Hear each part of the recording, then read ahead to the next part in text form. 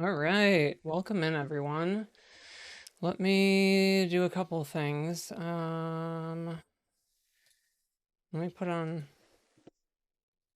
be right back for a second. Welcome y'all to day 2 of Trans Awareness Week. Okay. There's one thing that I want to do, and that is, let's see, let me see if I can do this. I want to get a screenshot for Twitter.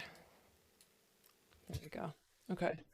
And then I'm going to post that really quick to say that we're live. Welcome in, everyone. Anybody who's new, who hasn't been here, anybody who is returning. We are on our second day of Trans Awareness Week, and we had quite a successful first day. Yeah. Welcome in, Guinea Lottie. Let me do this really quick. I will do the Twitter post in just a second. Everything's set. I just needed the picture. And then I need to check Discord for a second. What am I doing? I need to copy paste something. Paste. Did that work? That did work. Okay.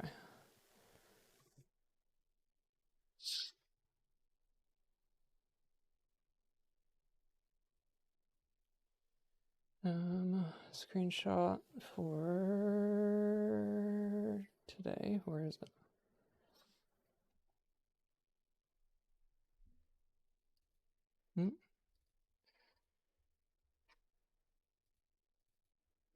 That's not it.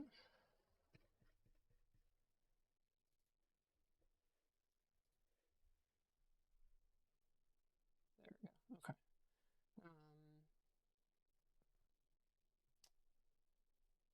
Documents. Twitter. Notifications. Tweet. Documents. Screenshot. Okay. And then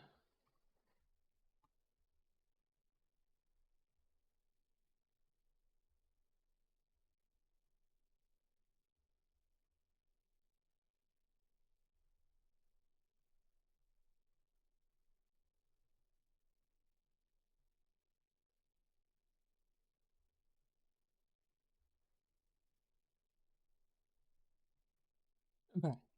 Cool. Let me just post this and then we'll be done.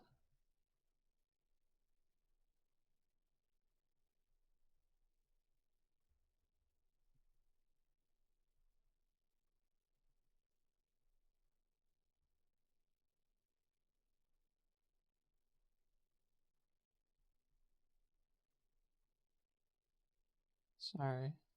Here we go. That's what I needed. There we go. Okay. Okay. Tweet. Done. All right. Make sure the tweet goes out. Okay. Chat. Let me just catch up on everybody here. Janona Bro, welcome in. Moira, welcome in. Roxy Films, first time chatter, welcome in. Chris Gratis, Ginger Kid, welcome in. Artsy Brigadier, Quill, welcome in. Owen, you're gonna be lurking. You're watching One Piece. Nice. And Idle Andy, welcome in. And Guinea Lottie again.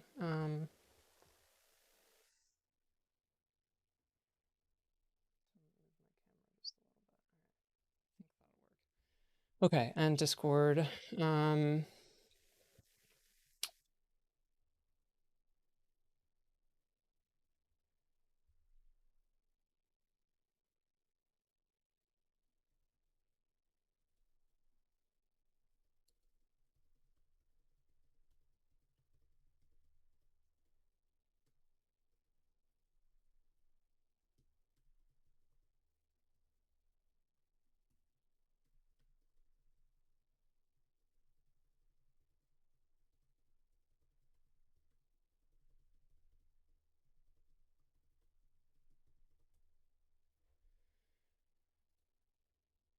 Scott, you're getting dinner and joining us all in hunting Evie. Thank you. I appreciate it. I appreciate it.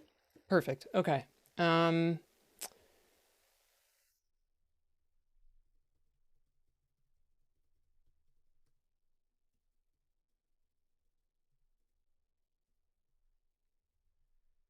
Okay.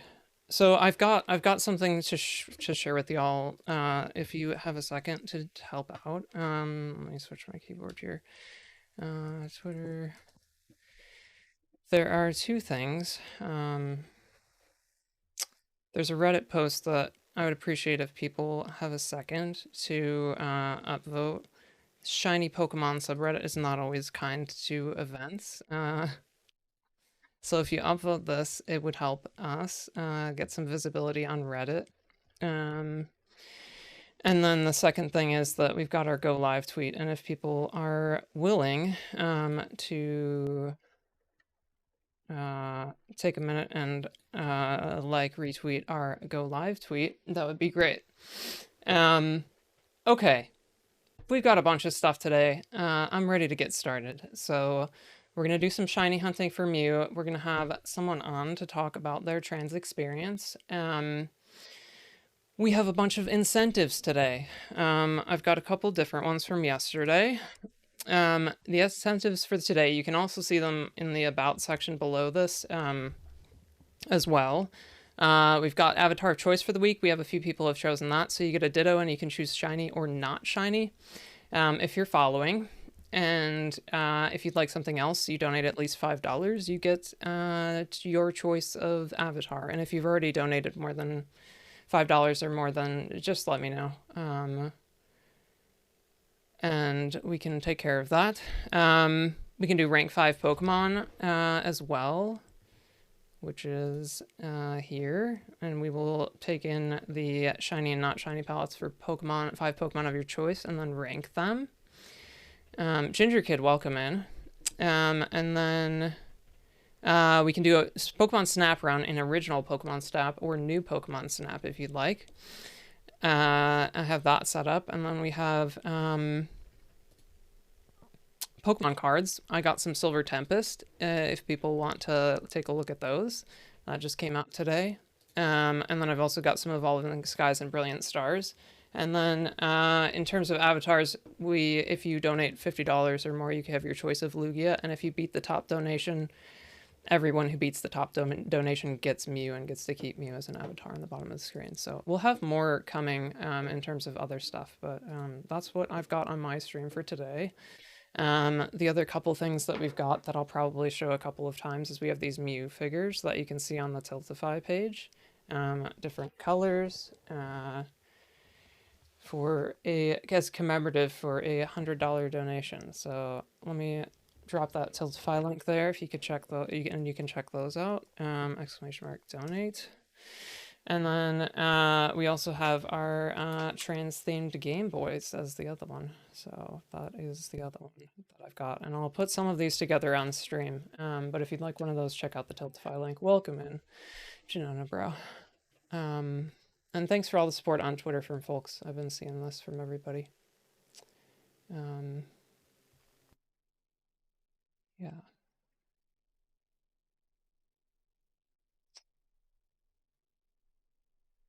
See how our Reddit post is doing.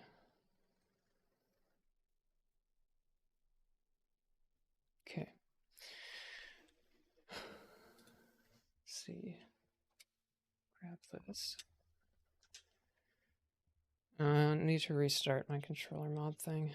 So we're hunting Mew, and we're hunting Mew on real cartridges. On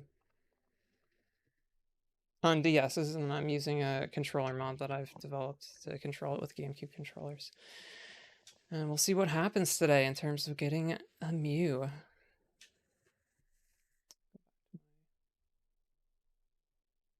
Another page here.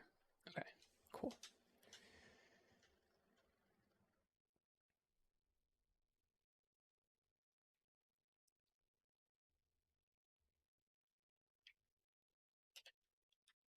If anybody would like to chime in with how they're doing or how their shiny hunts are going, that's totally welcome.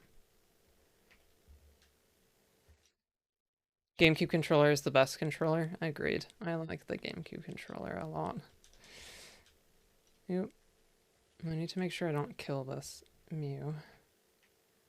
There we go. There's the Mew. Pre-ordered Violet today. Nice. Yokojin, just want to say hi and good luck, Miss Nora. Thank you. You're about to chow down on some mac and cheesy soon. Nice. Nice. Ethrith Duo. If I can pronounce that better, let me know. Thank you so much for the follow. I really appreciate it.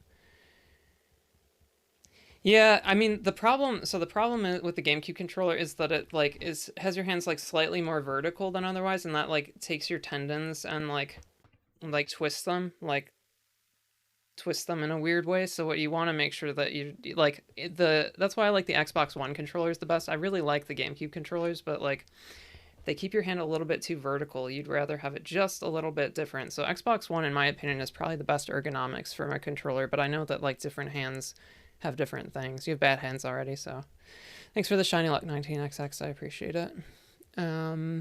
What else is going on? Feeling old today. Highland, dude. Thank you so much for the follow. I really appreciate that. Thank you so much. Are we not hearing the alerts? Or is the music just very loud? Make sure to raise tons of moolah. We will try. We will try. Use an Xbox One controller for your computer. Yeah, definitely Xbox One controllers are quite nice. So that's my preference. I could use an Xbox One controller with this. I just would need to spend a bit of time on it, getting it to work. Like you just like how the shoulder buttons click on the GameCube controller. Yeah. Yeah, totally.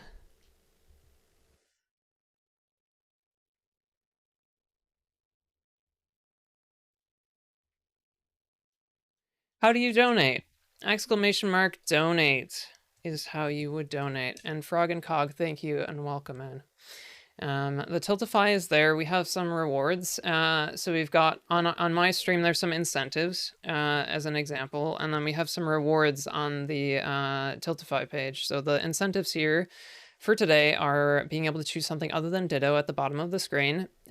We can rank 5 Pokemon, where we get the shiny and not shiny palettes for that, and then rank 5 Pokemon.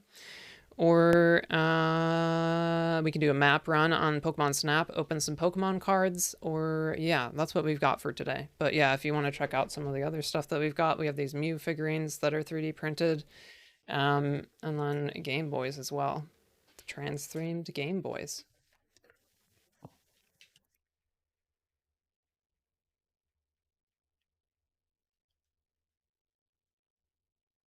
Bring back pressure-sensitive shoulder triggers. Agreed. Yeah, they are quite nice.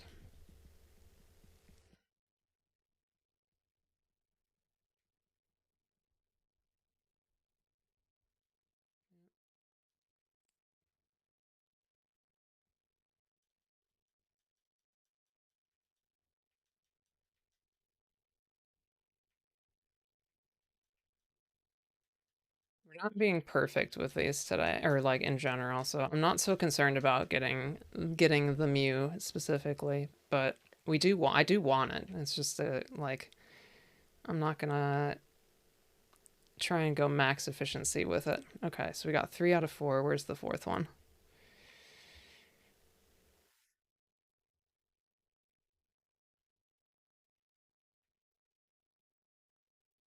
Try and get this fourth one and check in on chat in just a second.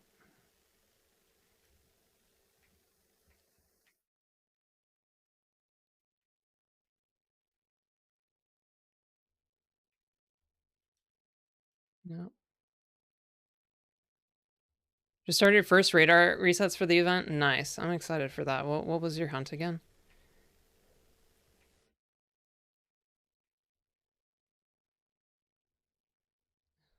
Where are you, Mew?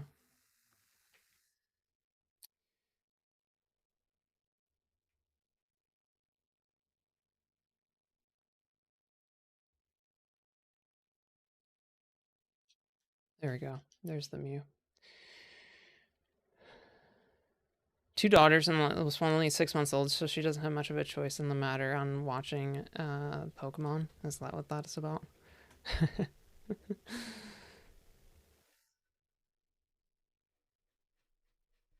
Togepi, nice. That's really exciting. I'm excited for you. Full odds radar is very interesting. Are my levels okay? I feel like for some reason I'm not hearing. Let me make sure I can hear other stuff, but I'm not hearing the alert boxes, I guess, for the follow. Are those active? They should be. They're both there. Stream alert box.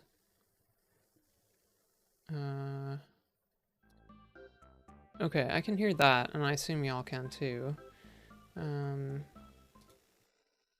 So I think we're probably good, but let me know about levels. If my mic is too soft, then I'm gonna have to probably turn down the music.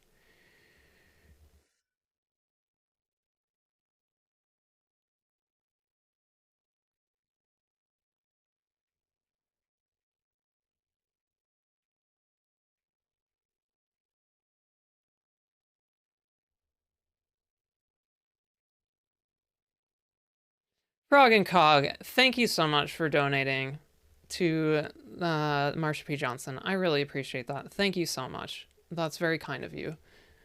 Thank you so much. If you would like any of the incentives in the stream, in addition to whether you can claim to the award, thanks, Benito. I appreciate that. Thanks for chiming in on that. Let me know. I'm very happy to give you whatever avatar you would like at the bottom of the screen.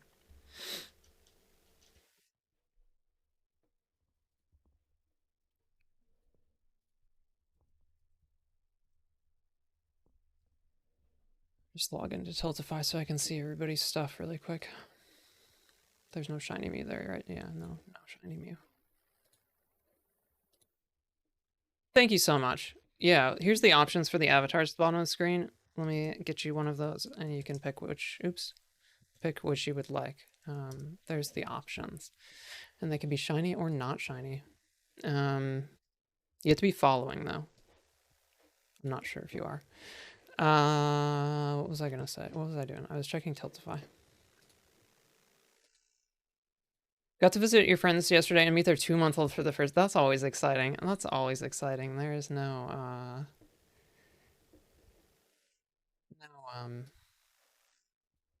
like that. It's absolutely magical. Like a whole new person as a part of your circle. Shiny Azurill, please. Of course. Let's do it. Thank you so much for the donation, and yeah, you'll enjoy your Mew. We'll be shipping these out. I'll give like a shipping update on it, but I'm like manufacturing these with a friend. We've got the clear blue, or the clear pink and blue of them. And yeah, we'll get one of those out to you as soon as we can. Okay.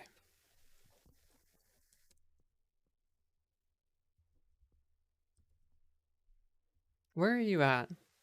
You've got to follow. Were you following? Let me just check that. Just about it. They're so cute. I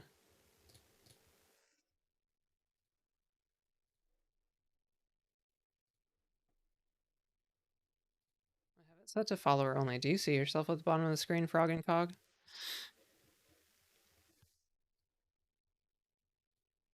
Sploosh, welcome in. Welcome in. Oh, you just followed. Okay, let me see if I can... I gotta find you at the bottom of the screen manually. For some reason, it's like not pulling you up. So when you pop up here, grab your guy, and then we'll be able to do it really quick. Thank you so much. This is awkward because the text is over there. Thank you so much, Alex, for the donation, the $20 donation. I really appreciate that. Thank you so much. It's a really big deal. So thank you. Normally this works just fine, but let me disconnect, reconnect really quick. 1, 2, 3. Should be good to go. See if this will work. It's working pretty well yesterday. I think we only had this problem once. Still not there. That's very strange.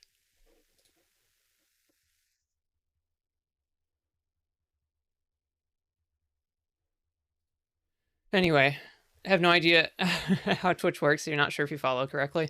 Okay, if you go down below me, like on your screen, there should be a follow button. And I assume that that's the one that you clicked, but I don't know why it wouldn't be working. Kira told you you can get your avatar changed for the donation? Yeah, you already did one, right? What do you want? The options are here. I can do yours. We're still trying to figure out how to do Frog and Cogs. What was I gonna say? Something else. Let me finish these encounters and do another set. Let me know what you want.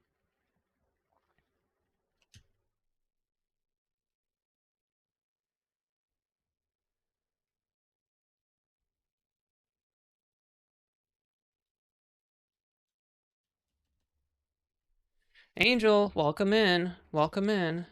Thanks for being here. You're on mobile? Okay. Let me see what's going on. If anybody, yeah, so the other thing, I think I did most of this already. But two things. If people go on the Shiny, if they have a Reddit account, go on the Shiny Pokemon, click that link and upvote it. Shiny Pokemon is like not very kind with the upload ratio or upvote ratio on these posts, so I would appreciate the upvotes on it. And then also this is like the go live for this stream, so I'd appreciate if anybody has a Twitter account and would retweet or like that stuff. Also, like this is a spoiler free zone for Scarlet Violet, so don't nothing that you don't see on the Pokemon, nothing that you see anywhere except the Pokemon.com website.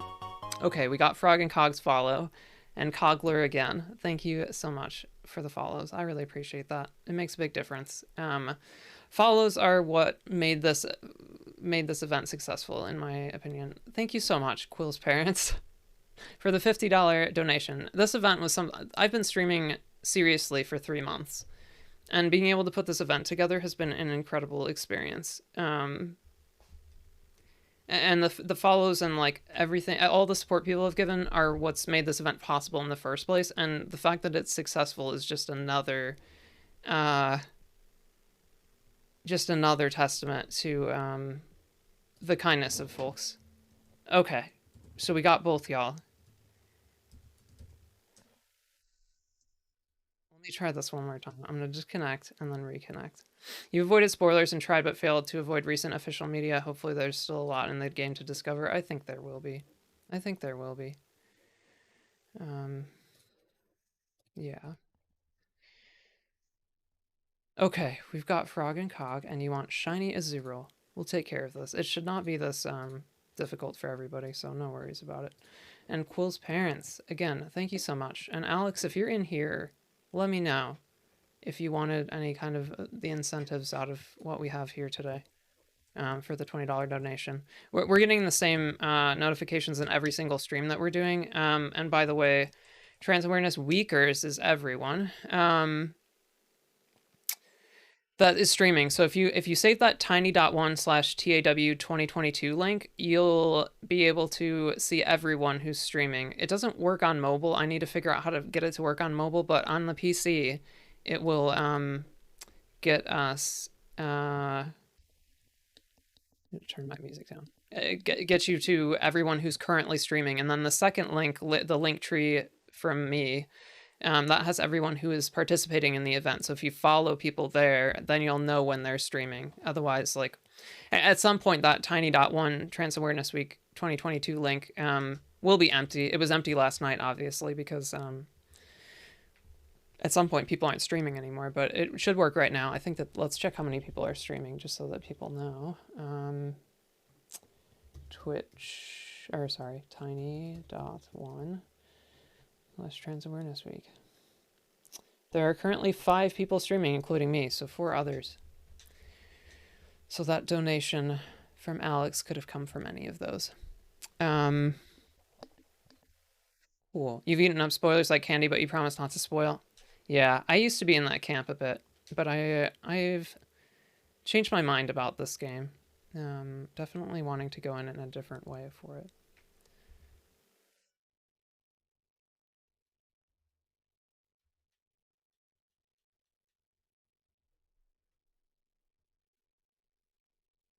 They wanted to contribute as well. Yeah, thank them for us, Quill. Thank them very much.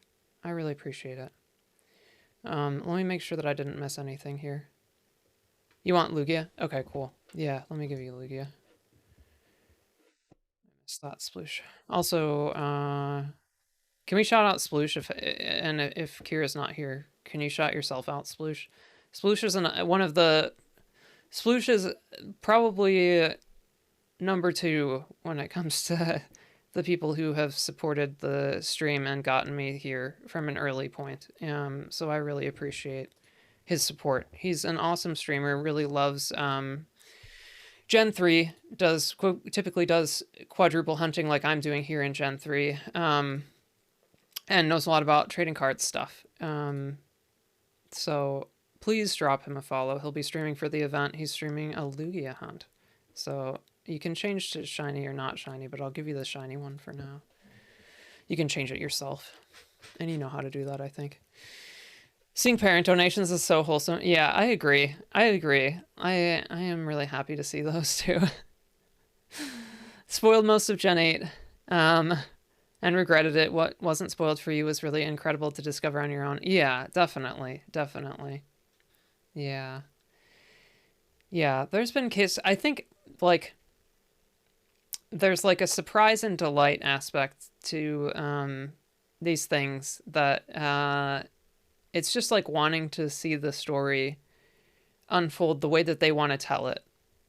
Like, who knows if I'm going to really like it or not? I'm not sure. But yeah. Yep, we missed one. See if I can get in and out with this guy. Happy to be here day 1. Happy to be at day 1 here. Thanks so much, Sploosh. I really appreciate that.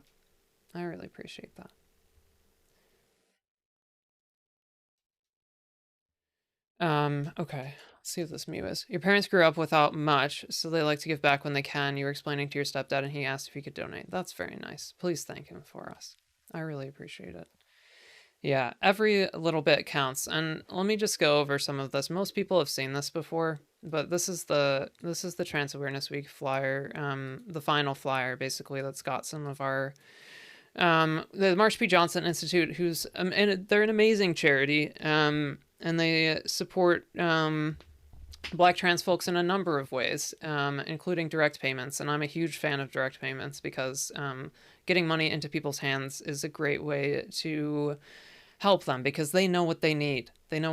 So that's a big deal. And that's part of the reason I really like them. They've done a ton of great work, especially during the pandemic, which was really important, especially for marginalized groups. And Black and trans together are quite the marginalized group. Yeah, they are super awesome. Check them out if you haven't already. And then, where's my pointer?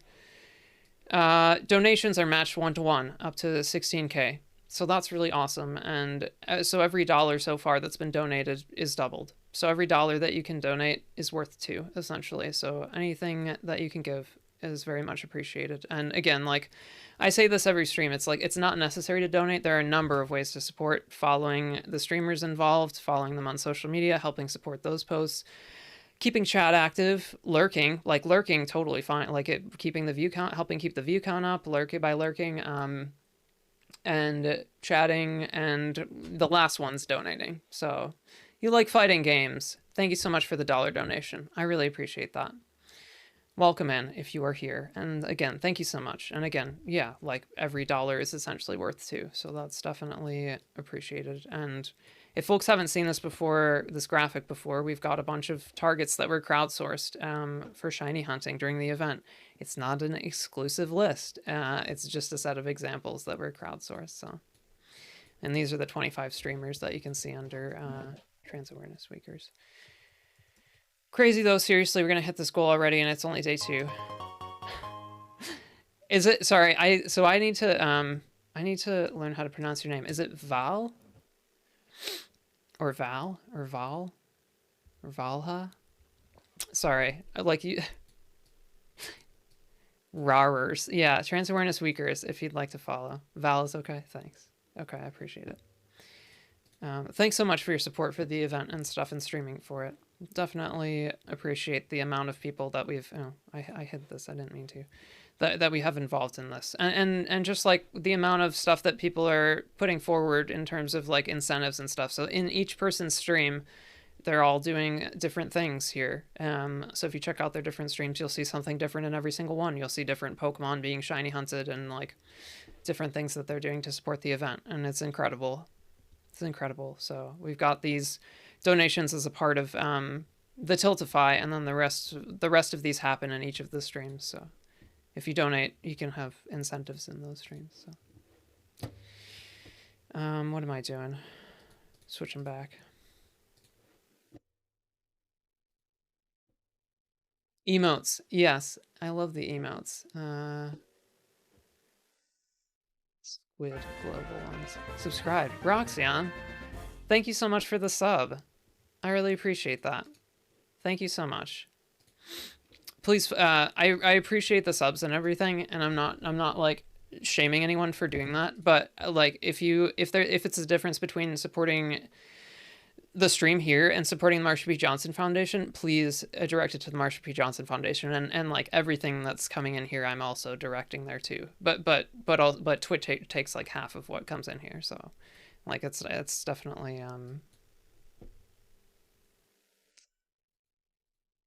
definitely appreciated. Thank you so much, Roxanne. What was I? I'm trying to get a monitor on the stream alert.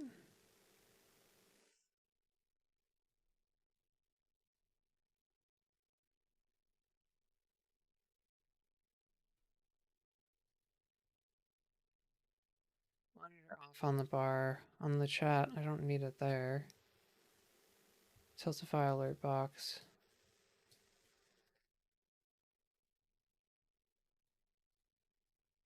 Put that on there. Make sure desktop audio is not on. Okay, I think we're good. Got a question for me. If you hunt a purple wormhole, does it count towards the theme? Sure. As long as you're hunting stuff in good faith, I am totally cool with that. I think that other folks would have some other. I think that some folks, like some trans folks, are actually hunting this for the event and might have a better story for it that would help you on that. But yeah, sure, purple wormhole works great. Yeah, I'm perfectly happy if people interpret the event in good faith, but purple wormhole good with me. You're gonna go hang out upstairs. You'll leave the stream open. Thanks, Quill. I appreciate it. I appreciate it. Cool. Let's do some more encounters here. If anybody saw this on the subreddit, on the shiny Pokemon subreddit, could you let me know? I'm just kind of curious if anybody is here from there.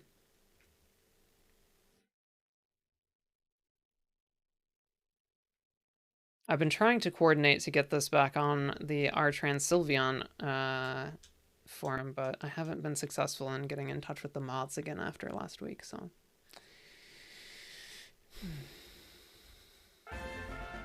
Ginger Kid, thank you so much for gifting a sub to Artsy Brigadier. Thank you so much. That's very nice of you. And now I'm hearing the alerts, which is a good thing.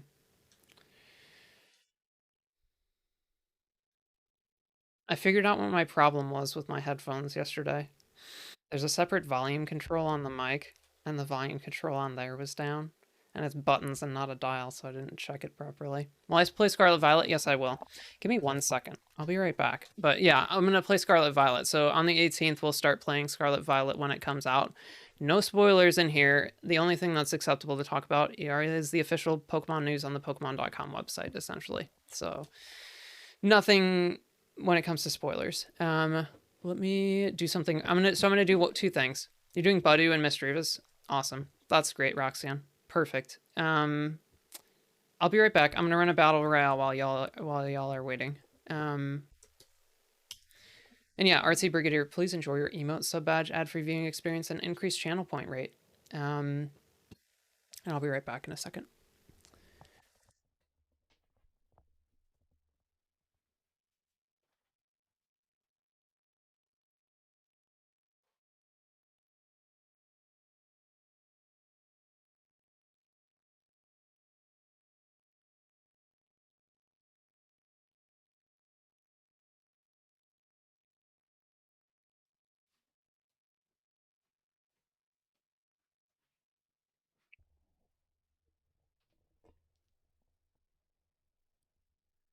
Love Shiny Budu.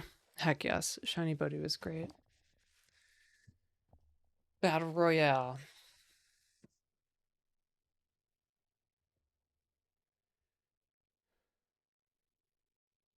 We got 2 left. And looks like Artsy Brigadier's gonna get a health pack. Ooh, you're both gonna get a health pack. Brianna, thank you for donating $5. I think that you may have donated earlier as well. So if you did and would like any of the incentives here, if you're in my stream versus another stream, let me know. And I'm happy to do any of those for you, including switching your avatar. And congrats, Chargar, on your victory in the Battle Royale. Have an obsession with alpha baby Pokemon. It's unhealthy. I like alpha baby Pokemon as well. It's very cute.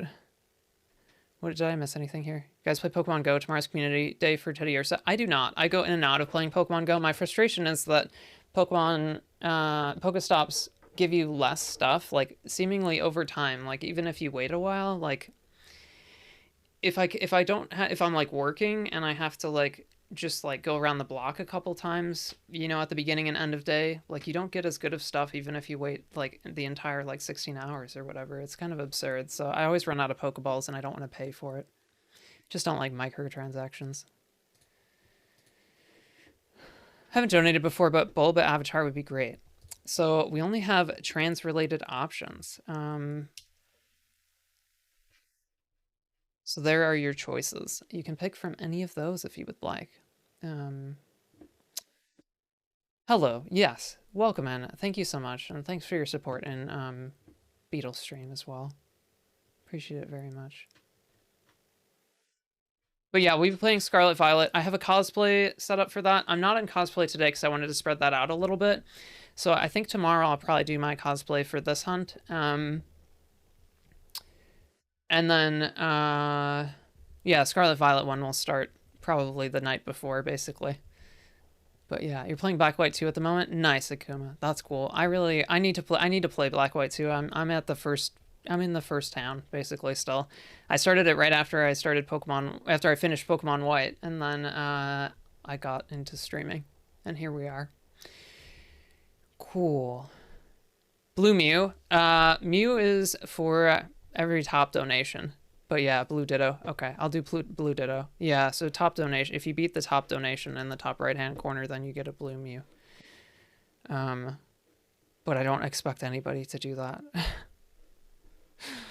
I don't expect anybody to do that at all. So here's your Blue Ditto for yourself. Woot woot. Yeah. People have been incredibly generous, and I really appreciate it. It's amazing. It's absolutely amazing. Happily accept your Blue Goob. Heck yes. Heck yes. Blue Goob. We stand Blue Goob.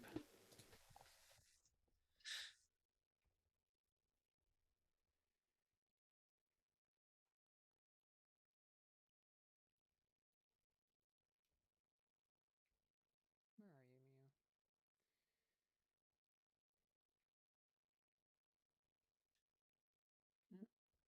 We got 3 out of 4.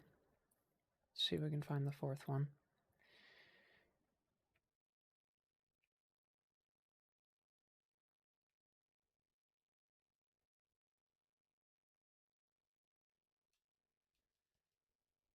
What's Pokemon that should have trans colors? That's a good question. All Pokemon? All Pokemon? No. Yeah, that's a good question. I wonder if anybody has any good answers to that. There's an account that tweets out it's like every Pokemon is trans or something. I can't remember what it's called, but there is a Twitter account that does that.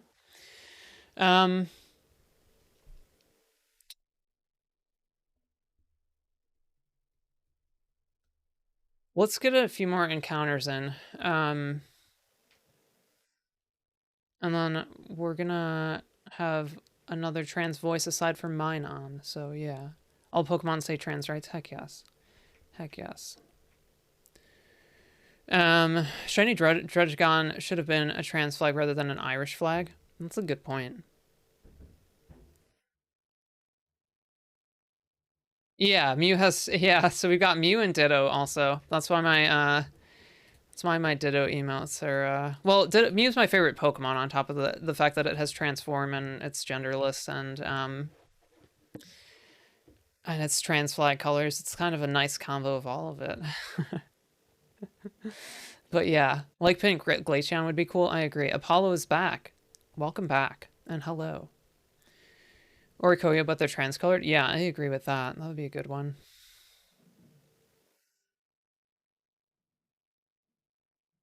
You're not going to beat that top donut even if you'd like to. Yeah, it's definitely like, yeah, really appreciate folks who contribute like that, but I don't expect it from anyone.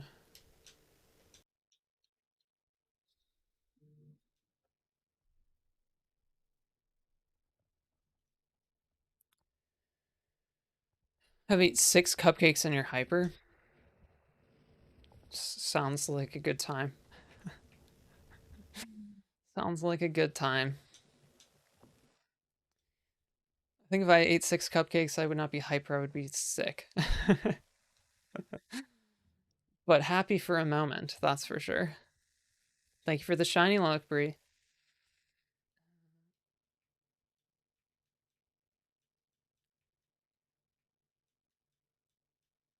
Thank you for the shiny look. Attention deficit disaster. Cupcake sounds incredible right now. Yeah. Yeah. Lucky. Come to a shiny moo. Yes, exactly. Lucky Maddie, welcome in. Welcome in. And you kind of wish Fampy had trans colors. Fampy or Skiddo, they're your favorites. Yeah. I think Fampy's like, what does Fampy look like? Like, let me pull this up really quick. It's close, isn't it? Kind of. Like, if somebody wanted to hunt Fampy for the trans awareness event, it's like, I bet some of the sprites, like, where's my Firefox? I bet some of the sprites would work. Let's see what all the sprites look like.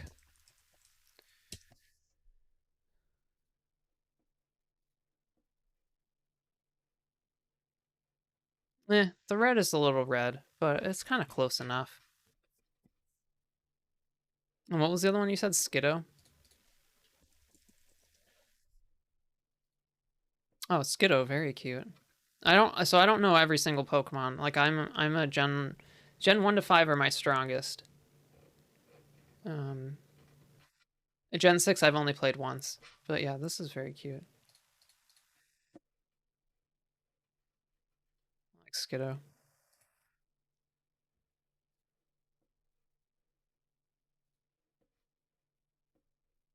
Evolves into Go-Goat. I would have been able to tell you this was a Pokemon probably, but that just kind of tells you where I'm at when it comes to some of my Pokemon knowledge. The Ultra Beast, I've never played Ultra Sun, Ultra Moon, and like we've done some rank 5 Pokemon in here, which is normally a channel point redemption, but today is like donation based.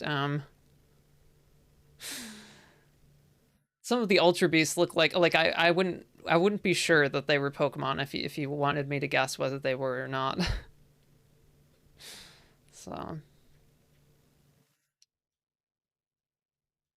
Skiddo's criminally underused. It only appeared in X and Y. Yeah, I agree. I agree. That's why you love Ultra Beasts? Yeah, I imagine that's why some people like them. Greninja is your favorite Pokemon. You should have had bisexual colors. Yeah, heck yeah. Heck yeah. I like Greninja too.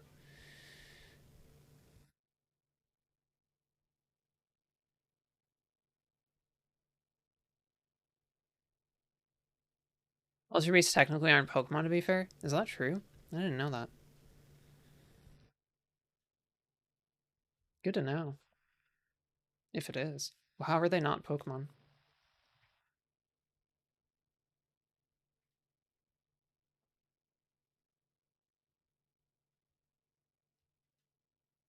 You got a water shuriken tattoo on your hand, so you kind of like it? Heck yes. That sounds awesome. I don't have any tattoos currently, but I'm definitely considering it. Definitely considering it.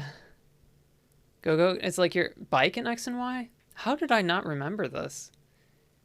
That's very strange. I played X and Y when it came out and then never again in 2013. Yeah, so for people who are new, I do this like every so often anyway, but I didn't actually put this on a special layout, but this is my Pokemon history. So I played Pokemon Blue close to when it came out, and then Silver Crystal, or Yellow when it came out, Silver Crystal when they came out, Pinball, which is a channel point redemption normally, but today is like a donation incentive. Then I did Trading Card Game, Pokemon Sapphire, Pokemon Diamond, and then I took a break from Pokemon and then played Pokemon Y right when it came out. And then as soon as I finished it, I put it down and then took another huge break from Pokemon. And the next Pokemon game I played was BDSP, and then I found a shiny Roselia in the trophy garden, and that's like why I'm here. That was the first random full odd shiny I found, and got addicted to shiny hunting. And then played Arceus Snap, and then finally Gen 5, and I love Gen 5 a lot. It's like way up there in terms of my favorites. And I'm halfway through Shield. So my weakest point is Gen 6, 7, which isn't even on here, and 8. Just so everybody knows. It just takes one shiny, exactly, that's true. And then I played the spin-offs on N64 and GameCube. And today we've got Pokemon Snap on GameCube and N64 as incentives. And hopefully I didn't miss any donations here. Okay, did not. Go-Go can jump fences, he's a good boy. Yes, I agree with that. Respectable history, thank you.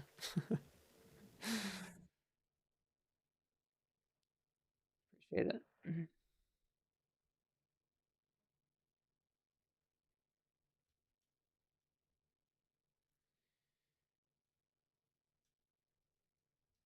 Black and White were such good games, top tier. I agree. I agree. I definitely was in a place in my life where I like just was too busy for Pokemon in ways and like didn't make it a priority because I had lost interest as well. But that's what happens when you're like swimming like crazy in high school. But yeah. The Ultra Beats have a whole plot in Gen 7 about how they aren't Pokemon, so if you miss that, then you won't be familiar. Okay, that makes sense. That makes sense. They're from the Ultra wormhole rather than being from our world. That makes sense. Got it. They're aliens. Aliens. What makes a Pokemon a Pokemon? A creature that communicates by only repeating its name. I like that. I like that. Alright, let's get to 500, and then we're gonna do some, have another trans voice aside from mine on. Let's see if we can do that. Without sync issues.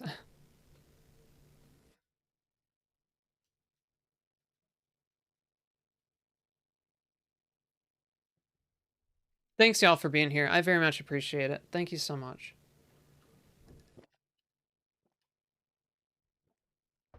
Welcome in to anybody who hasn't chimed in yet. It's always a lurk-friendly stream, so no need to chime in, but if you would like to let us know how you're doing today, or what you're shiny hunting, both are very welcome.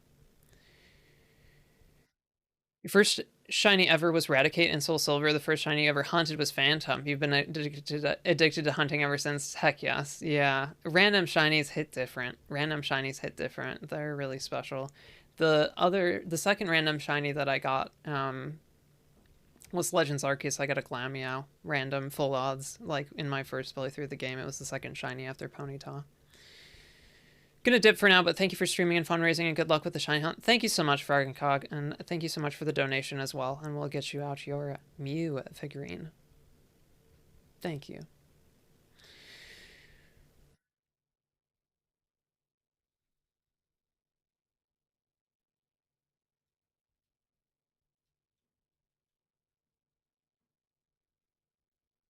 Saying that an Ultra Beast is a Pokemon is like saying an alien is an animal? I guess so. That's a good, yeah, I mean, that's a good point. It's basically the same thing there.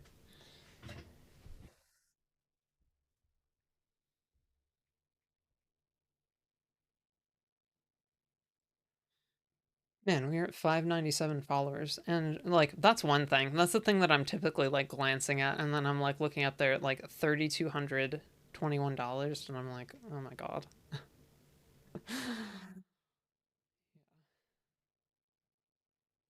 Are humans Pokemon? That's a good question. That's a good question. I think if there's any humans who only communicate by saying their name, does that count as a Pokemon? That would be an insane bit to do to be counted as a Pokemon. There are animals in a world where all other animals are Pokemon. It's true. Some of them, technically.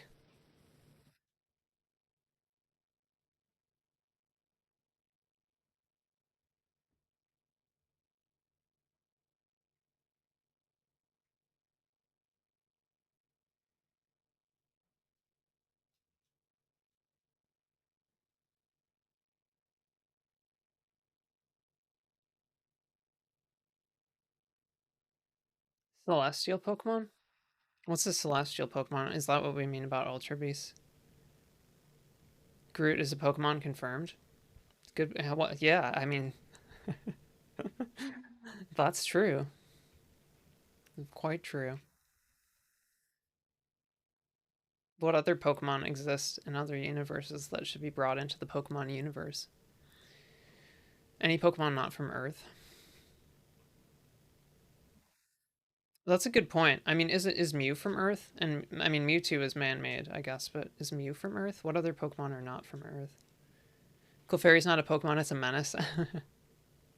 Don't know how else Pokemon are classified in the Pokemon verse, seeing that they're all so different looking and living along humans and animals. Yeah, it is kind of strange.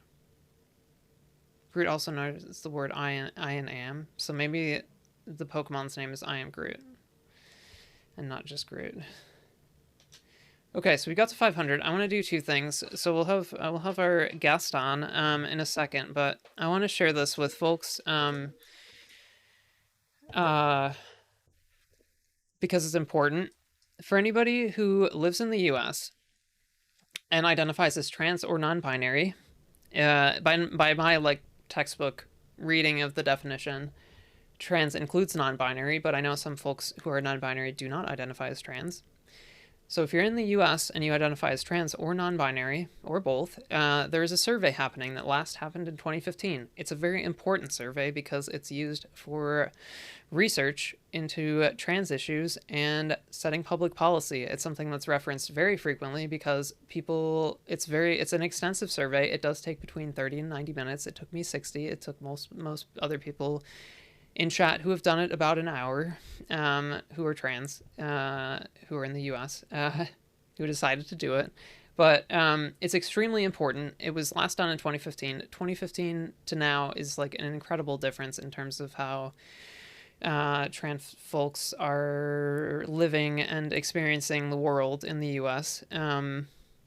So if you have the time and the emotional bandwidth to do it, I would really appreciate it. And there are trans folks both who know about the survey and who will never know about the survey who will appreciate it as well. So if you have the time and the emotional bandwidth, I would really appreciate it. And if you can't, please try and pass it on to folks that might know, folks that it might apply to, or folks that might know people who it might apply to. It's super important.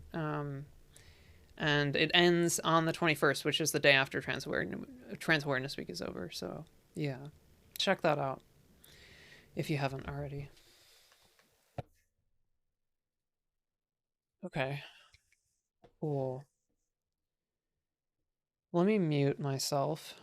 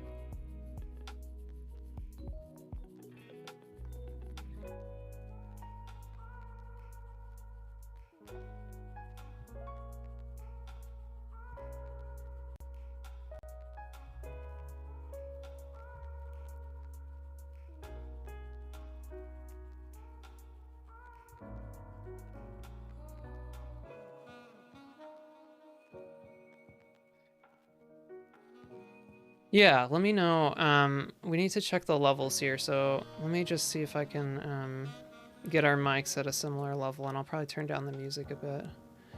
Okay. If you think I need to move closer or further away from the mic or anything like that as well. Can folks chime in on how the sound is? And do you want to introduce yourself? Yeah, just while you set up the... just while you fix the levels. Yeah. Yeah, okay, fair enough. Hello, my name is Charlotte. My pronouns are she, her. I'm a trans girl, trans woman, whatever you prefer to refer to me as. Probably a trans woman who Sounds lives good. in Scotland. Awesome. Thank you so much for coming on, and we can kind of adjust as we go when it comes to the volume, but if we're good here, if folks think it's good... Oh, the quiet end is a little low?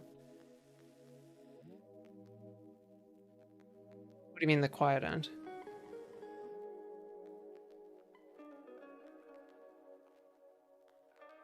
We'll just shout endlessly and we'll have no quiet end. Yeah, totally. I guess so. Let me just...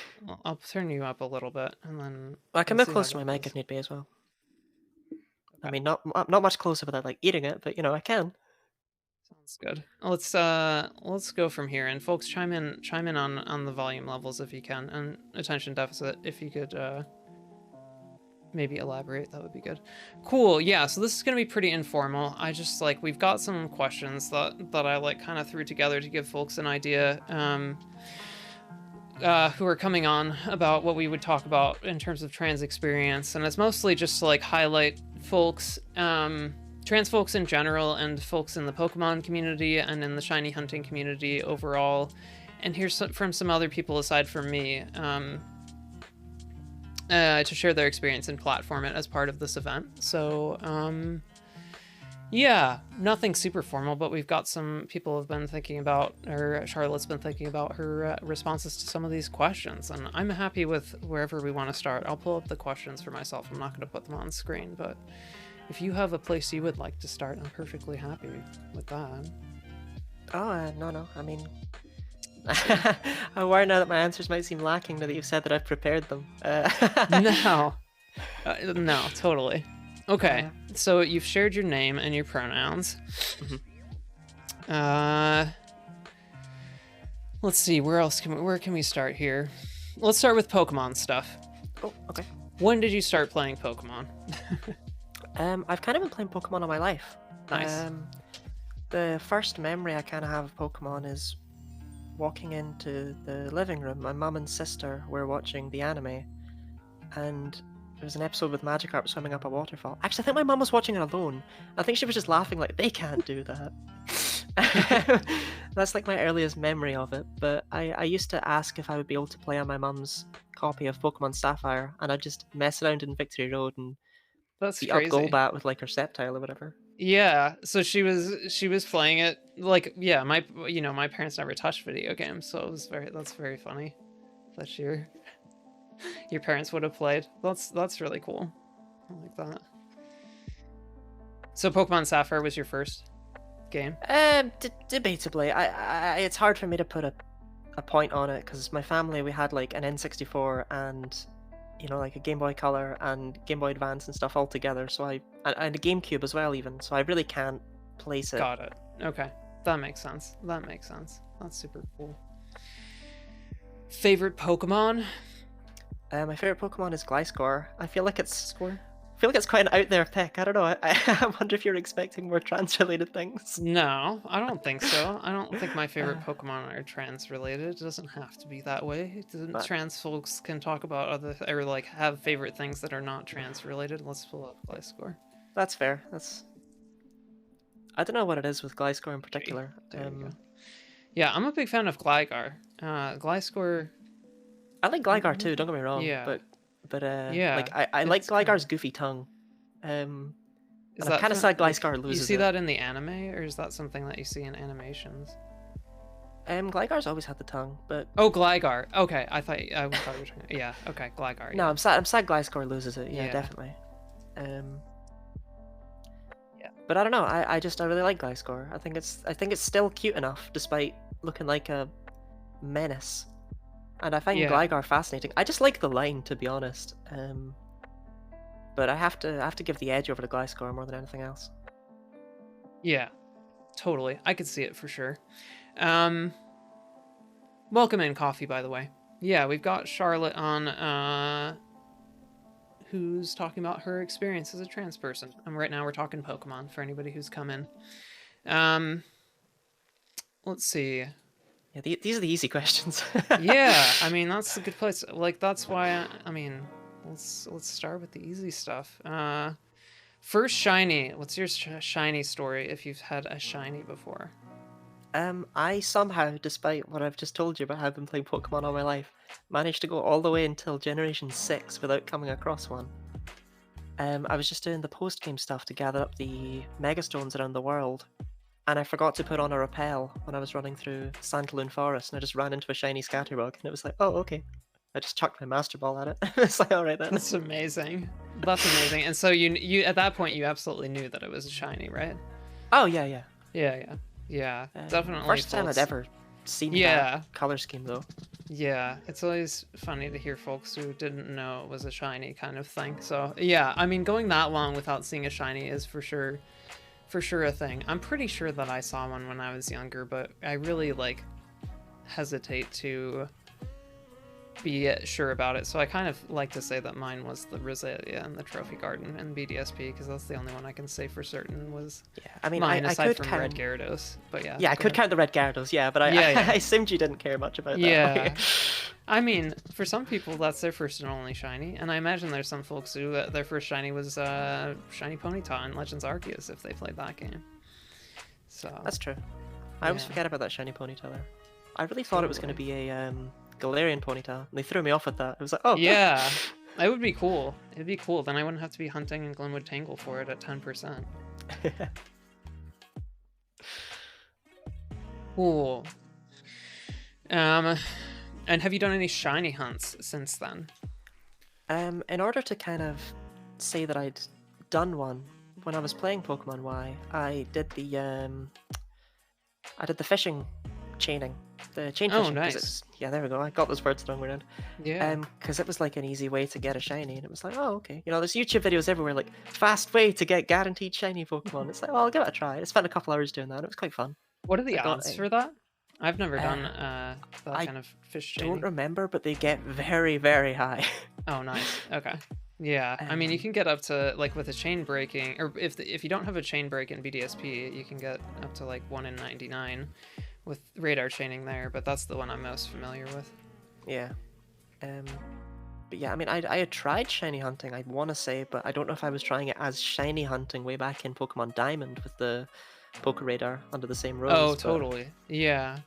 Yeah.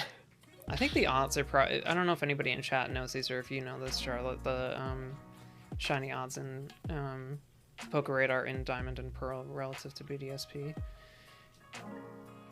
Yeah, they changed in Gen 6 onwards. They did change. Yeah. That's why that Scatterbug hurts me. It's like, oh, they changed the odds and now I get one. All these years. Yeah. Totally. So what kind of stuff do you do in Pokemon these days? If you're still playing stuff. I do a lot of challenge runs with them. I always like playing Pokemon games. It's probably my favorite series. I always look forward to the new games and stuff coming out. But I mean, I don't always have the time to be replaying them constantly, but no, I like a hard ROM hack or something, because Pokemon has this in-depth battle system that I feel the games don't really utilize due to being more accessible. Which is completely fair, because I think it would be a terrible idea if they were really hard. Yeah, totally. Yeah, I'm a big proponent of having difficulty modes in the games. I wish that there were more of that. I haven't experienced the, like, Black White 2 one that people have talked about and let me know about since I've, like, started streaming and stuff, but, like, yeah, definitely I wish that there were some difficulty modes that... Like, I'm not, like, a huge competitive Pokemon person, but definitely having to work a little harder would be nice sometimes. Yeah. In just, like, the simple playthrough, so... Cool. What do we got here? New game plus would be nice. I agree. Yeah. Yeah, totally. I agree with that. Cool. So that's some Pokemon stuff. Do you have any other Pokemon stuff that you'd like to talk about? We can talk about more Pokemon stuff later, but If more questions come up, I'm fine with you taking a break from the more difficult questions to go with the stuff sounds that comes good. natural. Sounds good. Cool. So, what does being trans mean to you? We'll start there. I mean, I know it's like the first question on the thing, but it seems like it's such a complicated one to kind of pin down. Yeah. And I took a while to think about it, and kind of Okay. the best answer I can give is I feel not very informative, but I'm gonna give it anyway. Um, it lets you be who you are. Being trans allows me to present the way I want to present, to sound how I want to sound, to look how I want to look, and to have other people see me as who I am inside, you know? Yeah, Um, totally. and that's kind of the. I'm sure there are other people out there who could write much longer answers to that question, but No, that's it's the. it's a very succinct, like, well said thing. I mean, I Yeah, that's. definitely like I don't know exactly how I would answer it, but like that is definitely like the sentiment that I would have too, which is Yeah, like it's definitely like it's a like being trans is a reflection of who you are, and showing that to the world essentially. So yeah. I really appreciate that. That's a good. I really like that answer. Really like that. Um, I guess I should probably like going forward maybe like actually order these in a way that makes a little bit more sense so that like rather than like in the exact order that my brain like thought of them. But let's see here. No, that's fine. You're testing me on myself. Yeah. Okay. Well, let's just go down the list for now. When did you figure out that you were trans, if you would like to share this? um, it's it's another difficult question to answer because I don't have a direct timeline. I knew, like, I don't know when I originally went, this is what I am. I think there's a difference between when I figured out I was trans Yeah. and when I accepted I was trans. Yeah, or Is the like, main thing. or like it can be like in the back of your head you felt like something was off, kind of thing as well. Like maybe even before either of those two things. But I don't know if you relate to that at all. Oh well, I've known something was off with my gender identity ever since I was 3, uh, Yeah, which is just weird, and I've had a lot of people not really understand what I mean by that. But even at the age of 3, I like, I remember I have an actual like core memory in my head that's never left of a time when I was just looking in the mirror at like my longish hair and being like, I should have been a girl. yeah, Um, for sure. and I remember telling my mom at times things like, oh, I wish I'd been your daughter instead. Yeah, And a lot of times in like school and things, feeling left out when girls get to do things that I couldn't. yeah, Um, just a lot of stuff like that, even from a young age. But it's not like I had any kind of education or knowledge of the existence of trans people to know that that wasn't some kind of universal experience. yeah. Um, Exactly. That's a good point. Yeah, yeah, totally. so I mean, yeah. Thanks for sharing that. I really appreciate that. And yeah, like that reflects a lot of Audrey in the Autumn, thank you for the follow. This streaming is so strange because there's so much like ADHD stuff going on, like when we're talking about serious topics. So like if I end up like ignoring follows and stuff, I'll get to you later. But yeah. Anyway, it helps keep it light maybe, but we'll see. yeah, Yeah. Like I really appreciate you sharing that in the first place, but also like that is an experience that I don't think most people can relate to. And is confusing to some people where you can know these things at such a young age. And that's like it's shown in research and in studies that this is the case. So it's like for sure for quite a few folks, they form their like it's somewhere between like 2, 3, 4 they start to have a concept of these things. So very interesting. thank you.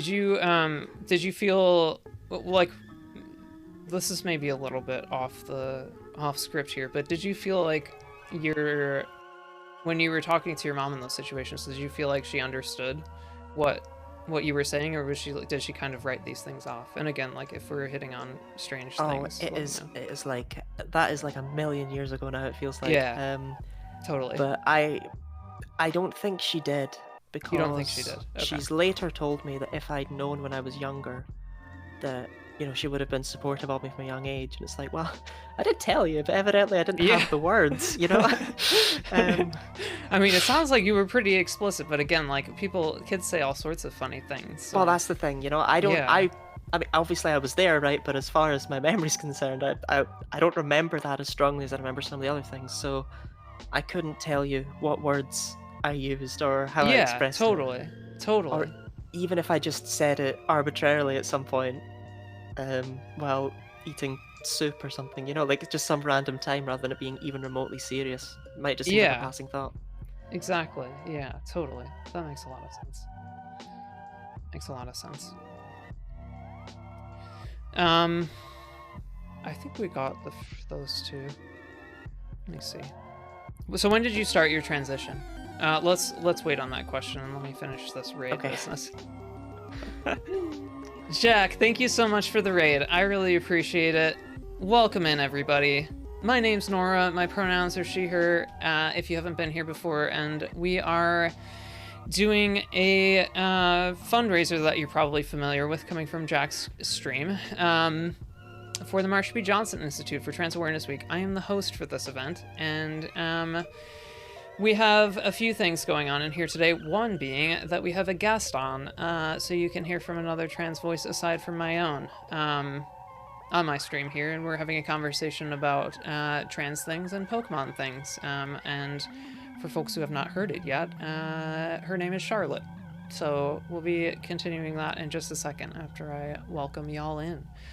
Elsie Redux, welcome in. Marky Mark, welcome in. Sir Gelatin Skeleton, I love the name, and welcome in. Got you in our magic. What does that mean?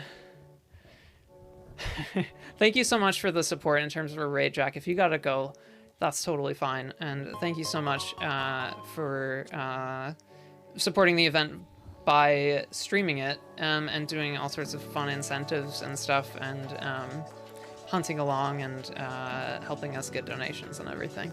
Very much appreciated. And again, thanks for the raid. K-Braids, welcome in. Welcome in.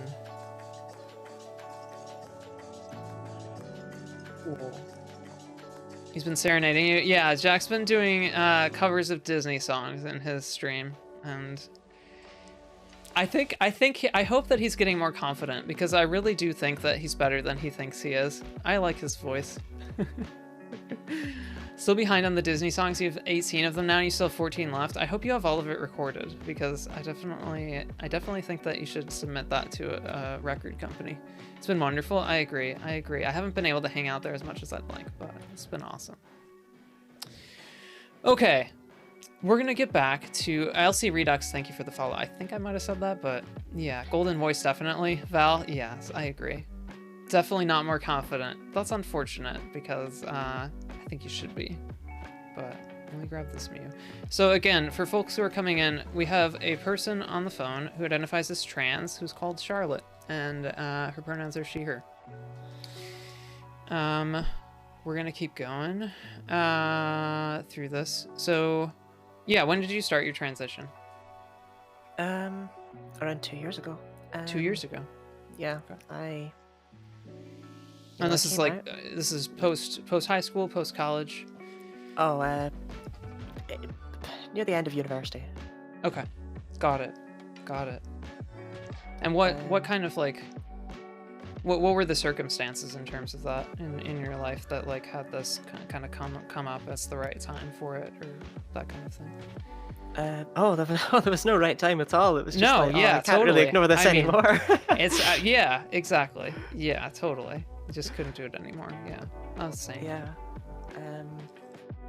In many ways, though, it was kind of a right time, because I did a sort of slow transition.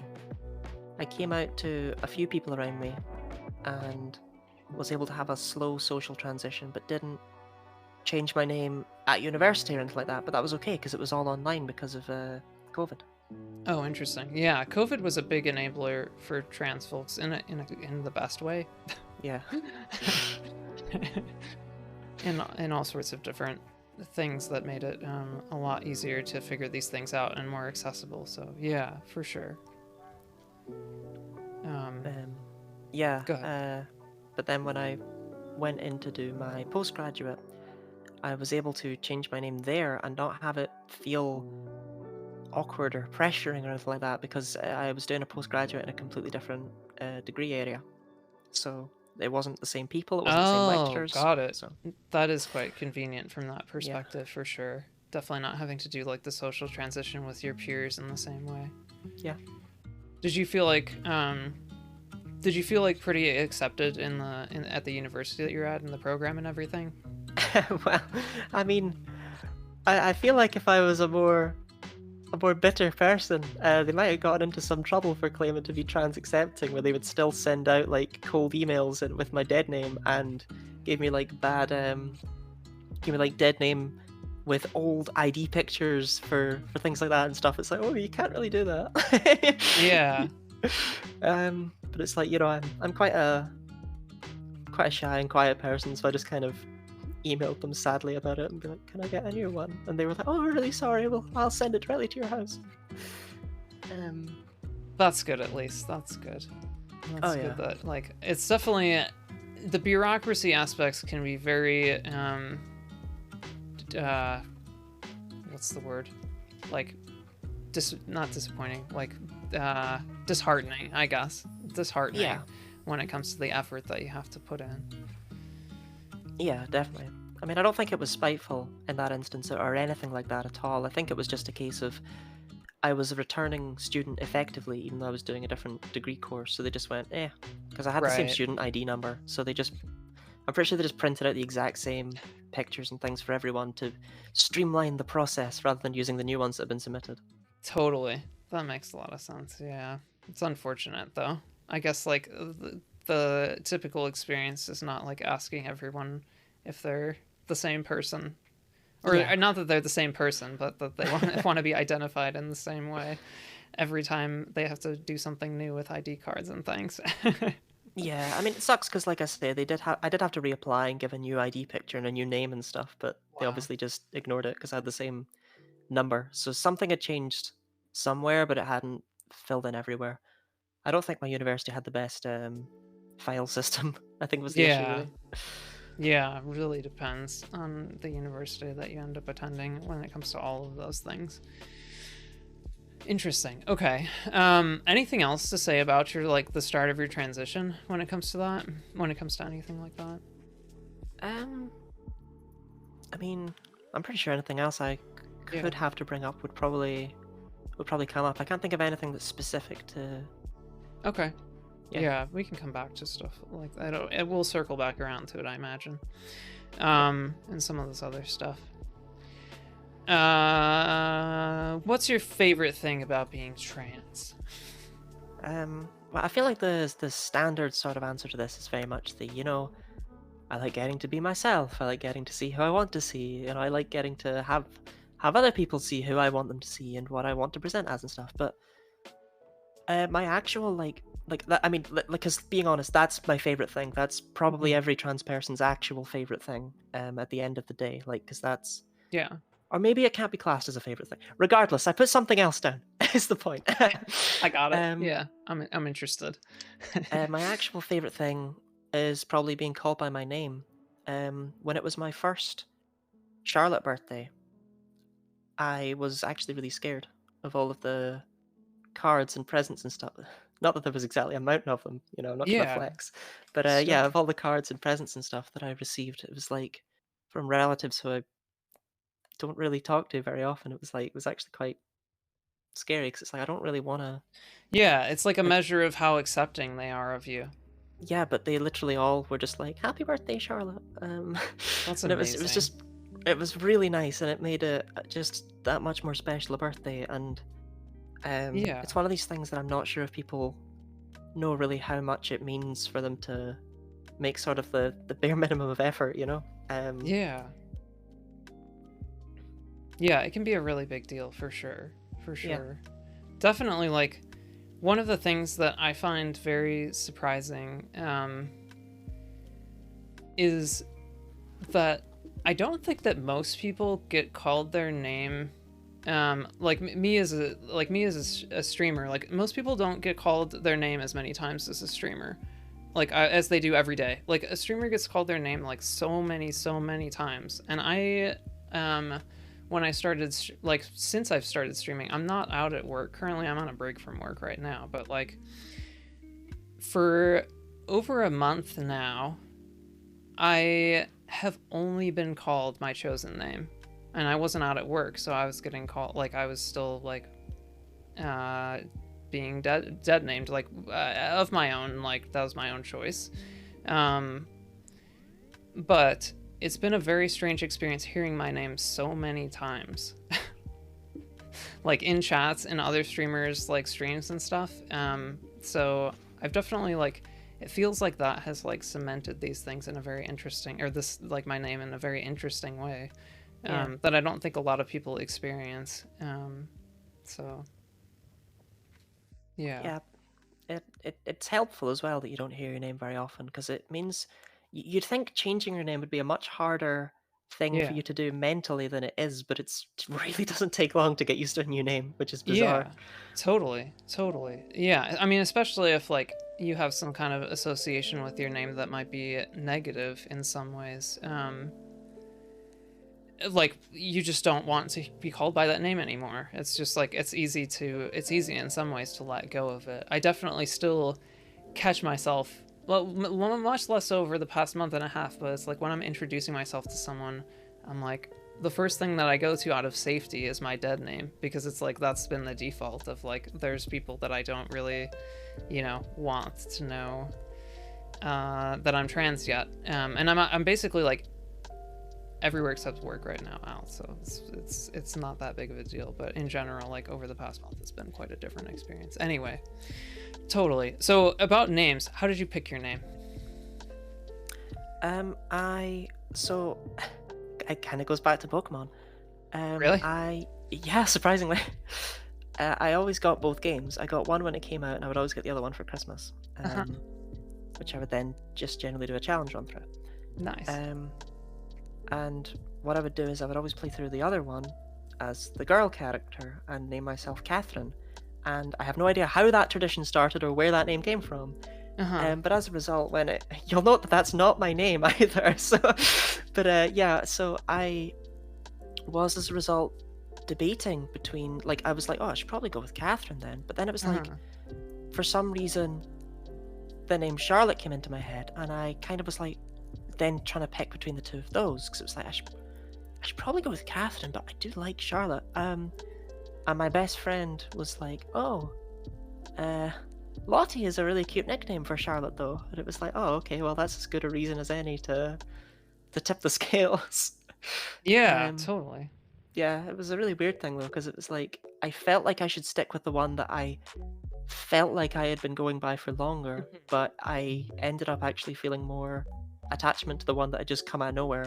And yeah, it's weird. You'd think it'd be a bigger decision than that, but yeah, sometimes it's like a snap decision. You just know. It's like you just know. Like I had I went through like a lot of different names, and like one of the ways that I did it was like I went through the most popular names over like decades and stuff, because it's kind of interesting in that way to like see quite a few different sets of names without like, it's like a going through time, I think, rather than going through like a list of the current ones, was very interesting to me. And you see all sorts of different things, but like I had this entire list, and like Nora was like at the top for like interesting reasons that I can talk about later sometime.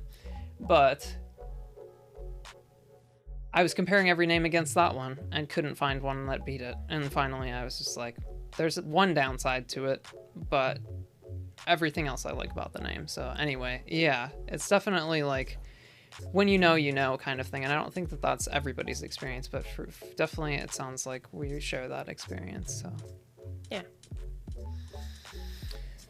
Cool.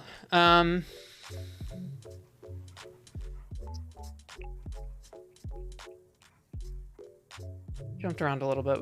We can go back up to the next one. What do you wish more people knew about the trans experience?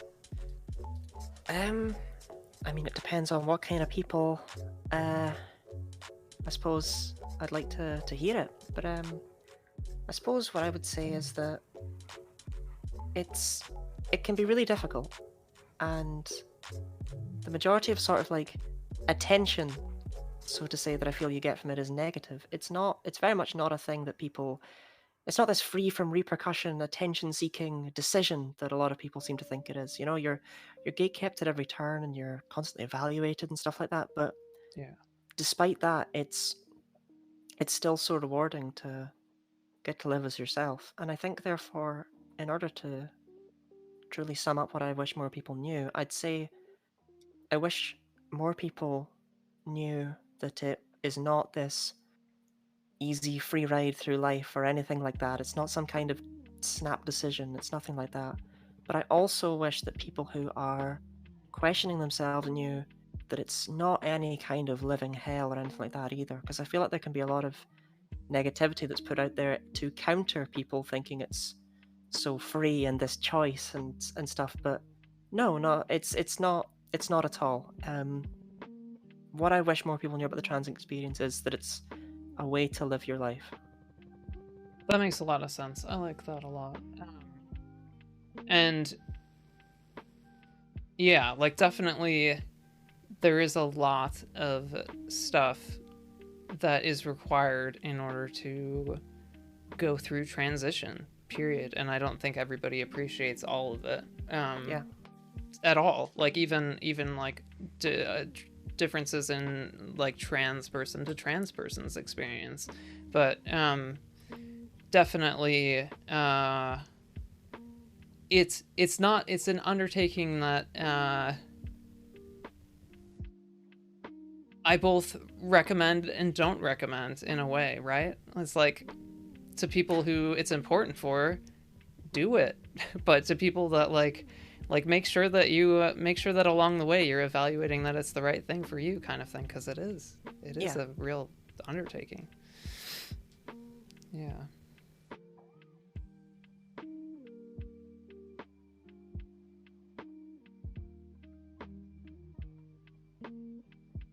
Yeah, it's definitely, there's a lot of things along the way that I feel like are felt like a big deal, but and like were at the time, and like but in reality were not as big of a deal as they felt at the time, in a way. I don't know if you relate to that at all. It's one of these things that I can say I relate to, but I can't give an example of how I relate Yeah. to it. Totally. I mean, it's the things that you like forget. It's just even in like a regular person's everyday. It's like sometimes you'll make a big thing out of something and then realize later, like, why did I make such a big deal out of that? It wasn't a big deal, but at the time it can feel very unsafe and stuff in ways. But yeah, cool. Moira, you can't wait for one of these really touching conversations to be interrupted by a shiny. I really appreciate that. It'd be very interesting if it did. I think this hunt's probably gonna go over odds, but yeah, folks who come on, it comes with the territory, and I'm sure that most of the folks coming on would appreciate the being in the Pokemon community, the excitement of a shiny. I wouldn't mind being the one who's there when it appears. Yeah. Yeah, I'm glad that you appreciate that. Cool. What's been a struggle for you on your journey?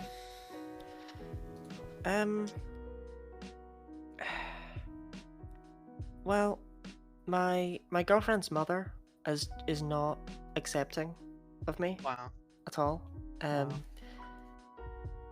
My girlfriend's not sure why. She's not sure if it's like she tries to reassure me on occasion, but she's like, I don't know if it's transphobia. I think she just might not be okay with me dating a girl. It's like, yeah, that I don't know if that makes it much better, but yeah. But at least it's validation, I suppose.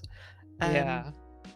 But yeah, most sort of like transphobia in my life that I experience comes from like people I don't know, like reading about things in the news or things like that, or seeing things online. So that made that felt significantly more real. That was the only time I was kind of hit with anything like that. Let's wait 1 minute because there's an ad, unfortunately. Oh, that's fair. We'll just continue in a second. Sorry, I don't always notice these things, but since I am, let's wait like another exactly a minute essentially. Yeah. Um, but yeah, I hate that it doesn't give you a notification as a streamer when an ad comes up. yeah. Like, I mean, it's sort of yeah, it sort of does, but it sort of doesn't. It like really, I just want a notification on my mains, like on my main, or even like it would be fine on the stream to just have like a countdown that pops up when it's like a minute away or something. yeah. I mean, there's like a bar that ticks down, right? But like Yeah, that's it. It's not like it tells you there's an ad coming or this one playing. totally. Yeah, exactly. Exactly. No talking, it's ad time. Exactly, Jack. Exactly. I think we got like 20 more seconds, so. Okay.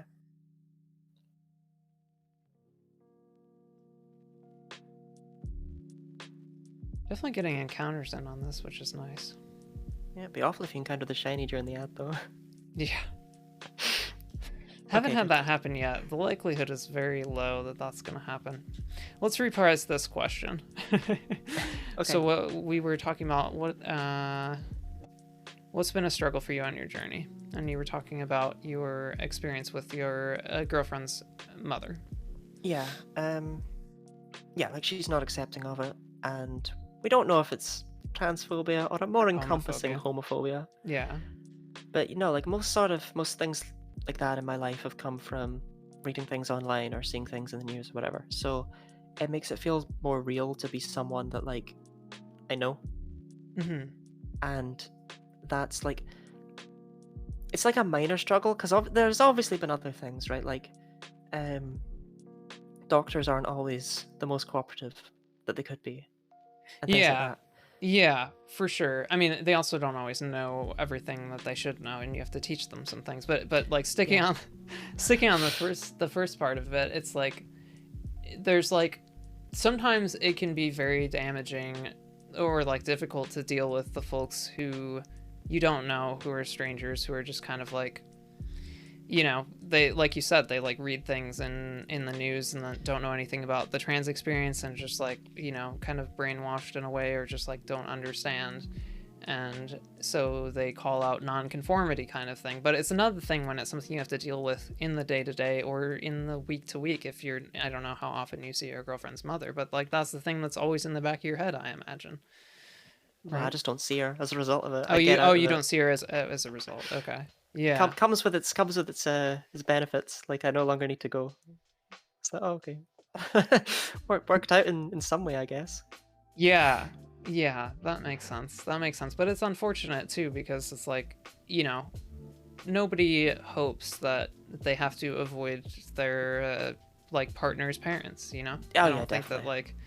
like in the ideal case, people get along with their partner's parents and stuff. It's just like maybe you found a way to like deal with it, but it's not. I don't know. Like in some ways, I would imagine it's not ideal. No, I mean the hope is that she's coming around. Yeah. But yeah. Yeah, totally. What was the second point you were jumping on? I just got this. Oh, we were talking about doctors. Oh, yes, I was saying how there's other struggles, but those other struggles like that, like doctors not being cooperative, they're more universal. So I wanted to try and emphasize something that's slightly more minor, but it's more relevant to me in particular. Yeah, it's definitely a more personal thing. That makes a lot of sense. How has transitioning affected your mental health over the time? Well, so I'm quite like a shy and not really outgoing person.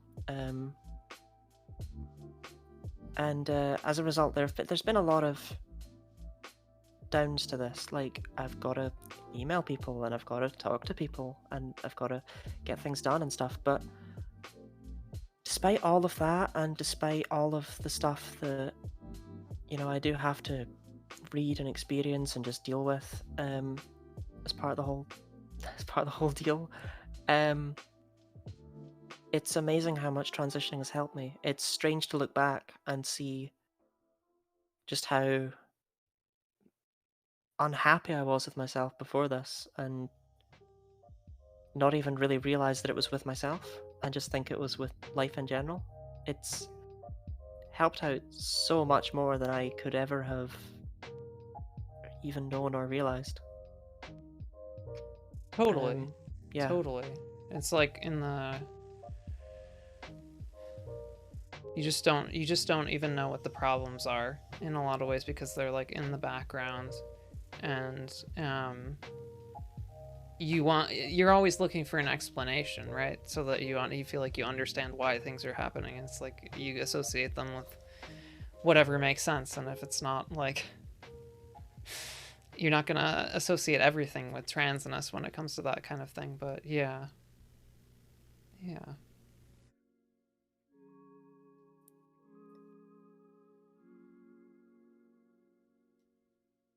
In terms of like the like positive and negative sides of the mental health stuff, like what are some of the things along the way that have been like really I don't know if you have more specifics or if this is like I can't give you like I can't give you time frames and I can't give yeah, you yeah, that's particular fine. specifics, but No.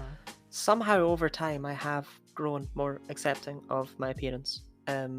Even if I'm not necessarily happy with how I look, or I'm not presenting in a way I'd like, I can still look at myself in the mirror, and while I'll be like, nah, I could do better, I'm no longer like, ugh. Yeah.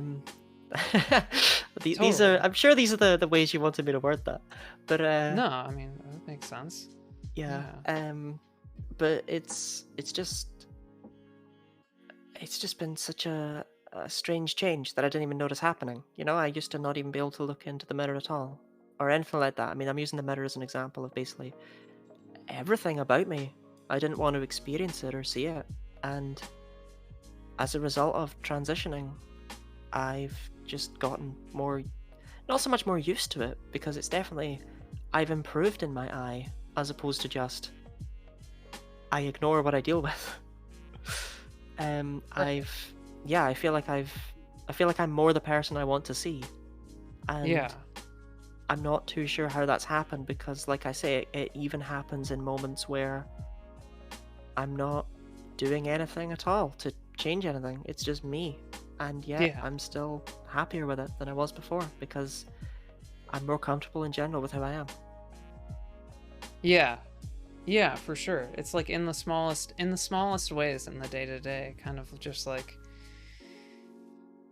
when you're doing nothing of importance, just like being able to sit with yourself and feel okay about it at the very least, or just like a little bit better than okay, as opposed to like just like Yeah, dreading existence in like a very like small. I mean, that's like a description of dysphoria, I guess, but like dreading existence in even a small way, like like not in the magnitude that dreading existence actually sounds like, but like yeah. yeah, And I imagine I am also quite a like I think I've said this before, but I don't think that folks would like get this from me necessarily, but I am a very like I'm not an outgoing person. Which maybe doesn't make sense to some folks, but like I relate a lot to your experience of like having to like email folks and like that kind of like the resiliency that is hard to get when you are more introverted and stuff and struggle to have like the positive reinforcement of like lots of social interactions. It's like sometimes for me, like an interaction can get me down for a period of time and like keep me from trying on these things. I don't know if you have that kind of experience as well, but oh yeah, definitely. The world was not really built for introverts. yeah, totally. I mean, it's like it's a combination of like two things, both like trans issues when it comes to like bureaucracy as like a less personal thing, but also just like transness not being the default and people not really knowing what to do with it sometimes, meaning that you can end up encountering a roadblock that like is difficult for an introvert. Like that combination of things can be difficult together. So Yeah.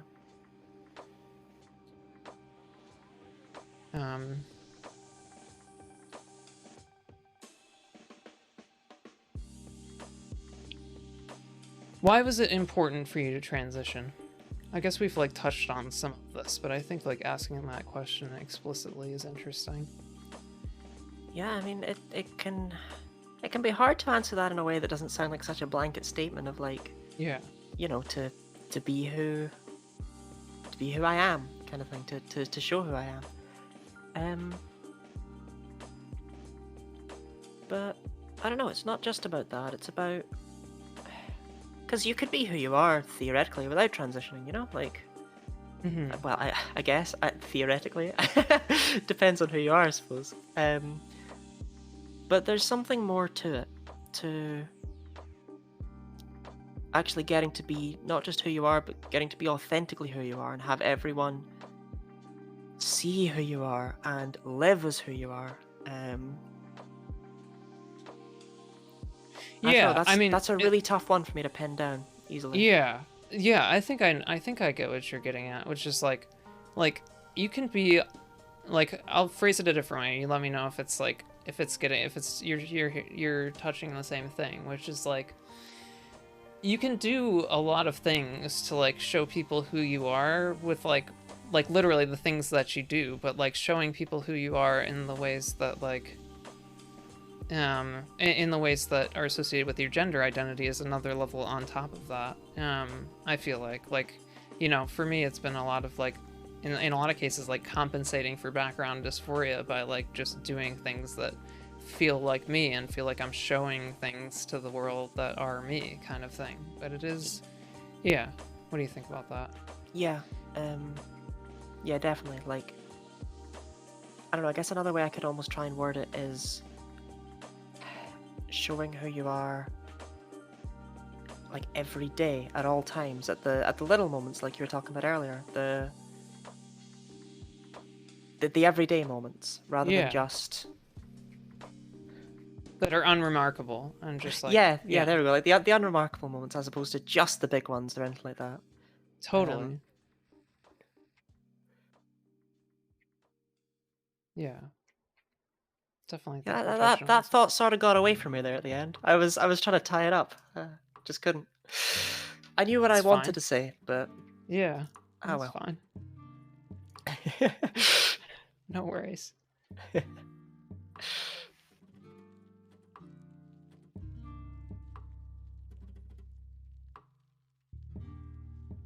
I've always been impressed. I guess in Gen 3, I experienced this when I did like a fake.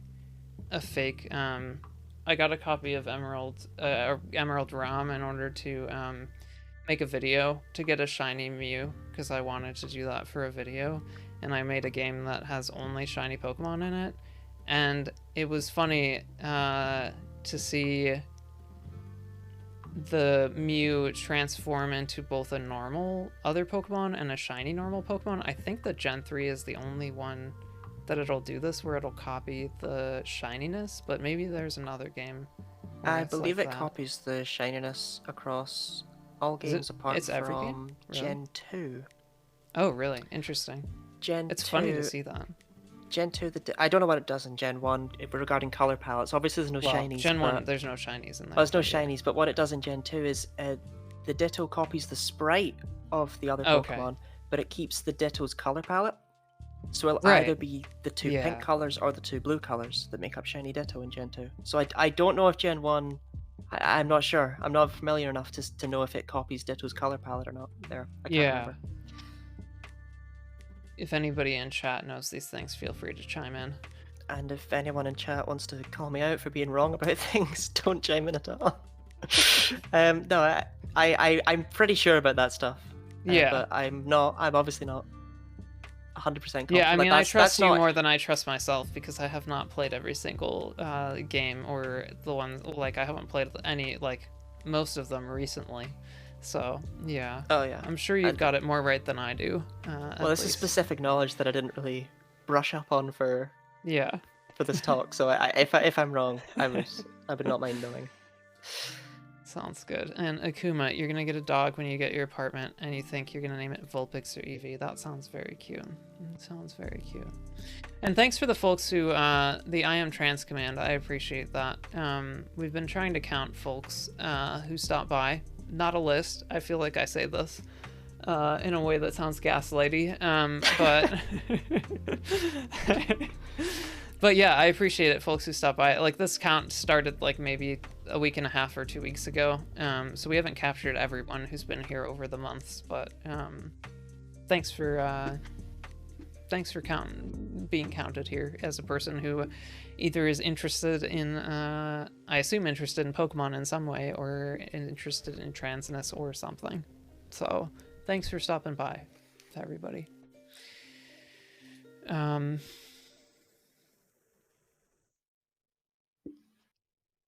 You have a shiny Ditto and Pogo that you would like to donate to the stream. Is that possible? You can be shiny or not shiny palette, if that's what you mean in your avatar. That is a choice that you have that doesn't require any donation. Exclamation mark for people who want to change the color of their Ditto, exclamation mark color none for the not shiny palette, and exclamation mark color shiny for the shiny palette. And let's run a battle royale just for fun for a second. Take a minute break.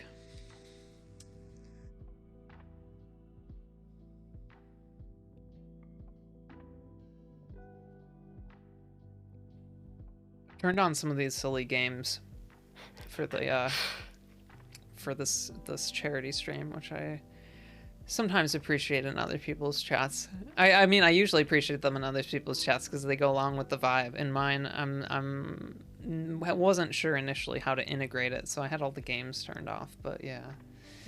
I mean, an all Ditto battle royale. That's just so efficient. What can I say? Yeah, exactly. Controller jar, use knife, and that magical hobo trying to cheat there.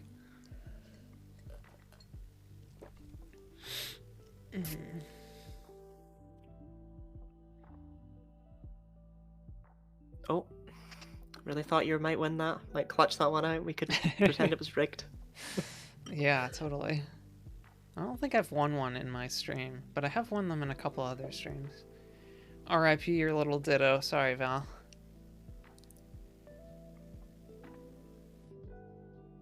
Got taken out so fast. Unfortunate. Cheated the wrong direction. We got Spinda Collector and Kdan here.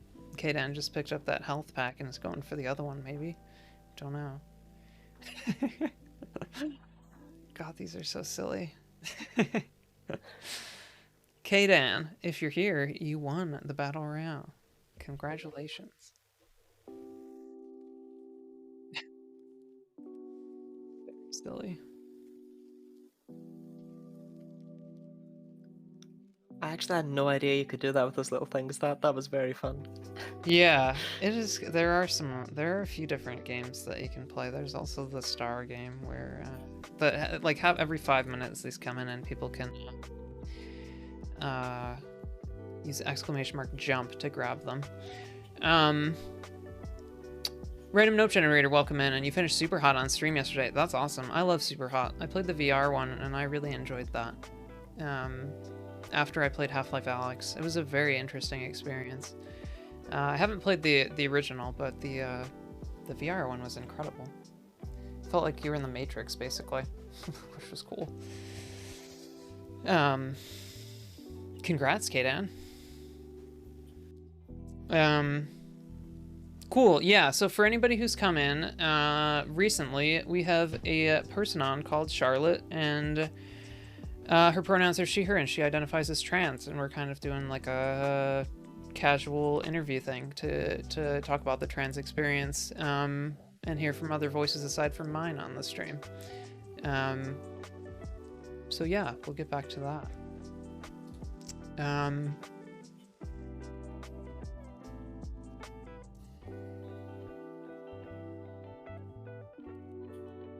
Yeah, I'm just thinking about which one to go to next.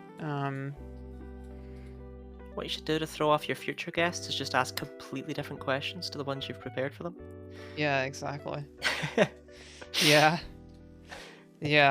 Just like, just like throw. You remember that list that I sent? Just like, no, we're not talking about any of that. We've got this entire like. You get the Charlotte gets the casual interview and just wait. Next person. Yeah. I hope that this is helpful for folks who are in chat who are gonna come on stream, who are scheduled to understand what it's like. Like, I'm very happy for this to be casual, and I hope that it's not too stressful for you, Charlotte. Oh, Oh, I mean, Charlotte, you thought you just came back and panicked for a second because you thought you were coming on. Other Charlotte. What were we gonna say? Sorry. oh yeah, don't worry, I'm fine. You're doing okay? Oh, that's good. Yeah. Okay. That's good. I have a habit of, because of the way that I talk, when I and ah over my words, I can sound a lot more nervous than I am. But no, I'm good. Yeah, no, I get it. That makes sense. Helpful to know. Um, I guess maybe we can answer this question now if you want to, but it may make sense to touch back on it in other places too.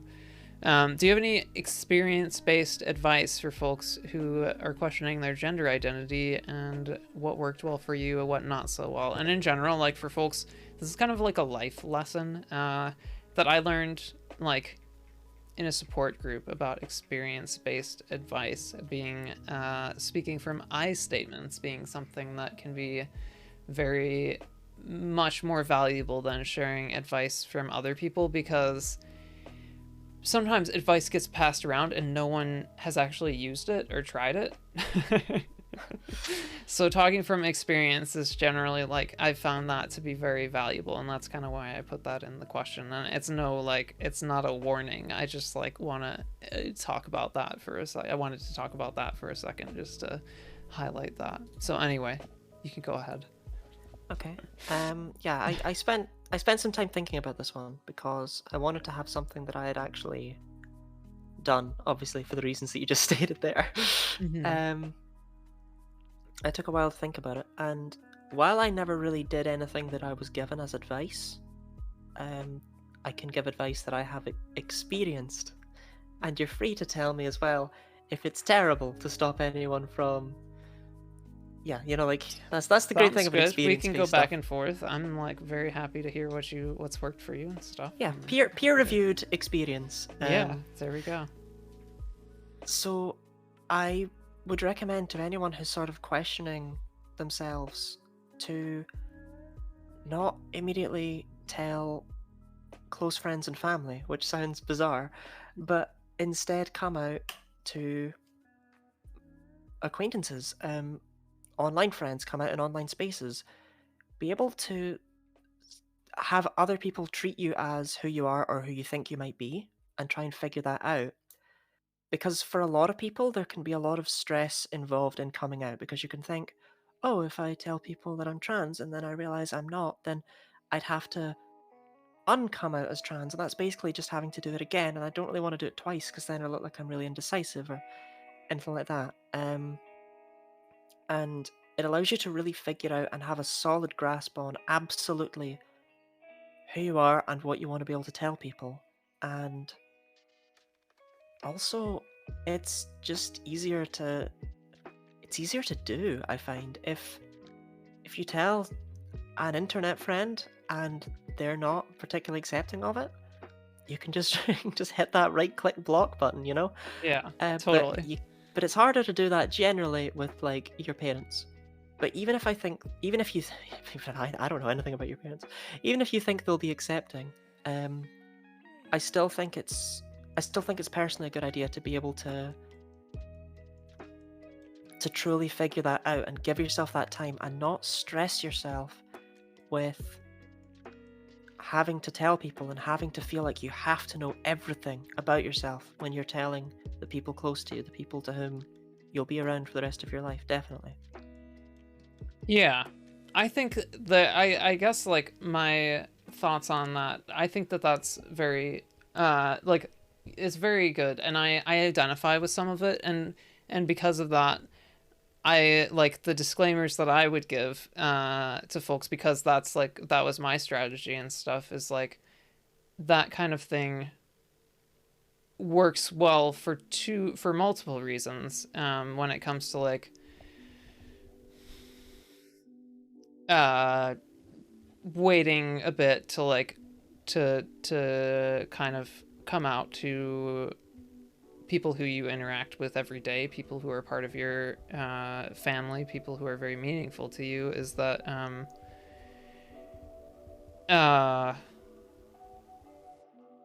lost my train of thought there. Um,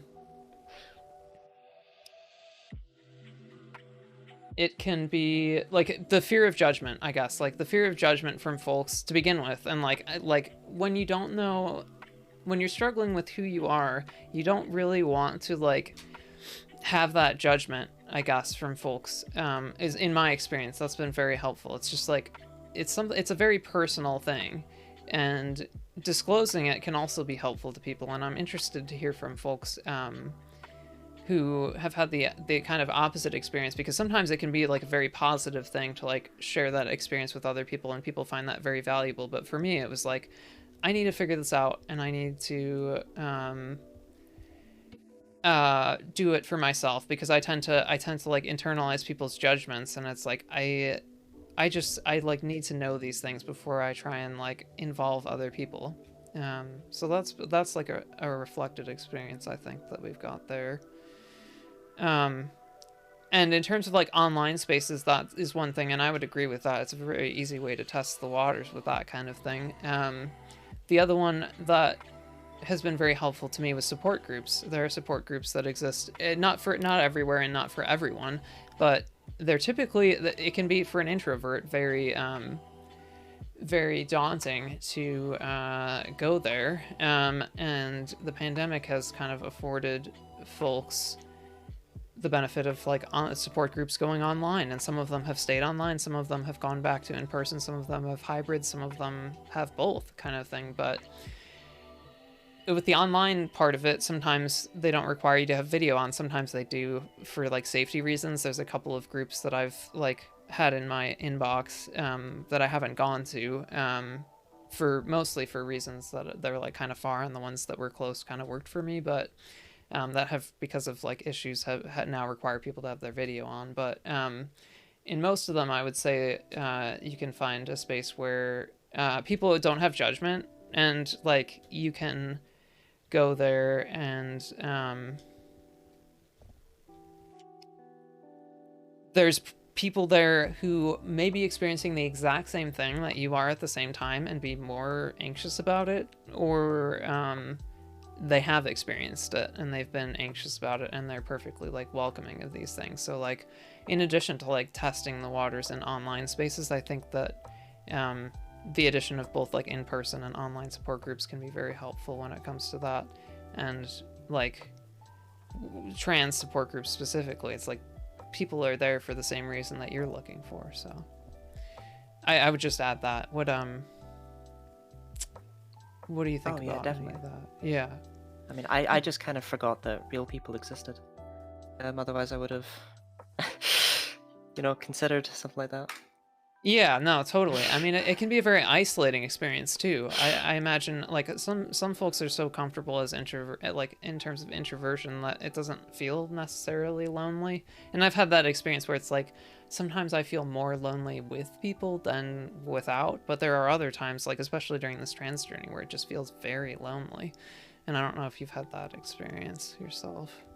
Yeah, no, I definitely relate completely. There are times when, I'll like check my phone and there'll be nothing. And it's like, oh. And then there are times when it's like, I'm just trying to be by myself, and, people have the audacity to message me saying hi and asking how I'm doing.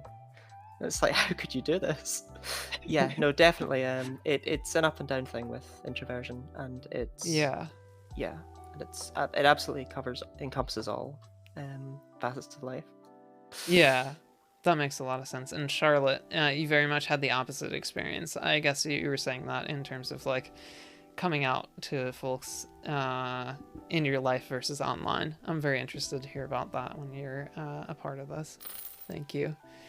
Audrey, if you're in here, thank you so much for that $20 donation to the Marsh P. Johnson Institute. Feel free to chime in if you are, but this alert pops up everywhere. I very much appreciate that donation, regardless of whether you're here or not.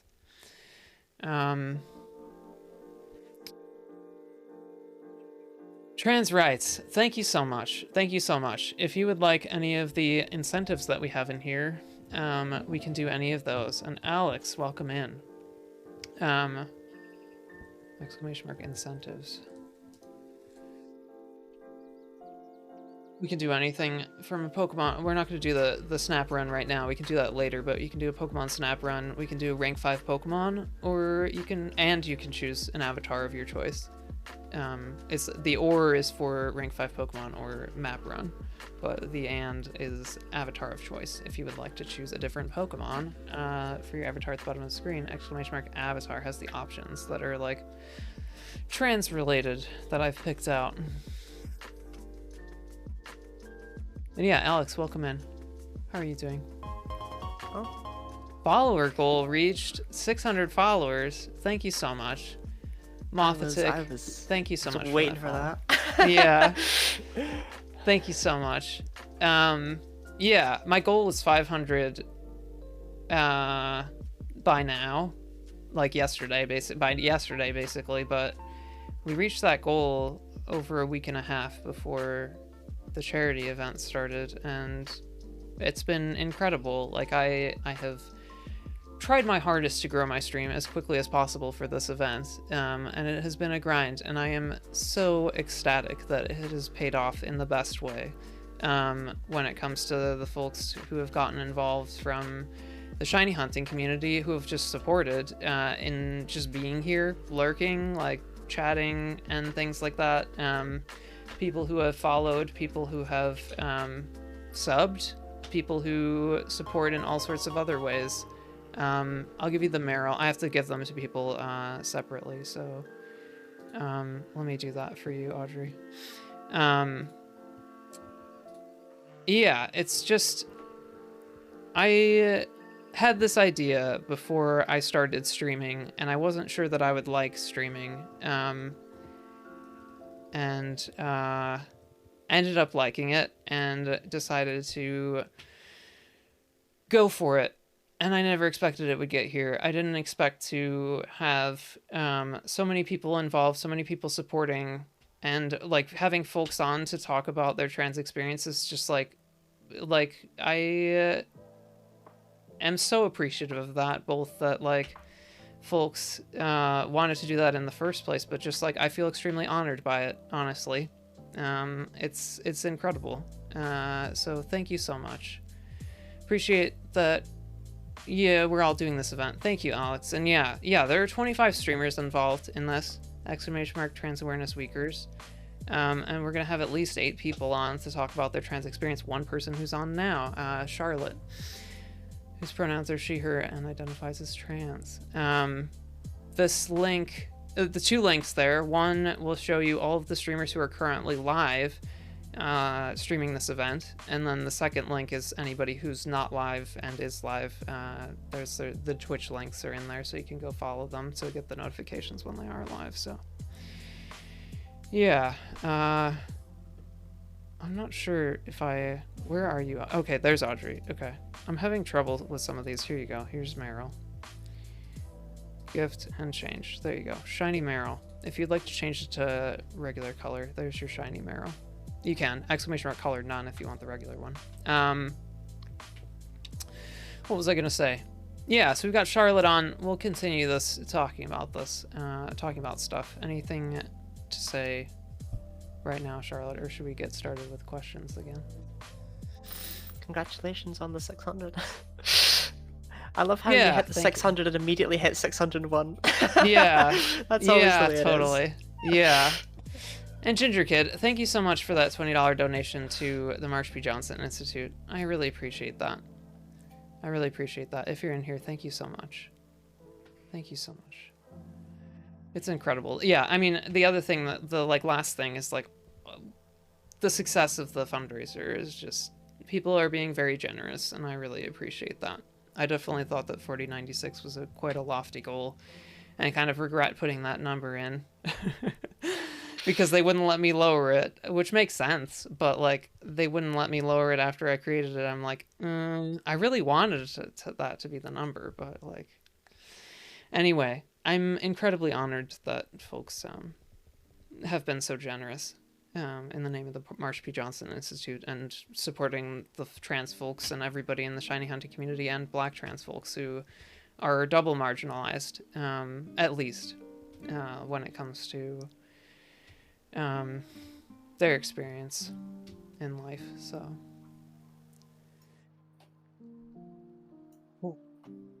yeah, thanks so much for coming on again, Charlotte.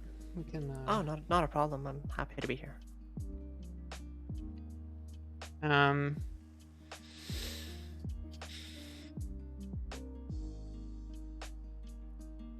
What kind of things help you with gender dysphoria or have helped you? Also, 1 second. Janona, bro, you gotta go to a wedding. Thanks for the stream, and thank you, Charlotte, for sharing.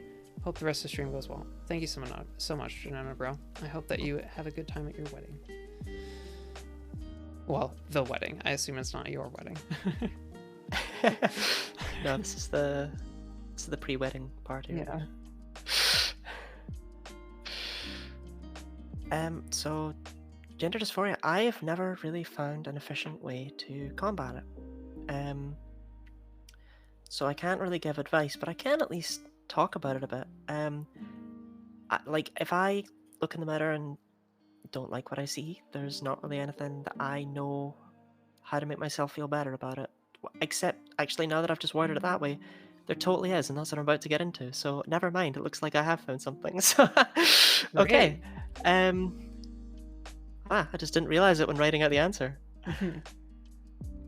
Because of what I do with my spare time, I don't really have like a say in just hiding in a cupboard if I don't like how I look. I have to be seen anyway, so I just have to feign confidence with it, even if I don't necessarily have it.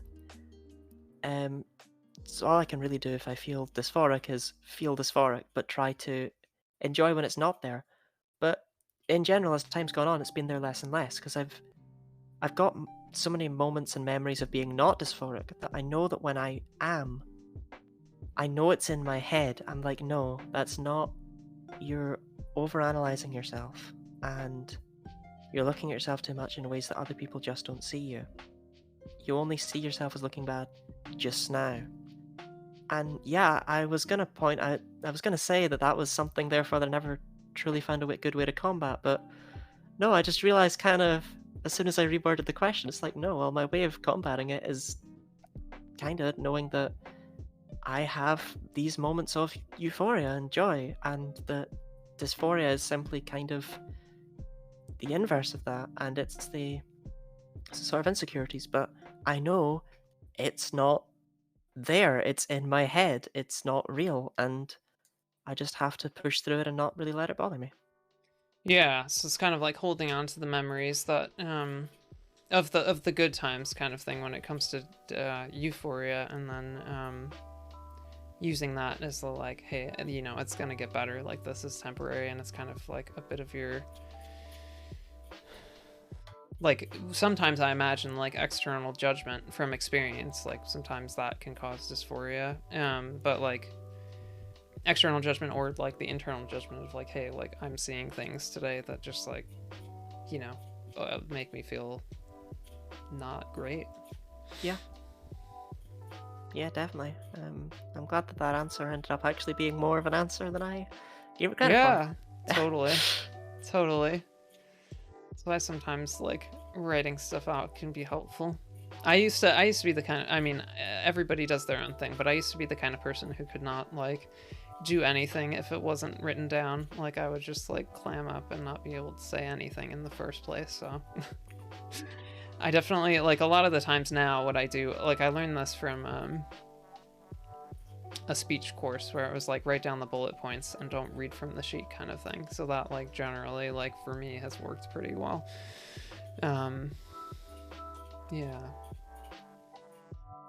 Yeah, that's a really good point about the like holding on to the good moments. I think that like in transition, there are always the good times and the bad times when it comes to like how you feel. Yeah, definitely. Not really much more to add to that, yeah.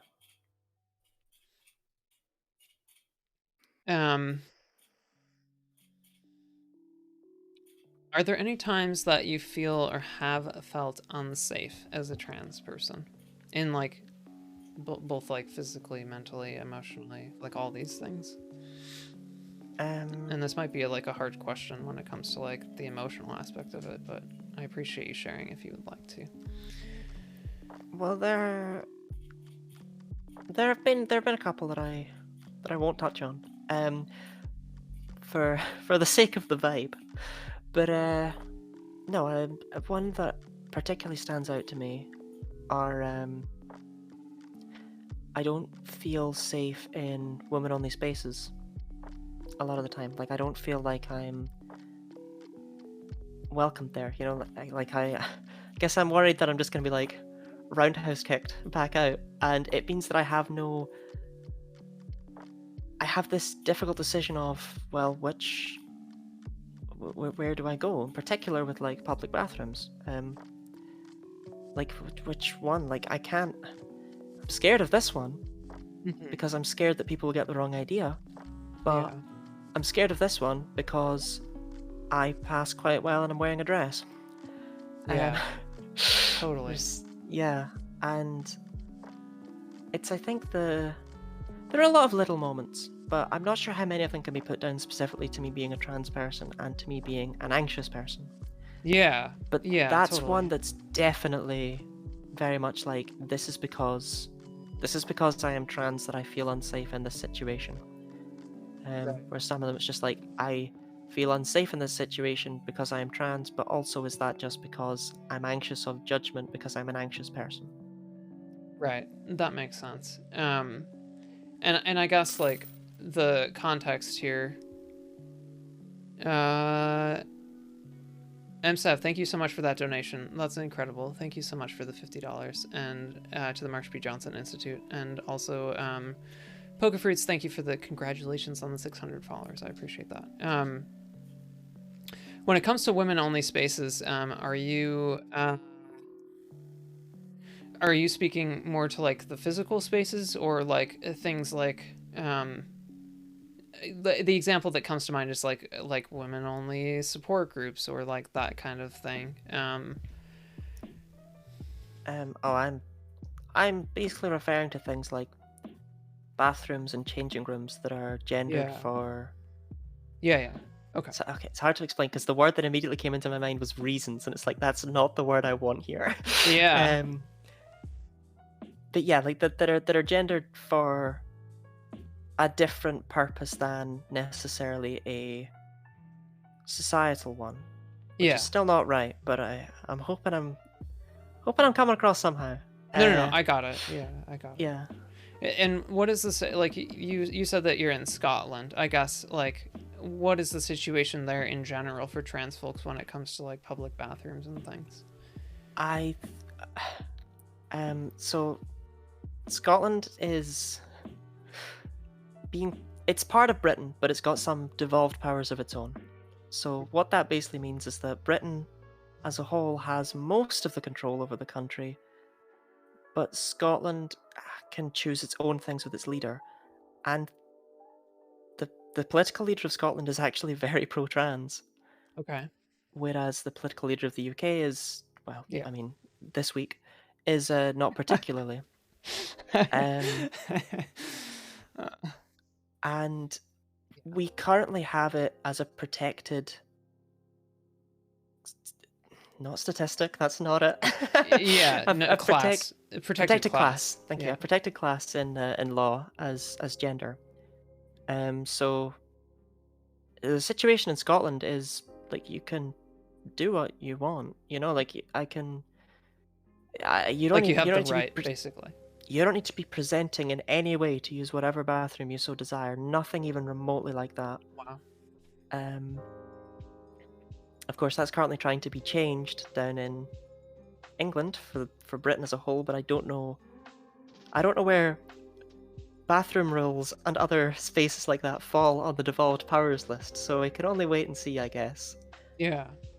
Yeah. Um, And in terms of that's a really helpful context. In terms of like the day to day, do you feel like, aside from your anxiety that's like real and based on probably both history and uh, like uh, like your experience and stuff. Do you feel like in the day to day people are generally like not supportive when it comes to these things where you're at?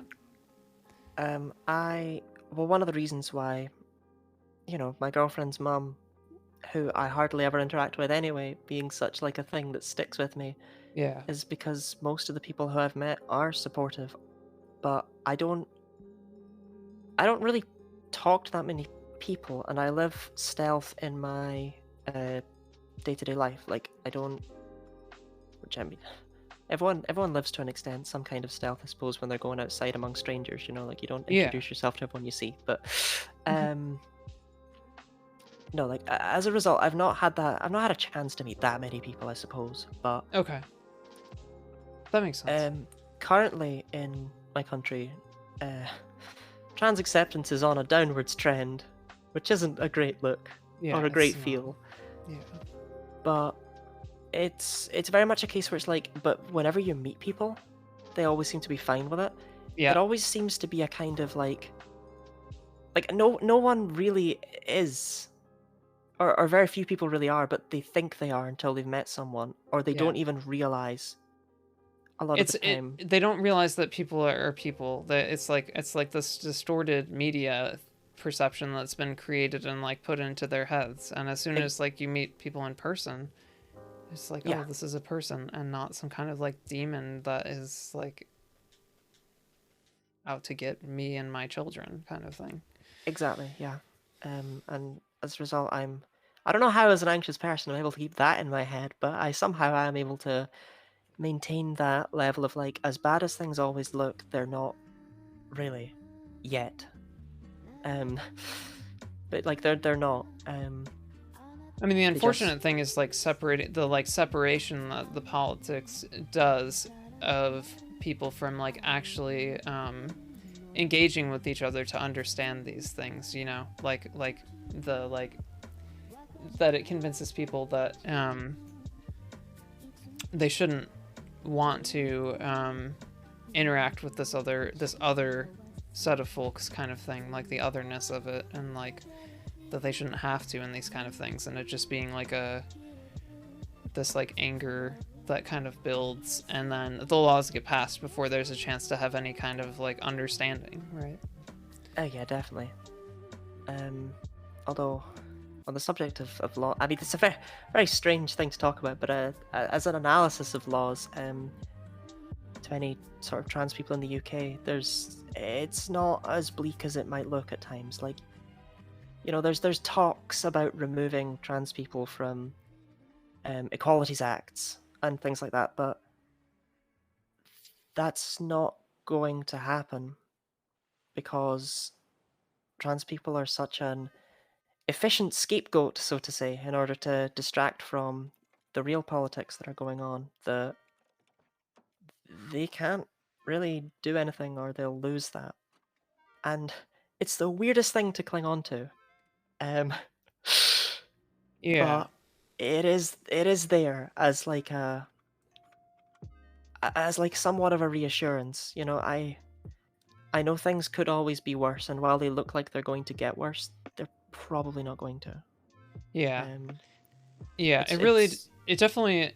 I appreciate this sentiment. It does depend on where you're at, and I believe that to be true in a lot of places. And I think that like expanding on that, I think that if you only watch the news or like read Twitter about trans related issues and the laws and stuff, you're going to come out with like you're going to come out hopeless in general if you're just like engaging with mainstream media on the internet when it comes to these things. So I appreciate that like the nuanced approach. It's definitely not true everywhere, but it is like quite true in some places, and it's definitely not as hopeless as it seems to be. yeah, Just so that people know this. Um, Let me just interact with chat for a second. Um, of course.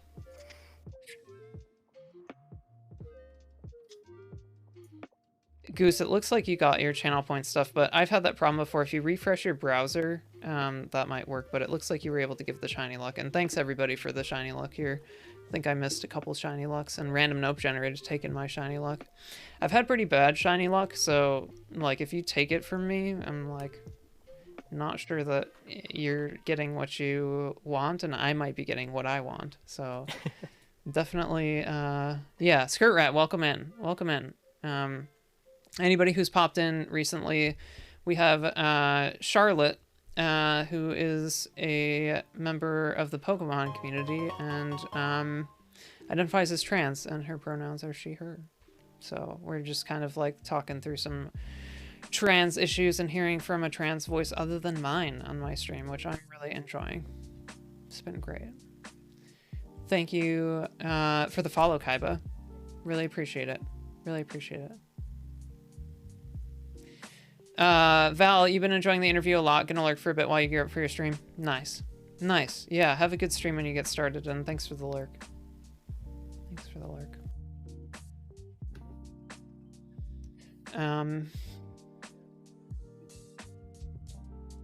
Cool, yeah. We've touched on some of the bathroom stuff and the political topic stuff. Do you think there's anything else to say on the bathroom side of it? I mean, like, I guess the thing that I would say is just, like, for folks who, like, people are just trying to use the bathroom. Yeah. People are just trying to use the, like, in this search, let me pull this up on my phone. Let me pull this up on my phone because I took a screenshot out of this, and let me plug the trans survey really quick. Sorry, I'm all over the place, but in the US, there's a survey going on that if you're 16 plus, in the US, the survey was last done in 2015. It's used to set public policy and in research and to like advocate for trans issues. It does take a period of time. It's long, and depending on how much applies to you, it can take between 30 and 90 minutes. It took me 60, and I would say that like I'm probably average in terms of what applies to me, or a little bit below. So it's taken a bunch of folks in chat maybe about an hour as well, so that may be the average experience, but it's super worthwhile if you can and have the bandwidth both emotionally and like time wise to do it. It's going to be worth your while. It ends on the 21st of November, so right after Trans Awareness Week officially ends, and that's on purpose. So I would really appreciate it personally. Like if you have the time to fill it out, I also very much appreciate that some folks don't. And so if you can pass it on to anybody who it applies to, or anybody who knows people that it might apply to, I would really appreciate that as well. And let me pull up this like thing from the survey about bathrooms that I found like very interesting.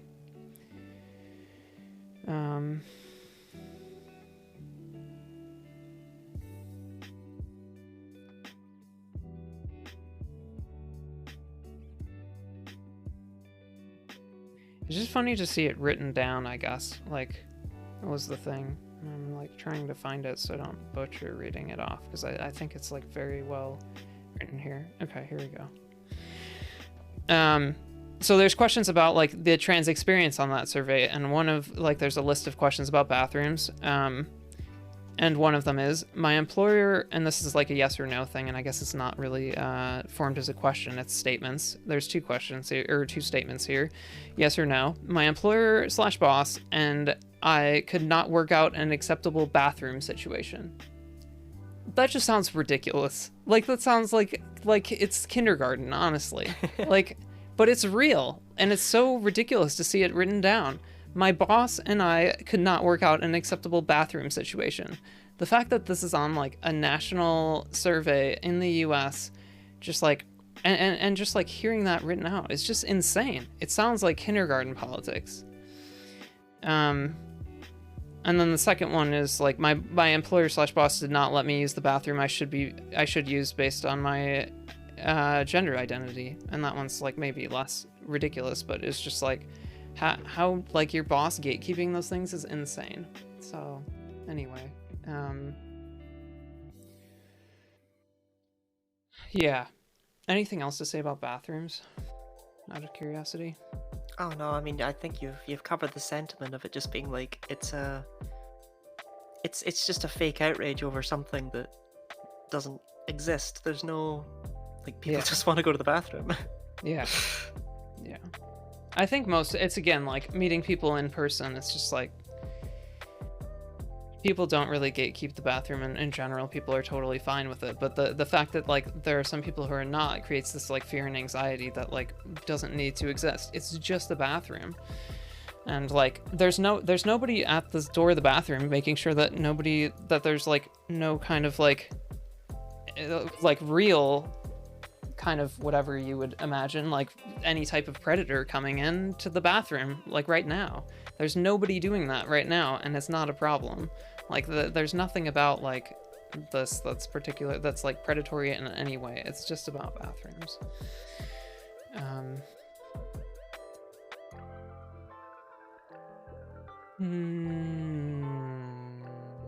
I guess we're into the social transition aspect of this, but we've touched on a bunch of it. We can go over these questions still. I can think that they're interesting. In what areas of your life have you socially transitioned? I would guess that you would say all, but I'm curious. Yeah. Okay. All of them. I've changed my name, updated my bank card, name on my address, social media, which was weirdly the most difficult of those ones to bring myself to do. Yeah. That's a very public. You're facing the entire world. Yeah. And Alex, people also place the fear of straight men on trans folks, and it's just absurd. I agree. Yeah, I agree with that. It's trans misogyny is essentially what it is for trans feminine people. For sure. And Audrey, you're off to play D&D. Hope I find the shiny. Thank you so much, and thanks again for the donation. And again, thanks for everybody who's donated along the way here. Very much appreciate it. Yeah, straight cis men. Yeah, totally. In terms of like coming out, how was that for you? And do any of the times stand out in particular that you'd want to share? I was really nervous with that. Mm-hmm. I did not take my own advice. Which, I mean, okay, I did to an extent, which is why I was able to give it as experienced advice, but like, I don't, part of the reason I gave it is because it's like, I don't think I did it as much as I would have liked doing it. Mm-hmm. I came out to an online friend and then pretty much the next day told my girlfriend, but I didn't tell my girlfriend. I made her guess effectively instead of actually, like, I kept beating around the bush and it's something really important I have to tell you about. It's hard in that way. Definitely an introvert thing. I recognize that as a Yeah. personal experience as well. I'm glad that's a relatable thing, because there's nothing more terrifying than the fact that I'd be like, oh yeah, that's the thing I did, and you'd be like, that's weird. No. No, not at all. Yeah, and I did a similar thing with my mom when I told her. Well, I didn't tell her for a while afterwards. But yeah, no, I did the same thing basically, where I made her guess. Yeah. So that was kind of the order, was the online friend, your girlfriend, and then your mom, and then like starting to come out more socially after that, or? Oh no, I'd come out to a lot of other friends before my mom, but I did them like I just texted them.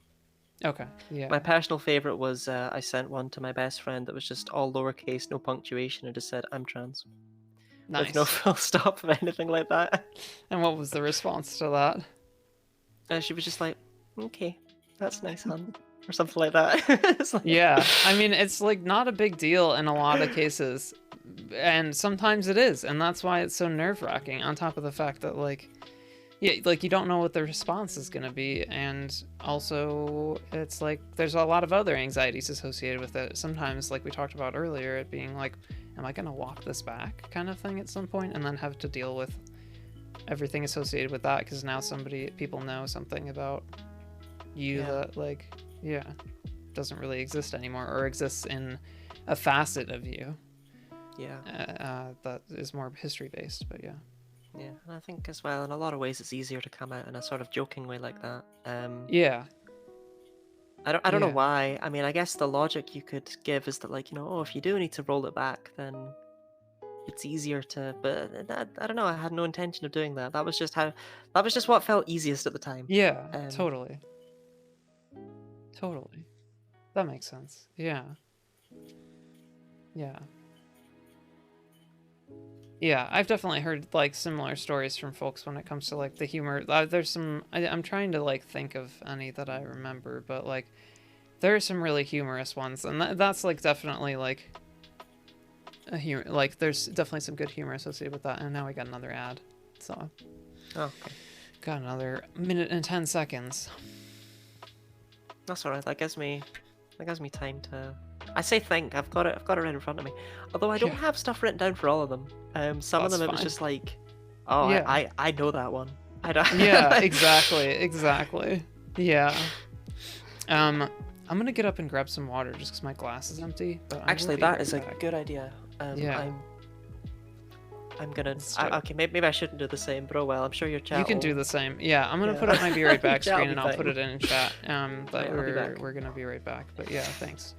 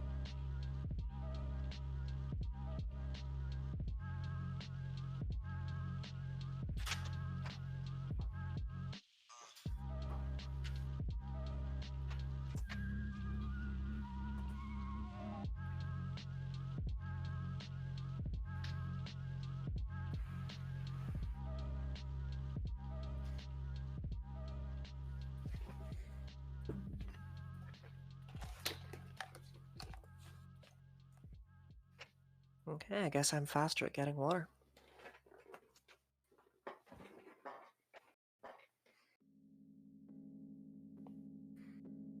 Gives me an opportunity to put my chair back in place, I suppose.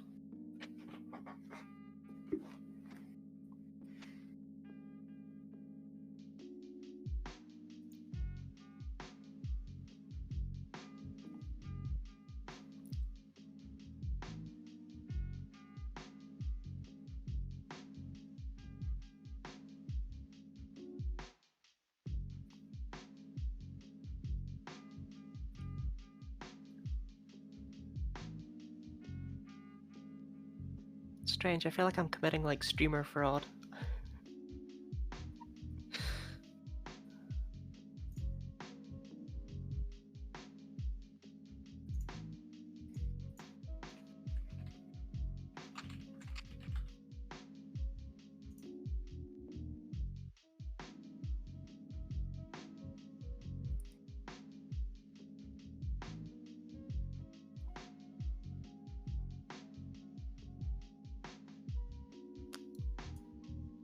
I guess I should have muted you too, but I was. Yeah. I wasn't sure if I was muted or not. Yeah. I'm gonna remember to do that in the future. But yeah, I'm glad you had it in mind. Cool. I wanted to say something so it wasn't weird noises when I was sitting Yeah. down, but I didn't want to be like, you know, overly. I mean, I didn't overly... even hear what happened. I just like got up and I was like, I forgot to mute Charlotte. I just sat Okay. down and was like, oh, I guess I'm faster getting water. Yeah. Nice. If anybody wants to support the event a little bit, there's a couple of things that you can do. There's a post on Shiny Pokemon on Reddit that I'd appreciate upvotes on. They tend to, like the last time we did this, it tended to like, the upvote ratio was disappointing. So I've tried to brigade the post a little bit. to try and get it out there.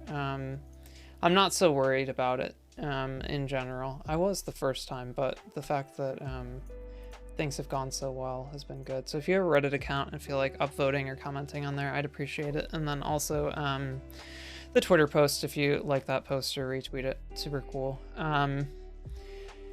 If anybody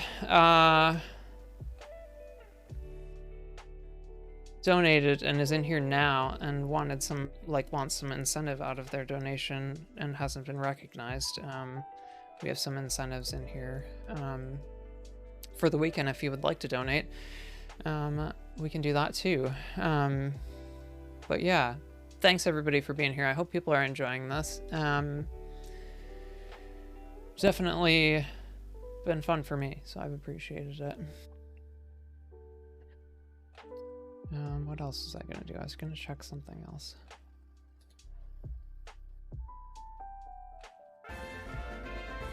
I'm Sav. Thank you so much for the sub. That's very nice of you. I think you've made multiple donations. So if you want to like upgrade your avatar and stuff or do any of the like things that we have on here, thank you for the $50 donation and the sub. That's very nice of you. Please enjoy your emote, sub badge, ad free viewing experience, and yeah, and I guess you've been subscribed for 3 months.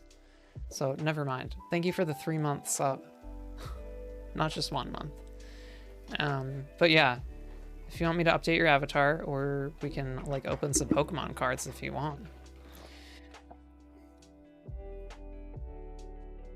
Feed my Pokemon card addiction, my returning Pokemon card addiction.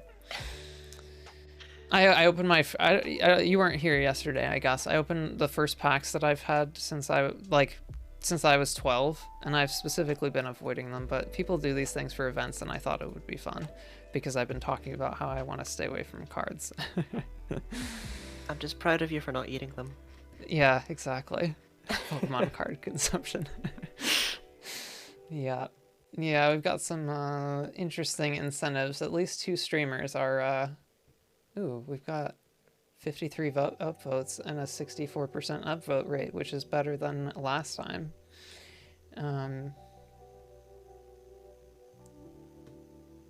Yeah, I'm glad that it's done better than last time.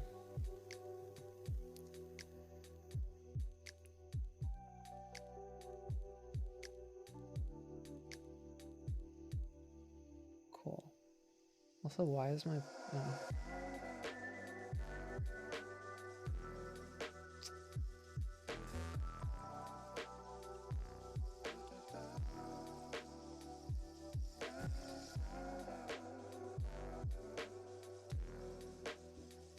Cool.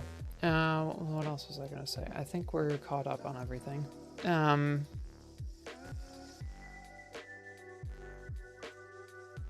guess we can keep going here. Yeah.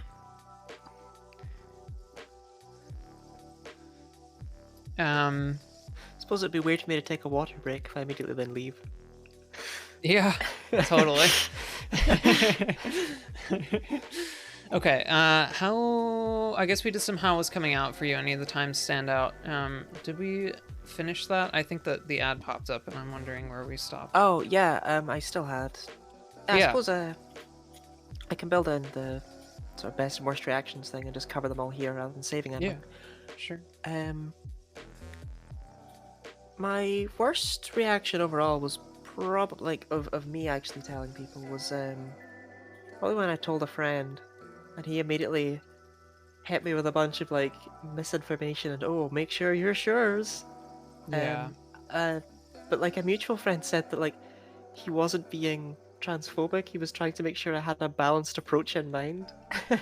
But that none of them are really sure why he did that. Yeah. But I mean, like, legitimately, like, no one comes to the... Like, I say it anyway, but, like, it's not a decision people come to lightly. Like, this is very much something that's well considered, and a lot of thought goes into it. And, like, by the time people are hearing about it, like, decisions already been made and all of the thoughts have been weighed, right? Oh, yeah, definitely. Yeah. I mean, like, I don't think that may not be everyone's experience, but in general, I feel like it's, yeah.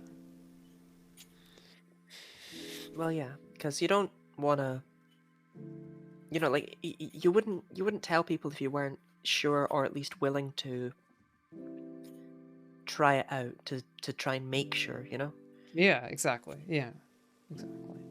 I don't think anyone's ever really thought it'd be a fun thing to do on a whim.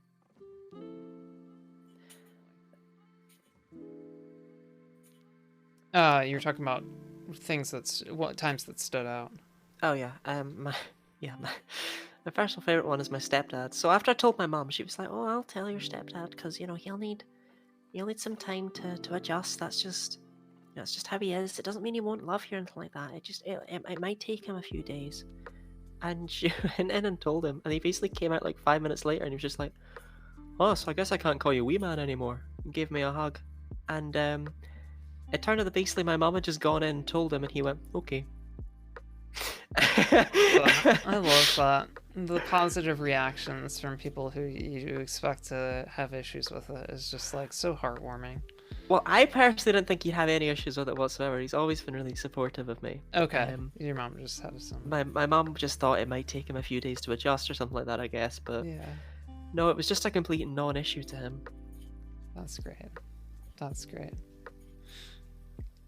Sorry for the delayed response. Thank you for hosting this amazing event. It's been so nice to chill in my streams. Thank you so much, MSAV. And like, if you want to like do some of the incentive stuff, I'm basically like asking if I can open some Pokemon cards, essentially. So if you want to approve that, I'll open some for you if you're gonna stick around and stuff.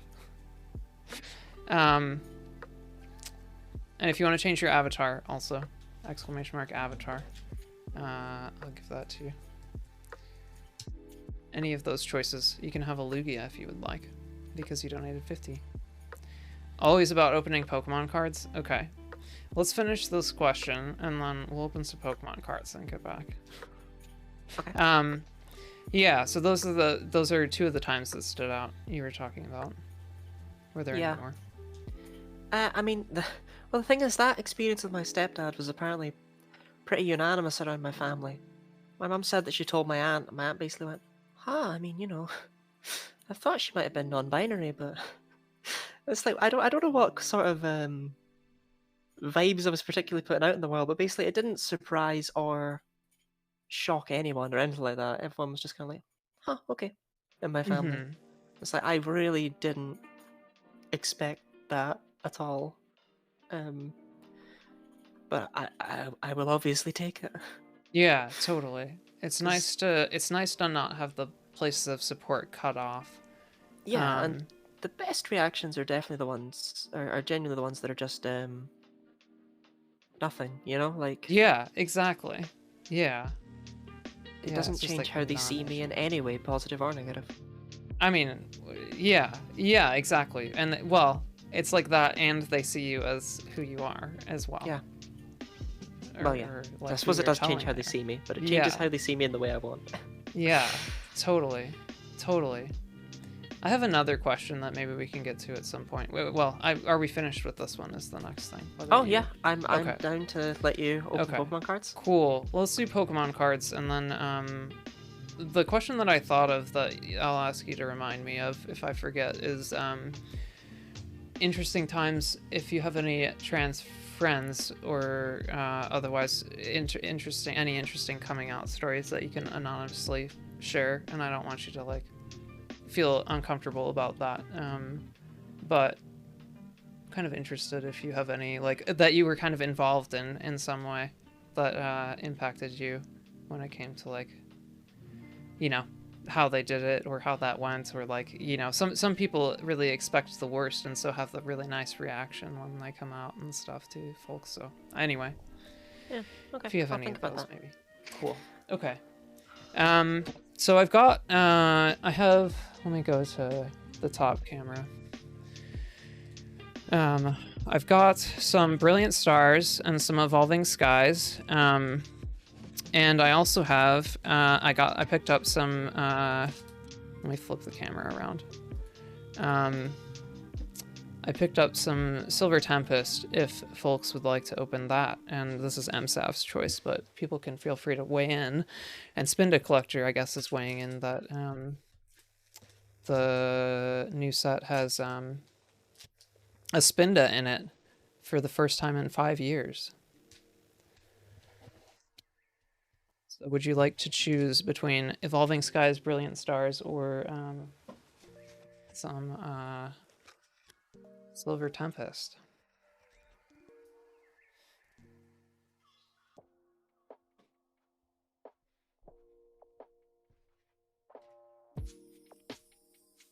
It's always funny the delay between chat and stream. Sometimes Oh, yeah, I'm like definitely. not sure people are still here, and sometimes they aren't. It's the worst as well when your stream preview thing kind of like Yeah, freezes or it's really far behind, and you're like, oh, am I still online? exactly. Yeah. Evolving Skies is sick. Evolving Skies was the one I was most excited about out of the set, mostly because of the evolutions and stuff. So, and then which I guess we're in this set at least. We've got an Umbreon, and then who is this a Pokemon or is that a place? Or Rayquaza? Pick two.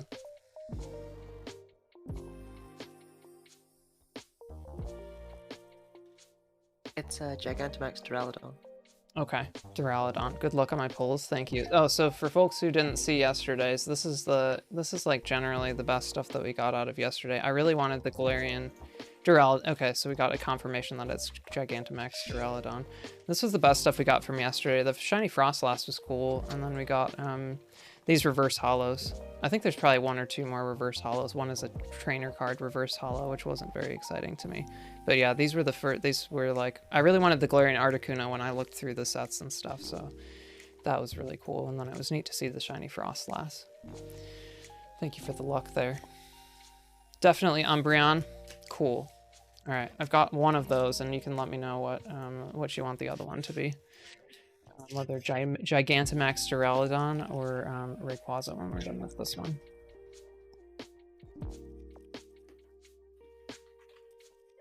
If anybody's got energy guesses, we can do those.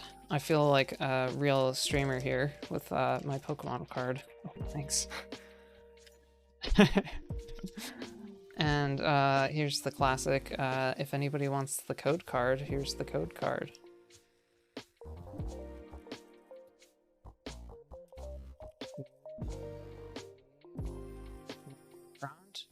Rayquaza next. Okay, and we got some fire, we got some punch, energy, we got some grass. Do you have a guess, Charlotte? Oh, you'll definitely have some water energy in there. Okay. Makes you want to install Pokemon TCG. Oh, and you got dark. Spinda Collector's got fire. I don't know if I said that one. Okay, we're gonna go. It's grass. So that was Ginger Kid who got that one. So we got Avalugg. That's a cool card. Like I haven't like seen or held cards in a really long time. Avalugg. So I'm like impressed even by the common ones. Ribbon Badge. That's cool. I really like this like kind of like flat-ish art. That's very nice. So this Zwellius is cool. Zwellis. Cool. Drowsy. Scraggy. I've appreciated all the Gen 5 mons that are in here because Gen 5 is relatively new to me, and it's cool to see some of the cards for that too. Bagon, Woobat, Timpole. We got a reverse hollow Bergmite. That's cool. Reverse hollows are really neat. I like these. Then we got Drampa. Nothing super exciting there, but I'll sleeve the Bergmite.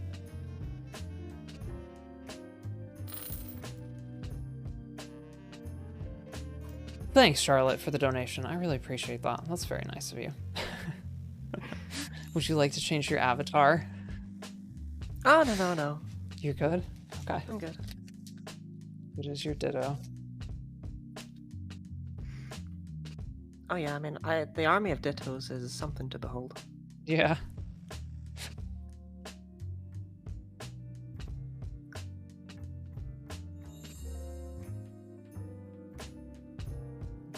Just the Bergmite, and then we're gonna do a Rayquaza pack next.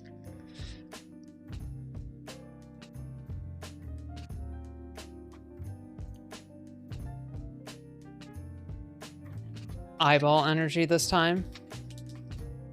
I got a water energy.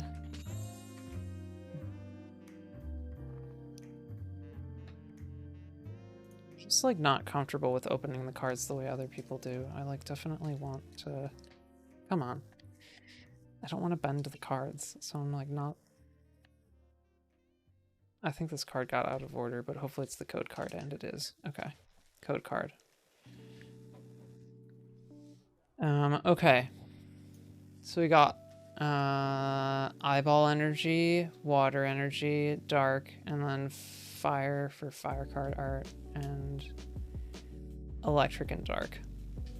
It is water energy, and it's upside down there. We got Nuzleaf.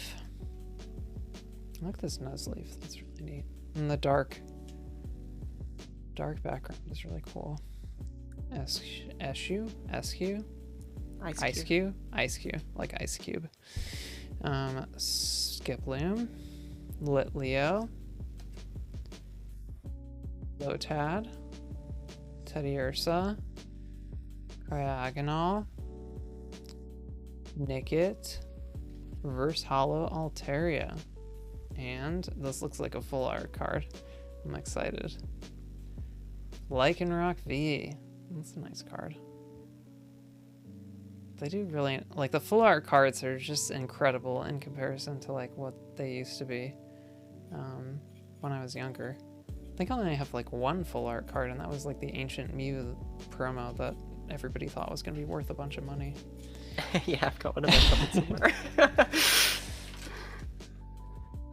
It is a banger.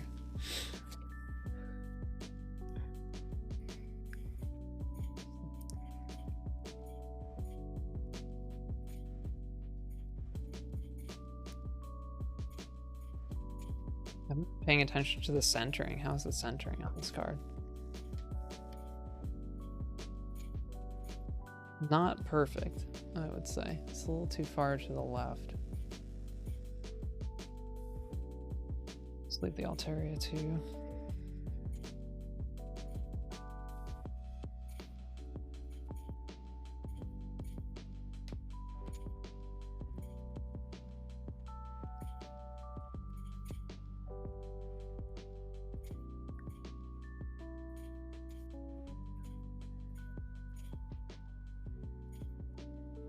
Again, this is what we got so far. We pulled the Altaria and the Bergmite, and then the Bergmite. Wait, what did we pull? It was the Altaria and the Lycanroc from this, and then I guess I had the Bergmite separate.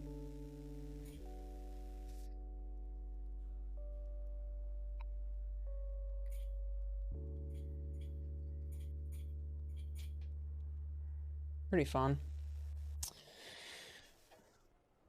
Definitely these full art cards. I mean, that's what they want you to be excited about, but yeah. Cool. All right. Get back to interview things and shiny hunting. Thanks again for the donation, Charlotte. Appreciate it. And to MSAV as well, who enabled Pokemon cards.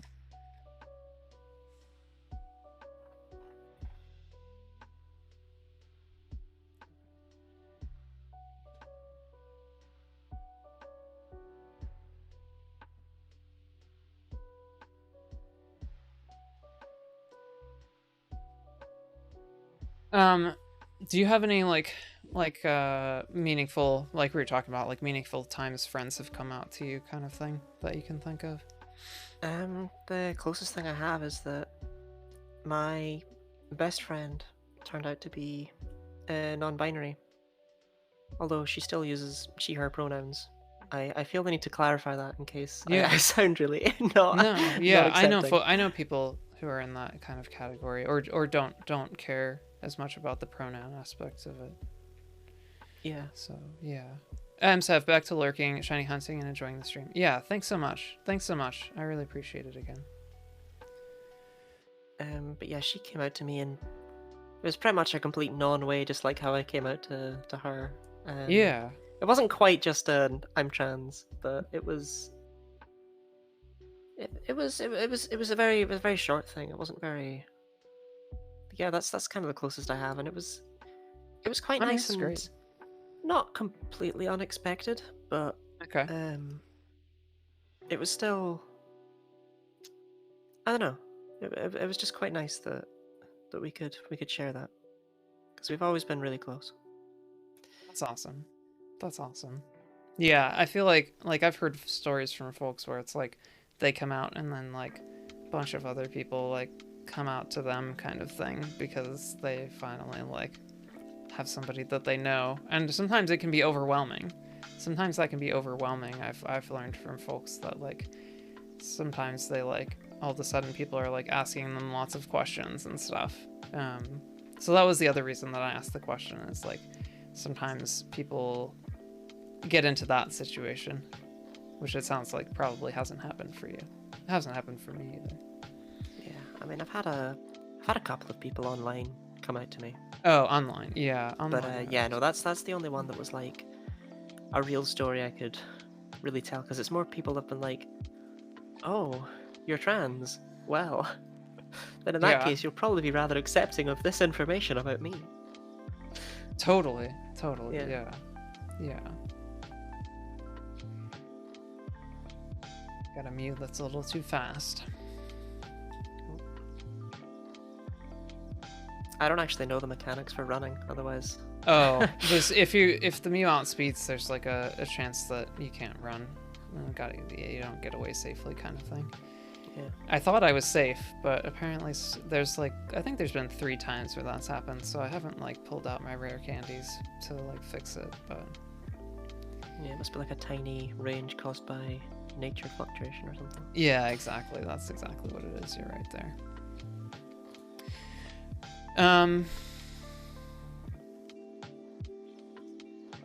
And how long did it take you to come out? I think we've covered that a bit, but like more explicitly, what's kind of your like timeline and stuff?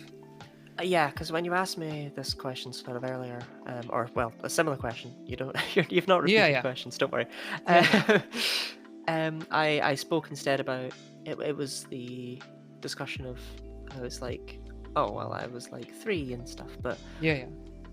as for how long it took me to come out after when I could say I had put a word to what I was, I would actually say it was probably.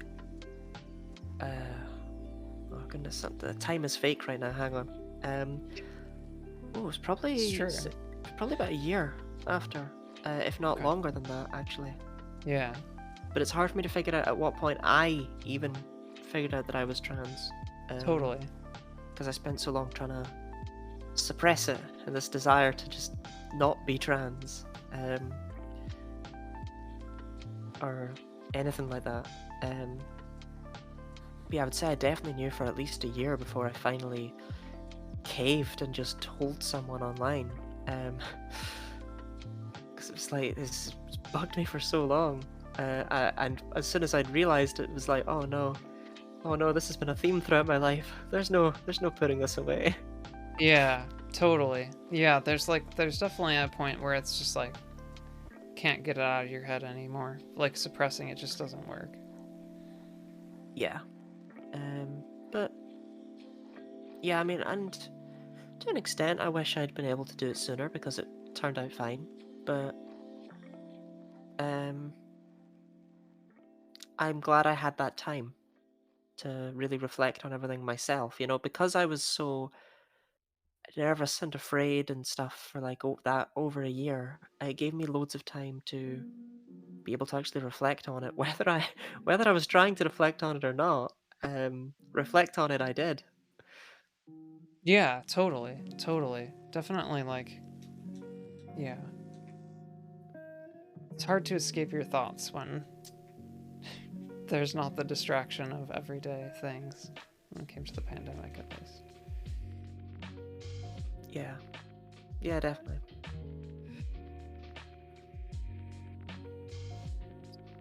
That's most of the like social transition stuff. I mean, there's like I basically like stopped writing questions at some point.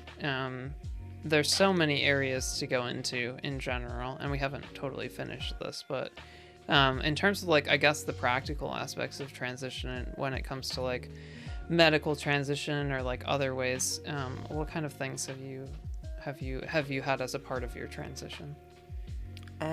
Well, I'm on HRT, Mhm. which was an effort to get, but I Right. did it. Is it easier than in the UK? I've heard some nightmares about the UK.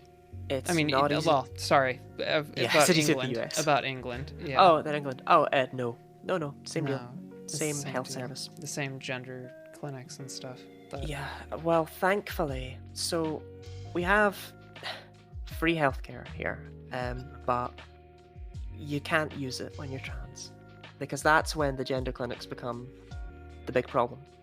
Because they're under trial currently for being unlawful because of just you'll be on that waiting list for a minimum of I believe it's currently 7 years before you're seen. yeah, that's Um, absurd.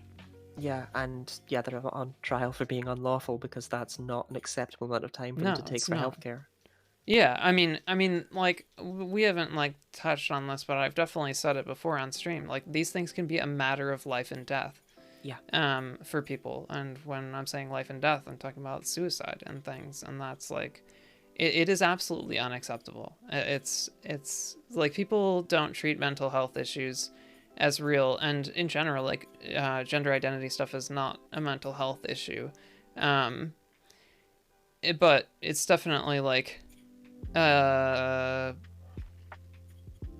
it's an unseen thing that is very similar to mental health issues.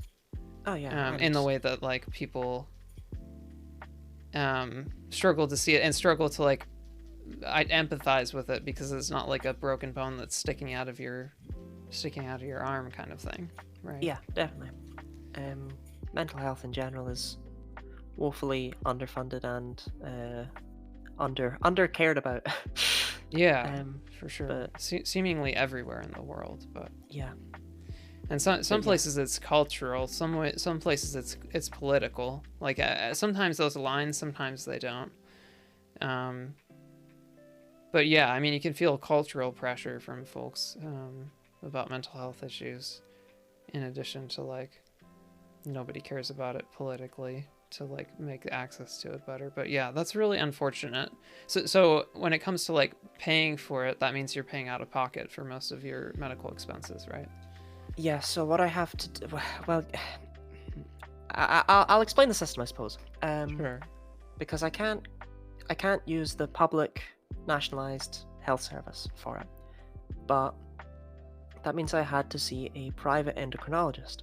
However, private endocrinologists are not allowed to take your blood, so I have to phone up my nationalized health service clinic in order to have it's all intertwined. It's circular. And it's a big thing as to why they don't like to as to why a lot of people don't have access to HRT easily, because your clinic has complete right to go, no, we won't work with private doctors. It's awful. If you want this done, you have to go through the NHS. And they can do this up to and including when they have to do your bloods for a matter of you are already taking HRT and you need to know how it's affecting you in case it might actually kill you because you might be taking too much or anything like that. Yeah. They have complete ability to just say no.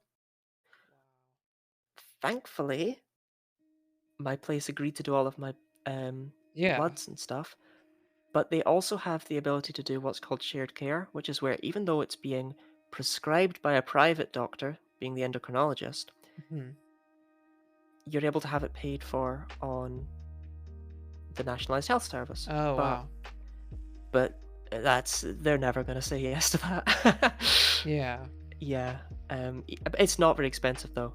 I've only had to pay so far for one thing of HRT because I got something like 60 or 80 patches or something, and it was like £20, which is not a lot. I just donated around that much to this stream. Yeah. Like it's it's really not a It's not a huge deal. big breaking thing for you in general. But it becomes a huge issue for things like SRS Right. or anything like that, or Yeah. FFS, Yeah. because those cost more money than I'm ever going to see in my bank account in one go. Yeah. So those are a thing that you have to wait for. You just have to wait. There's no Right. getting around it. You either have to be rich or you have to wait for you to get into the public stuff. Totally. Yeah. Yeah. It's really crazy in that way. Does the UK have good surgeons for those other procedures like SRS and FFS? And for folks in the in chat who don't know these things, it's basically like sex reassignment surgery or genital reassignment surgery. I can't remember if those are the correct exact acronyms, and maybe Charlotte knows. And then FFS is facial feminization for folks who are trans feminine, like us. Yeah. I believe SRS. I'm not great with it either. I believe SRS is what it's now called, because it used to be GRS, but people took that as gender reassignment surgery, which is not gender. accurate. Yeah. That makes sense. I'm not sure if genital reassignment surgery was. I think that's probably wrong. I'm misspeaking, I'm sure. Oh, I literally just don't know. It's not me being like, oh, I don't know, as a friendly way to be like, I think that's wrong. No. I got it. Yeah, I got it. Definitely, like, concepts versus acronyms and words are sometimes, like, in my head. Yeah. That's why, like, explaining it to people, it's very helpful to explain things to people, because then I realize that there's a gap in my knowledge, and we've just exposed one of them as an example. So I like to be able to talk about things sometimes and identify holes in my understanding. Yeah. Very simple thing to Google, but yeah. Yeah. And do you, like, this is obviously a very personal thing, and it depends on person to person, but, like, are those things that if you had access that you would do?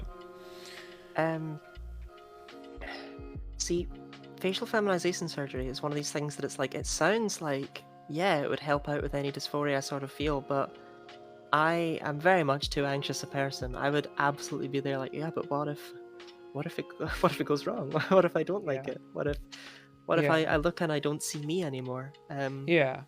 I mean, the don't see me anymore, I think, is a pretty universal experience that happens and requires some adjustment for folks. As far as I understand, it happens to everyone with FFS, and can result in, like, post-surgery depression and things for a period of time. Yeah. So yeah, I have very similar anxiety with these things.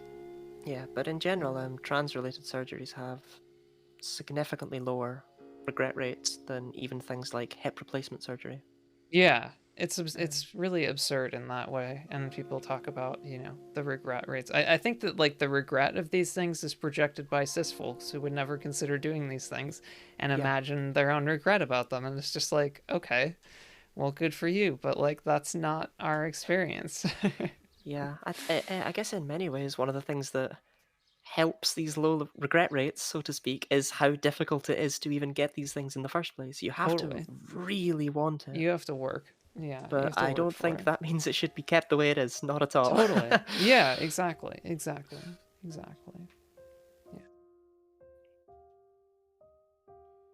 Do you feel, like, pretty comfortable with the amount of dysphoria? I mean, this is more of an explicit question to stuff that was answered earlier. Do you feel like your dysphoria is manageable in the day-to-day when it comes to the stuff that you have, like, access to and things? Yeah, honestly, I still struggle sometimes with going outside, but it's insane how much of a blessing, like, face masks have been and things like that. Totally. Yeah. COVID says trans rights, but exactly. Yeah. But yeah, like, so there's a lot of things that's like, yeah, I'll still feel dysphoric, but I don't need to worry about as much stuff as I think I would have otherwise, and as a result, I'm able to contain my dysphoria better than I would have been, I think. Yeah, totally. One thing that I'll like kind of add about that was it's been very helpful.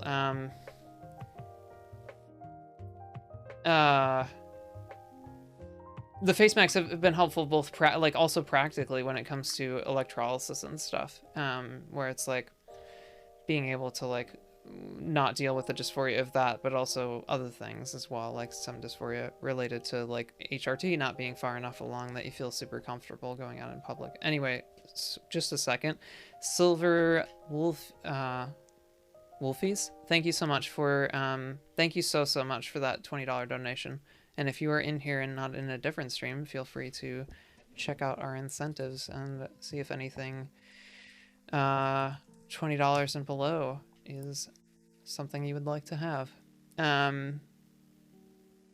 Charlotte, masks were seriously a lifesaver. I agree. The other thing that really helped was pickup, like grocery pickup, or like grocery pickup that I ended up applying to like Target. I don't know if Target is in Scotland, but like the departments or like the big box stores that are like you can order like clothes and things online and not have to deal with going to the cash register or self-checkout even, but also just like walking around in the section of clothing that doesn't match your gender identity can be very uncomfortable and stuff, and also just like being able to try stuff on and then return it. Yeah. I've actually still not ever really done that. Actually, no, that's not true. I have. I've gone clothes shopping a couple times with my girlfriend or a best friend, and I guess it didn't even occur to me. But I've not ever done it in like a regular shop. What am I looking for? Yeah. Supermarket kind of thing. Like I've never gone in those sections, which I guess would immediately jumped into my head. But no, I have gone. But I used to buy all my clothes online, and it's just all sorts of online stuff and the things that have popped up, and especially with COVID, the ability to even just get like groceries online and stuff in days when you can't. Yeah, totally. Yeah.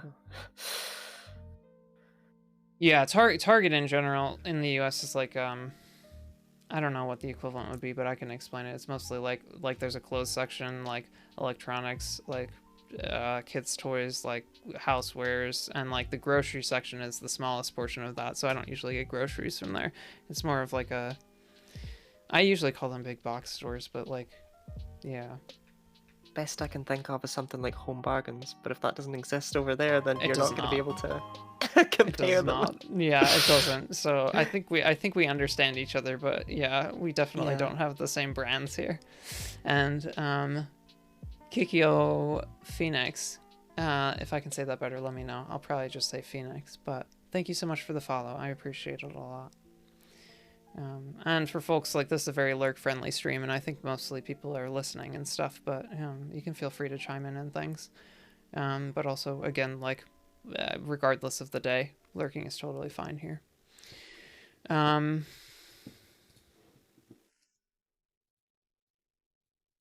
Cool. Yeah. Anything else, like, when it comes to, like, the transition-related stuff? I feel like the section on those kind of things is pretty sparse.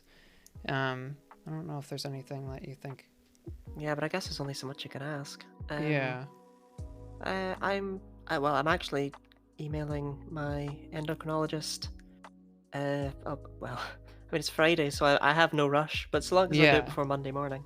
Totally. Because I am about to run out of my HRT patches. Yeah. And I'm hoping to request a higher dose, but I get the feeling that's not going to slide without more blood tests and stuff, so I don't think I'm going to be able to get that quickly enough, but it's like, I'd like to slide in there with that. Totally. Yeah, because overall, while it's clearly had a change on me, I can't see that change, because I see myself every day. Oh, right. Yeah. You know, like, I can't... I can't notice that. I can't see what's changed at all, and I don't really, therefore, know how much it has. But I still feel like I haven't changed as much as I would like to. And I'm on like the lowest dose of HRT because I have, probably not the lowest dose, but like it's a low dose. Probably because I have like low, I don't know, BMI or blood or whatever they use to determine it. Hmm. But yeah, it's done wonders for me mentally at the very least. So I'm hoping that that'll be a good enough call, and I won't need to have another psychological assessment type thing. You know? Yeah, totally. Um, 1 second. Phoenix, just heard about my charity work through Facebook, which is interesting because I haven't posted on Facebook. I wonder where specifically. And I'm glad people are sharing it. Wishing me a great stream and that we crush our goals. Thank you so much. Yeah, thank you so much. We have quite a few people involved, as you probably saw on whatever Facebook post. So there's like 25 streamers and exclamation mark trans awareness weekers. Will has 2 links, one of them to everybody who's live right now, and the second one to everybody who is participating as a streamer. And you can feel free and follow them for the folks who aren't currently streaming to get notifications for when they are. And thank you so much. I really appreciate that. When it comes to what we were talking about, access to HRT and what it's done for you. What I was gonna ask is like, do you have pictures of pre-HRT? Yeah, but I have yet to have the, the Yeah, mental wherewithal because I don't want to look at them and look at myself and be like, "There's no change here." yeah, I prefer to imagine it's been drastic and I just can't see it. yeah. For me, it's kind of been the opposite, partially because I just can't help but look, but the other side of it is like, it's incredibly validating in a way that I internalize and don't require any validation from anybody else about in general. It's like, I just look at the pictures, I'm like, you know, people can say like, you know, I haven't changed, or like, I haven't changed it enough, but I'm like, so I look so different. And what was surprising to me is like, after a year on HRT, that like none of my friends had guessed and nobody said anything. Like, people are generally nice, and that you can't expect them to like, they'll notice something and not say anything, but like, everybody that I've come out to kind of had no idea. And I look at my pictures over the past 3 months and I notice a huge change because I got on progesterone as well. But like, even between on the year that I was on estrogen, I look at the like start and finish of it and I'm like, I look like a different person. I look like I did when I was a teenager in some ways. And it's just like, nobody said anything. It's just like crazy to me. And the people who like I did eventually tell and come out to were just like, we didn't know what was going on. And that was just so surprising to me. It speaks to the like, you think a lot more about yourself than anybody else does, and you pay attention to these things a lot more than anybody else does. But anyway, yeah. Oh, definitely.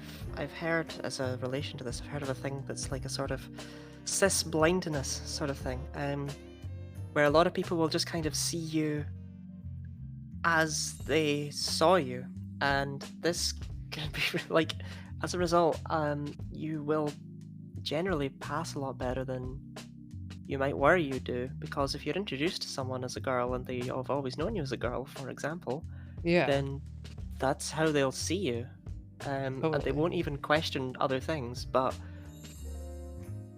dysphoria can cause us to get really hung up on them. But they're just not really a thing that other people can see. It's just, there's an awful lot of worrying and self-doubt that is actually, in the end, not that, I was going to say necessary, but it's obviously not necessary. But yeah, it doesn't end up mattering, really. Well, like,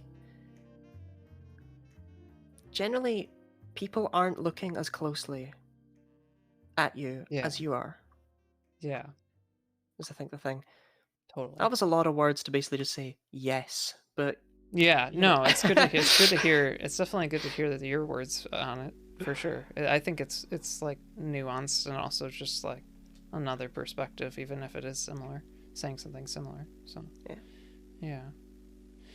yeah, definitely like, I feel like streaming has like done two things for me, which is like accelerated some of the difficulty that I've had with getting through some of the difficulty that I've had with dysphoria in a way that like I don't recommend that people like stream and stuff, but like there are things that I've bypassed that I like go to support groups and I'm like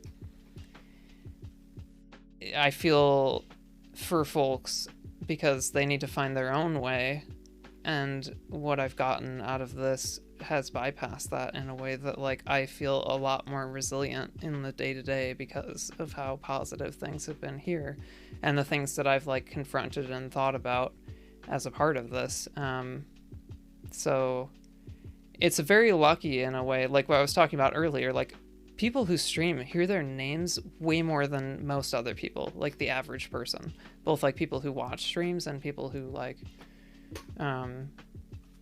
actually stream. So it's like very interesting, some of the like validation aspects of this stuff. So what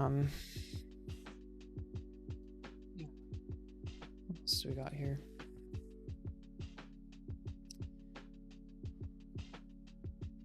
I guess we touched on a bunch of bathroom stuff, but like the political topics, like in terms of like transitioning young and stuff, we talked about how you feel like you have memories of knowing when you were like 3 years old, kind of Yeah. thing. Do you how do you think about the transitioning young stuff and how it applies to you and in general? Well, unfortunately, I am no longer as young as I was, so it doesn't particularly apply to me anymore. Totally. But no, it's another one of these things. It's like the bathroom thing. It's a complete non-issue. It's another. I mean, obviously, I'm preaching to the choir, but Yeah. it's another one of these things that's blown massively out of proportion because Yeah. there's a vocal minority that just doesn't want trans people to exist. Yeah. No one's putting children on hormones. No one's giving children surgeries unless Yeah. it's intersex, like children being given surgeries at a super young age, but that's nothing to do with this, and that's Yeah. not a thing that trans people really want anyway. Totally. It's just it's purely a social transition, and that would have been a lot to me. That would have, if I had been able to. I don't regret necessarily the life that I've lived, you know. But if I, if my mother is telling the truth, and if I had been able to word my stuff better, that would have been. I would have liked that life, that social transition. I would have been really anxious about it, definitely. Yeah. Even from, well, I don't know if I would though. I was young. I feel Totally. like I might not have had that self-doubt. I Yeah. certainly. I don't know when it manifested, but apparently I was quite confident in my early school years and things like that. Yeah. So maybe I wouldn't have had that Yeah. Totally. about this. I don't know. Yeah, it's definitely an interesting thought experiment and things, and like I've definitely like there's a lot of things that can take people from like being a precocious child to being much more anxious and stuff, but like maybe some background dysphoria being part of it, who knows? But like, yeah, for sure, when it comes to like the transitioning, like the option to transition young, I think should definitely, like, again, we're talking about this as like people who are preaching to each other, preaching to the choir, in some of the folks that are in chat, but definitely like things like puberty blockers for sure. Like if I knew what transness was, and like my parents, who like, it's a different thing when parents have to like confront the fact that they have a person in their life that they love is dealing with this thing, than it is like they're like transphobia or homophobia otherwise. And you can see some parents who get more virulent about it and some parents who get more understanding, and that can be wholesome and heartwarming in some ways. But like for me, if I had known what transness was and I knew that puberty blockers were a thing, I would have tried my absolute hardest to get my hands on them as like a way to like understand what was actually going on, because I like whether like what was actually going on when it came to like why am I feeling like this, I don't like what's happening to my body and stuff, and have the option, because like the puberty blocker stuff that you some people end up taking when it comes to testosterone blocking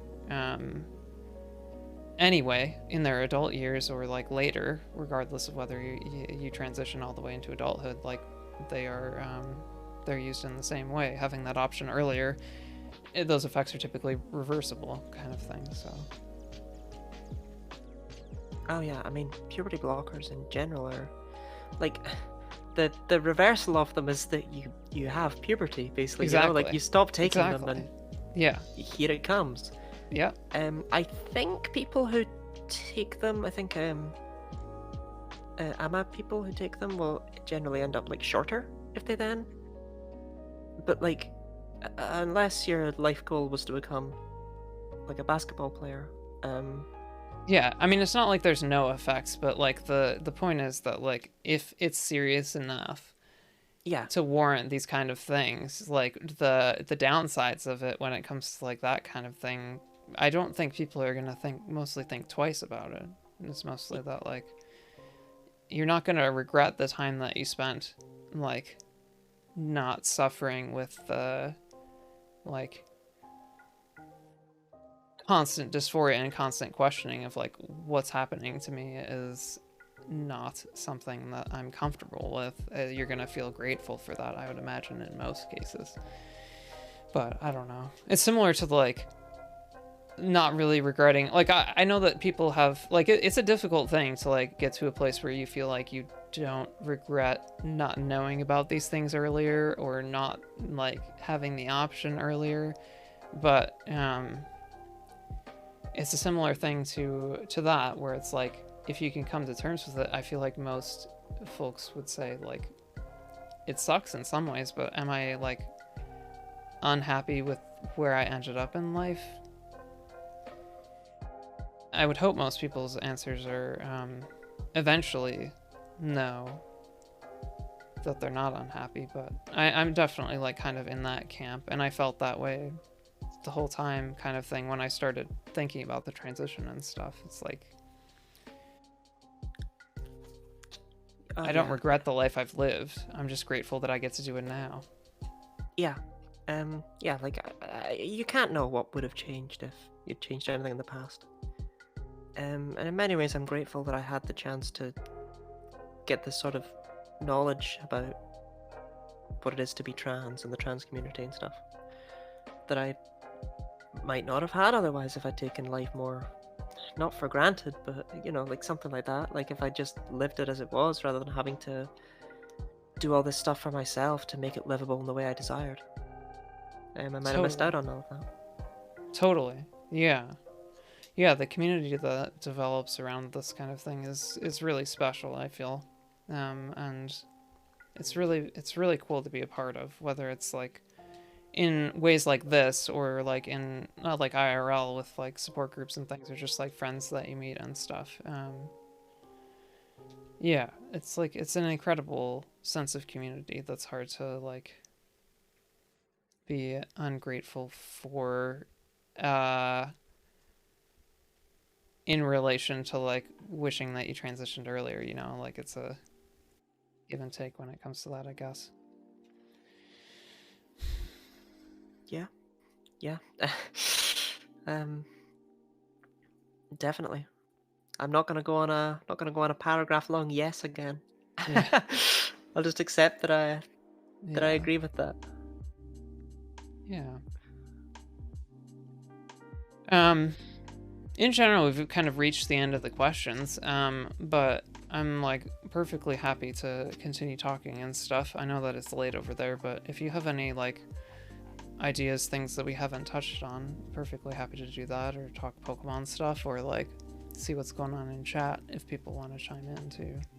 I'm happy to maybe talk some more Pokemon stuff to sort Sounds of good. maybe wind it down almost. Yeah, sounds good to me. I don't know what you'd want to ask. I know a lot. Yeah, I know. I like very like what I've learned is like a lot of trans folks tend to like have like who are in the Pokemon community.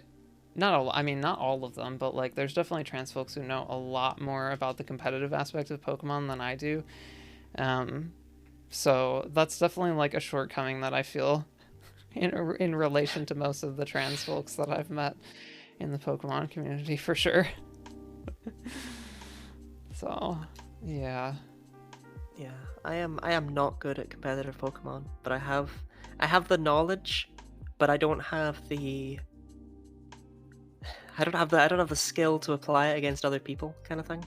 So it's kind of like in the challenge runs that you find your footing kind of thing. Yeah, definitely. A big part of it for me is that I really like a difficult challenge run where you can sort of try and work your way around the AI to try and outplay it in that way. You get multiple chances against an online opponent. You have to read them in one battle. Hmm. Um, and I'm simply not that good. Right. I'm not very good at chess either. It's not. This isn't limited to Pokemon. No, I'm just bad at competitive things completely. Yeah, I mean, sometimes it's like thinking in real time and stuff, and I definitely struggle with that. It's like a thing where, like, playing against the AI enough, I start to understand enough that, like, playing against other people can be easier. Um, but yeah, for sure, I get that. Yeah. What's one of the most satisfying challenge runs that you've done, or like what more interesting ones? Do you have any good stories about that? Okay, most interesting and most satisfying are definitely not even remotely the same answer here. Figured that. I did a challenge run fairly recently, but I played through Pokemon Heart Gold using only Present in battle. That was the only move I was allowed to Right. use. I didn't allow myself to use items in battle either. I had to rely on purely Present, and the only thing I changed about base Heart Gold is I switched out Chikorita for Delibird, um, To get the so, present. so to get Present right away, Yeah. because Present can be bred onto other Pokemon. Um, and the run itself, I feel, is actually really boring to watch because most of the interesting parts went on behind the scenes. I had to know that you could do this run because someone suggested to me as a joke, actually. I'm just like, oh, you should do this. Haha, you like challenging runs? Mm-hmm. Um, and I was like, my immediate answer was, oh, well, that's impossible, obviously, but it's more possible than you might be giving it credit for because you can breed present onto other Pokemon. Right. And they were like, oh, which ones? And I got a list. And after I listed them out, I was like, oh Can be no, done. internally. Because I realized that even though It's Present's a possible. normal move, and therefore can't hit ghost types, you can breed it onto Miltank, who has Scrappy as an ability. I was just like, oh no. But I needed strategies to get around certain things that weren't just mashy. It got really boring after beating Johto, though, definitely. After beating Johto, it was just mashy and grind. Uh-huh. That makes But sense. Yeah. but in Johto, there are a few moments like for Whitney's infamous Miltank, I had to solo it with a Delibird, even though this is known as a complete crusher of teams. And its main move is Rock, which Delibird is 4 times weak to, so it was Gosh. not. Yeah. But what I did realize was, well, the only move I'm allowed to use is Present, because I didn't allow myself any status moves, because you can beat the game without any damaging moves whatsoever, so Mm-hmm. I worried I would rely too heavily on that. Um, so I didn't allow myself any status moves, I only allow myself Present, but I was like, well, I can use abilities. So what I did was I gathered some Ekans who had Intimidate, so that I could switch between them and intimidate the Miltank down Oh, all the way so that nice. its attack was really low. That's And I super thought, clever. oh, this is great. This will make this really easy. And no, Really? no, it made it possible. Okay. Now instead of one-shotting me, the Miltank merely three-shot me, which was not great. So But it yeah, no, came down to luck, basically, in the it came end. down completely to luck. Yeah. It's holding a Lumberry too, which means it's basically impossible to paralyze it with static, which I did try. Because paralysis would be really nice to break the rollout chain. But yeah, Yeah. no, that was my favorite part of that run, definitely. That's awesome. Yeah, that's really exciting. Is that the first time you think anybody's done that? Yes, to be honest, I don't think Okay. anyone has ever touched anything like that. Maybe like That's because insane. the run idea people would come up with is surely metronome, right? Like true Yeah. randomness. No one ever thinks, oh, present. That sounds Yeah. like fun. Totally. Yeah, it's fun. It's cool that you had that friend that suggested that, even though it ended up being like a real challenge run in a lot of Yeah. ways. Yeah. But So is I'm that the glad to. most satisfying, or is that the most interesting? Honestly, as I was talking there about that Whitney fight, I realized that it was definitely the most satisfying at times because it was like I got to really use so much of my knowledge. Oh, I'll let you. Yeah. Thanks. Danny and Controller Jar, welcome in. Thank you so much for the raid. Anybody who's new, I'm Nora and my pronouns are she, her. And we are, as Danny is, raising money for the Marsha P. Johnson Institute as part of Trans Awareness Week. Right now, we have a guest on, a trans voice, Charlotte, who identifies as trans and her pronouns are she, her. Thank you so much for the raid, Shining Danny, and welcome in. How was your stream? We've been talking a lot of Pokemon and trans stuff in here. Well, mostly trans stuff, but we did some Pokemon at the beginning and at the end of the questions here. Controller Jar is here. Nice. Yeah, excited to hear. Nice, yeah. I've been enjoying this a lot. And I hope that folks in chat have too. We've had a couple people chime in, but yeah. Fish, welcome in. How are you doing? How are you doing? And again, Shining, how was your stream? Was it good? Did you get anything? And how many Illumise slash Volbeat eggs did you end up with? People have come up with some really clever hunts for this. The Illumise Volbeat one is cool. Shining Danny is another, I mean, you may know this because you've been in chat, but Shining Danny is another trans streamer.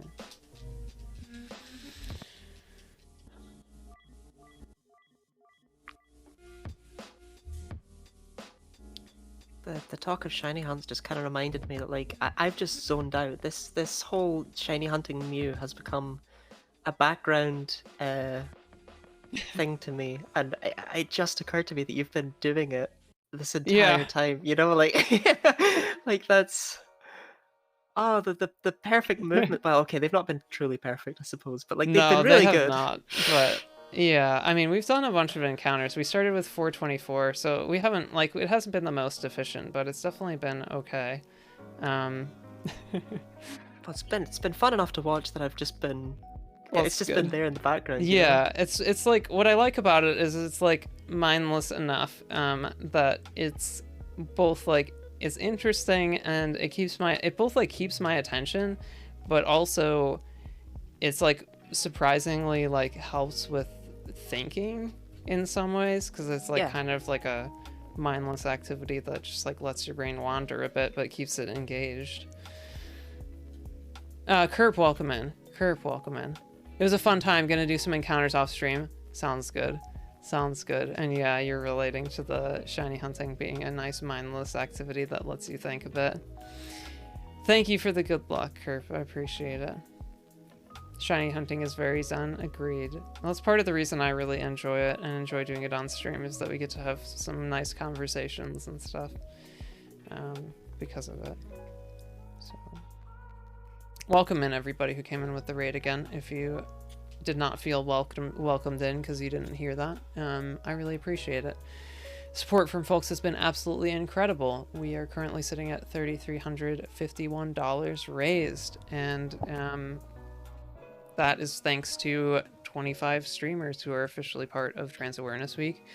Everybody who's live is in that tiny.1/TAW2022 link. And then if you would like to check out all of the folks, including those who are not live, the link tree there has everybody else, or everybody in total, not everybody else, includes everybody else as well. 3,300 almost to the goal. I know, it's been crazy. And then in our stream, we've got these incentives and !donate for some of the other rewards that are a part of the stream and not. We have these Trans-themed Game Boys that I'm putting together. We've had 2 of them redeemed. There are still more left. If you would like to have a Trans-themed Game Boy, feel free to check that out. And then we've got these Mews that are 3D printed of various colors that are holding a heart as a commemorative thing from the event that are very cute. My friend and I are 3D printing them. Mostly she's helping, but I'm gonna have to help when we have to manufacture them.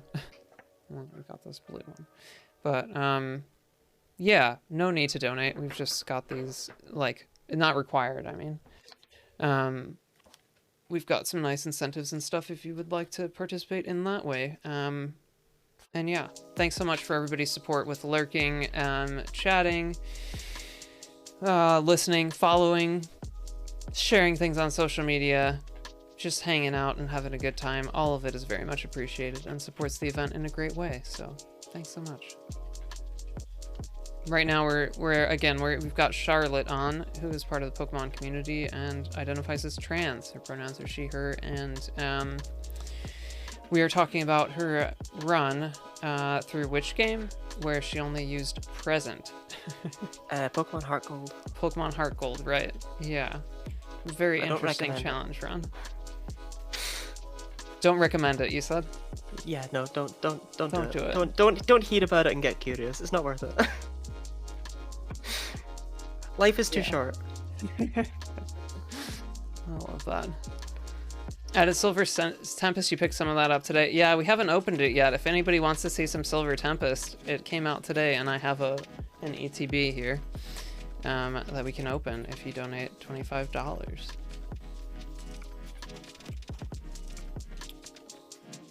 We'll open a pack, not the whole box. Still very exciting. Did you pull anything good, Fish, out of it? Or have you not opened it yet?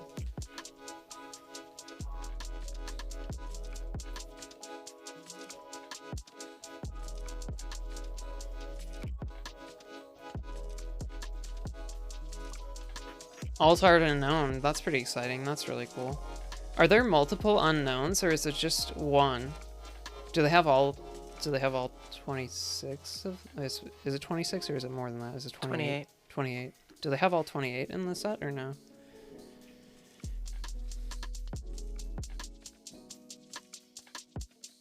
Do you collect cards at all, Charlotte?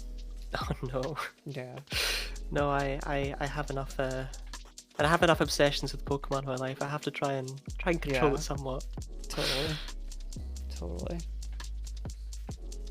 I still want to know who at Game Freak was making Fire Red and Leaf Green and went, you know, we've already got 26 unknown, but hear me out. We could add 2 more. Exactly. There's definitely some shiny hunting mechanics associated with them that are interesting that I don't have in my head, but I know that there's some that can and cannot be shiny depending on the game. Go ahead. In Gen 2, the Unknown's form is dependent on its IVs, and that's also what determines the shininess of the Pokemon. As a result, there's a few things like a female starter, therefore, cannot have an attack IV of more than 1, or something like that. Like, they have to be really weak because of how it's determined. That's fascinating.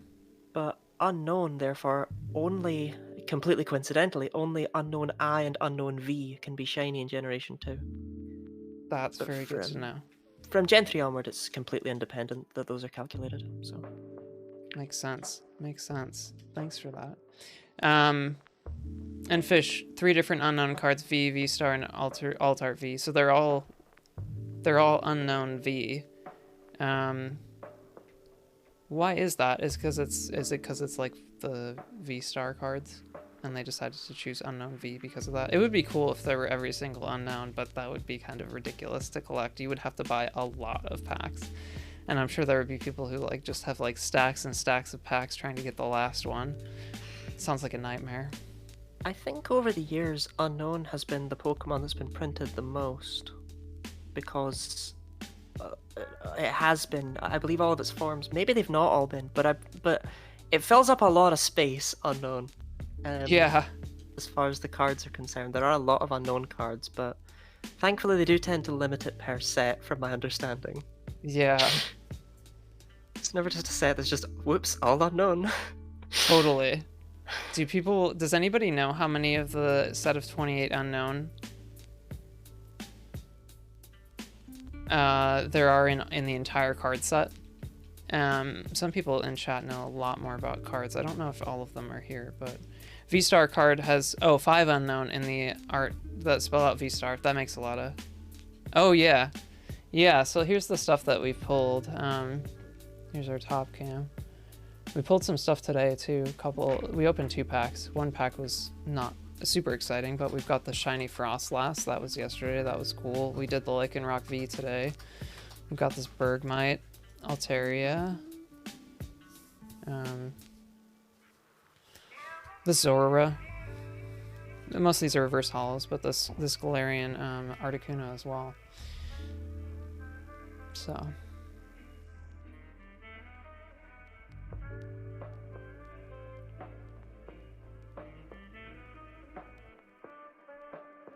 I don't think this Frostlass card is actually worth that much. I was looking it up. It seems like it's worth like $5, which is fine, but I was kind of surprised.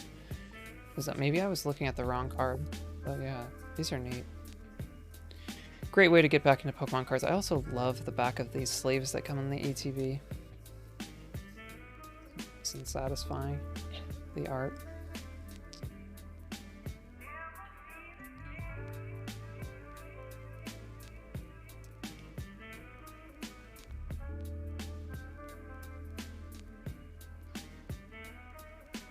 It's so early. I'm really surprised by how early it is. Well, yeah, I'll give you that. It is pretty early. Well, yeah, for you. What time is it there? It's like it's way in the AM, right? Yeah, 3 a.m. Nice. How late do you usually stay up? Or are you like Oh, it doing it for depends. streams? Yeah. I don't have much of a sleep schedule at the moment, Okay. and especially with it being the weekend. Yeah. Makes sense. Yeah. What was I gonna do? Just gonna take a look at a couple of things really fast. Jelly.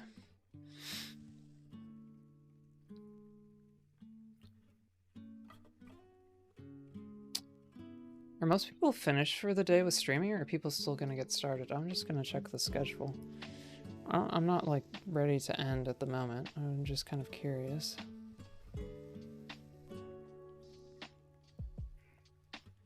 Are you still there? I'm not sure if I left the call in switching.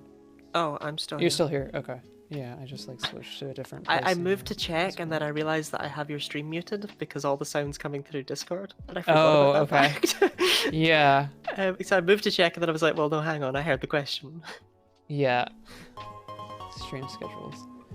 Mother Kaiju, thank you so much for the follow. I appreciate it, and welcome in. It's on for today. Today is what, Friday? Yeah, it's Friday. And so I'm on... Yeah, I think we're like... I'm gonna be the last person on, I think.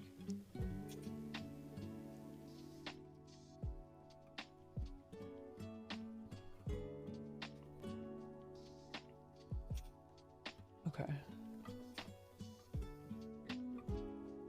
Gamer Jude, welcome in.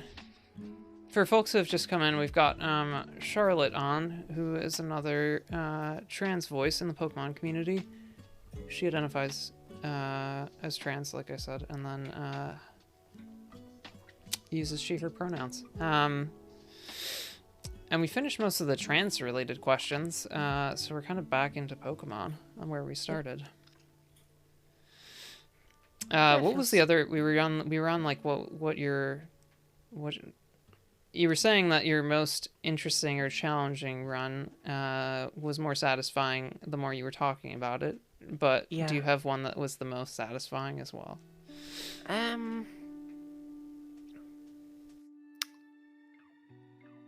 Honestly, no. I can't think of anything that really was more satisfying than getting to really like that. Despite the fact that it seemed like all I was going to be able to do was mash A, it really tested my knowledge in a lot of areas in a way that I don't think any other run ever will.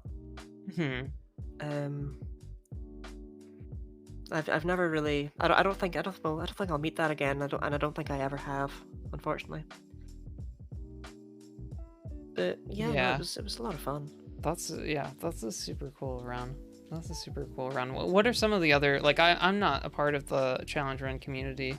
I see some of the, like, the like crazy ones that, not the crazy, the ones that go viral, like Small Ant and like A Drive and stuff, and those ones that hit the top of YouTube. But what are some of the interesting ones that, or the ones that you found interesting? Because you've been doing some of that stuff. Yeah, on the subject of Small Ant, his one about what if all Pokemon in Pokemon X are level 100? That one really, like, I believe that's how I discovered him, actually, because YouTube, Really? it Okay. knows what I want, yeah. Yeah, I have not watched that one, but he was doing challenge runs before everyone started doing challenge runs. It was kind of fascinating to watch, like, a bunch of people who were shiny hunting switch over to challenge runs and stuff, because of, seemingly because it went a bit viral, like the challenge runs in general. But yeah, that one I have not watched, the Pokemon X. I saw that actually in my feed the other day. Is it recent or no? Oh, I was about to say yes, but time is fake. I think it's actually about a year old. Okay. Yeah. But no, it intrigued me because the thing is that a lot of these runs, right, YouTube will recommend them to me, and my answer is usually, because they're phrased in the form of a question, and my answer is usually yes. Like, yes, I can tell you can do that. Yes. There's no question here. The question is usually, how do you do it? But that one in particular, it was like, well, yeah, if you grind, then it's trivial, but I was curious as a result, and he did not allow himself to actually fight any wild Pokemon in order to not grind. And it was like, okay, so we're gonna see some actual interesting stuff here, and I quite liked that. It felt very unique as a result. There was no way to get around it. You simply had to have strategy, and yeah. So what was the strategy? I'm fine with spoilers on it. I'm just very curious. Take the fire starter and hope you burn stuff. Okay. Good point. Yeah, status effects. That's the way to do it. Yeah. No grinding, just status effects. But he was also able to catch Shedinja. Oh, nice. Nice. That sounds very handy. Yeah. That was. It was a really unique take on the sorts of things that you normally see. I feel. Yeah, totally. Some of the I think I mean, there were probably people before him, but he did was it BDSP in 8 minutes, or was that somebody else? That was a fascinating one. Oh, he's definitely covered that. A lot of people have covered that though, because it just got faster and faster and faster as people discovered how easy it was to break. BDSP 1.0. I wonder what people are gonna do with Scarlet Violet 1.0 before they apply the day one patch kind of thing. Wonder if the playtesting is any better. Because BDSP, part of what caused the issues is that it was made by a new company with no experience with Pokemon. Was it Ilka? And they weren't given access to any of the source code. Fascinating.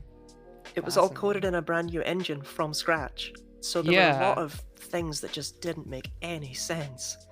That's and very strange. I still don't know how they coded it that way. Yeah, it was in. I know that it was in C#, where the rest of it, I think, like other Pokemon games, have been in C++. But I don't know anything about the rest of it other than that. I know that made it hard to do Pokemon Home compatibility, and that's why it took so long. But yeah, Shizue Hunter, welcome in. Recent was our final shiny starter for this Togepi hunt, which I need to fix the layout for, but yeah, we're going to be doing one of the other hunts we're going to be doing during this week is 16x Togepi. So as a part of that, we got 16 shiny Heart Gold Soul Silver starters, and that last one we did a couple streams ago, I think last Tuesday, about a week ago, and that was pretty exciting. I really loved doing those resets. It was insane. We did 24k encounters in a single stream, which is just like bonkers. It's 48 Pokemon every 20 seconds, so lots of fun. And yeah, Spinder Collector, talking about a bunch of Spinda cards. That's super cool. And I guess, like, the Spinda card, are there any full art Spinda cards in the new set, or are they just more common and like maybe rare cards?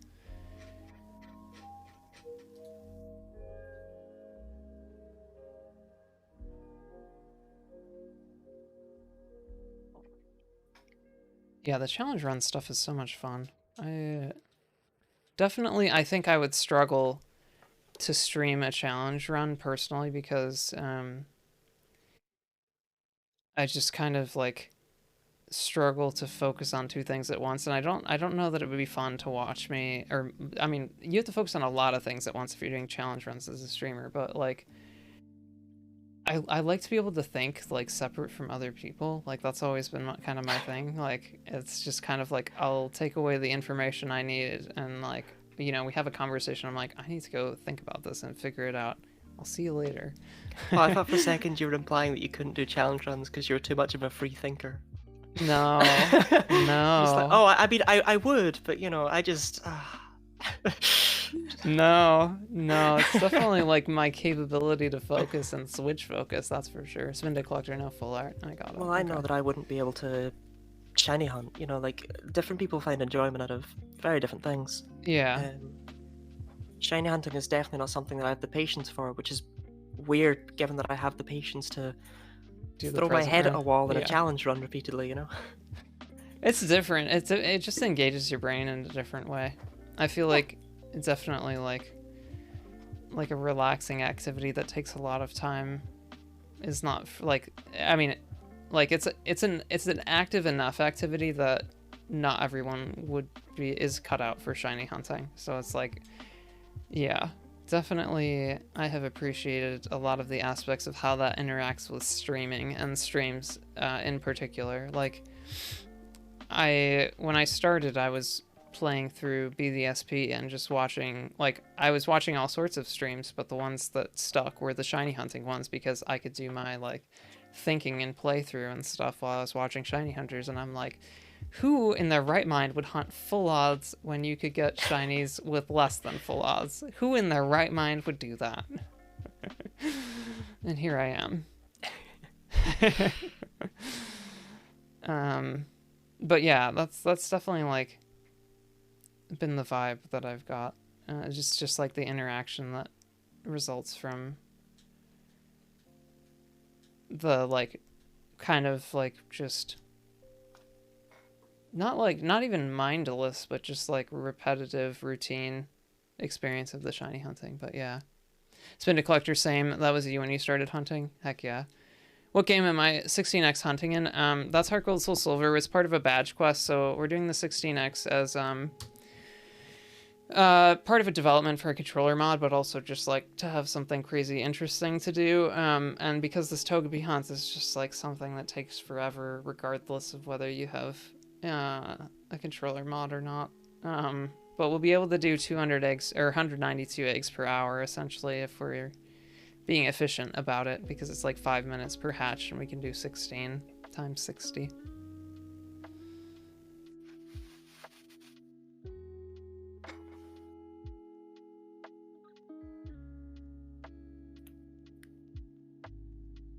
Yeah, I'm not using emulators, I'm using real cartridges and stuff, so not sure when it comes to the emulators how to set that up properly. But I definitely recommend that people do emulators and don't try to like put together 16 DSs and things.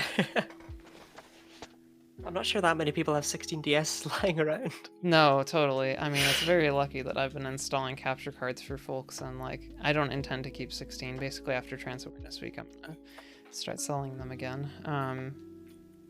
But yeah.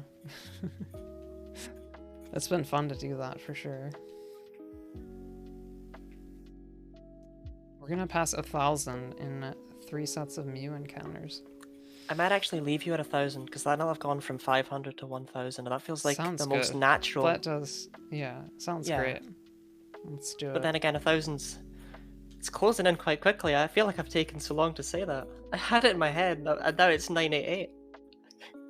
In fact, now it's 992. Yeah, there we go. Yeah. So we got 2 more sets. Yeah. Oh well, I'll answer a final question then, I suppose. Sure. So I don't just disappear. Does anybody? Well, I'm not sure. Let me just ask this really quick. Does anybody in chat have any questions for Charlotte? I don't know how dangerous this is, but Let's see what comes up. Well, You don't have to answer any of them. I'm just I kind of guess like curious. I'll be the guinea pig as to whether or not Yeah, this is a terrible idea for you to do in yeah, future days. totally. um, yeah. So the DSs have a capture card installed, a loopy capture card. There's the original fat DSs have a backlight in them. Nobody makes like special screens for the fat DSs, but if you're asking about the trans Game Boys, that thank you Spinda Collector for the compliment on them. The trans Game Boys do have a fancy screen in them.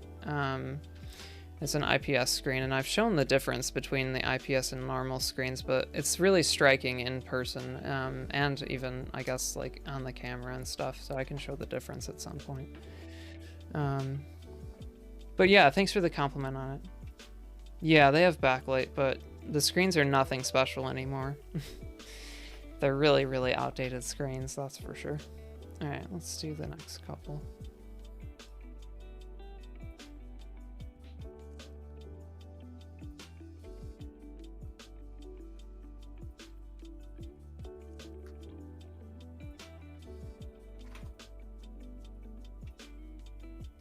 All right, we got 4 more for the chance to like be on the call while the shiny happens.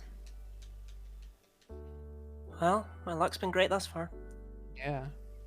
Brianna, been nice lurking. Time to actually go to sleep since it's very late. More luck, and hope you have a great rest of the stream. Thank you so much. Thank you so much for the lurk, and I hope that you have a good rest of your night. Atitha, welcome in. Thank you so much for the raid. I really appreciate that. If anybody is new, I'm Nora, and my pronouns are she, her, and I'm the host for the Trans Awareness Week event that we're all putting on. So, Idle Andy, thank you for the shiny luck. We're about to do our last 4 encounters. We had a trans voice on today from the Pokemon community, a person called Charlotte, who identifies as trans, and her pronouns are she, her. She's about to embark as soon as we do these last 4 encounters, but we will have more trans voices on in the next the rest of the Trans Awareness Week, so look forward to more. We will have one on tomorrow. That'll be cool. So okay, 1,000, no shinies. I didn't think this would be the one, but there was a hope. Yeah, would have been cool. Would have been cool. Yeah, thank you so much for coming on and spending so much time here and answering all the questions and stuff. It's been really awesome. I wasn't sure exactly how this would go in general, but I've really enjoyed it, and I'm looking forward to the rest of them because of how well this went, and I really appreciate it. Thank you very much, and not at all. It's been great to be here. Thank you for hosting this event. Thank you for having me. Yeah, of course. Yeah, of course. I really love how this event has brought people together in the Pokemon community, and like getting to meet all sorts of folks like you and everybody else. So yeah, have a good rest of your morning. I'll actually probably go to bed, to be honest. Well, yeah, sleepy morning. Yeah, thanks so much again, and talk again soon. Yeah, thank you very much. Have a good stream. Thank you. Bye.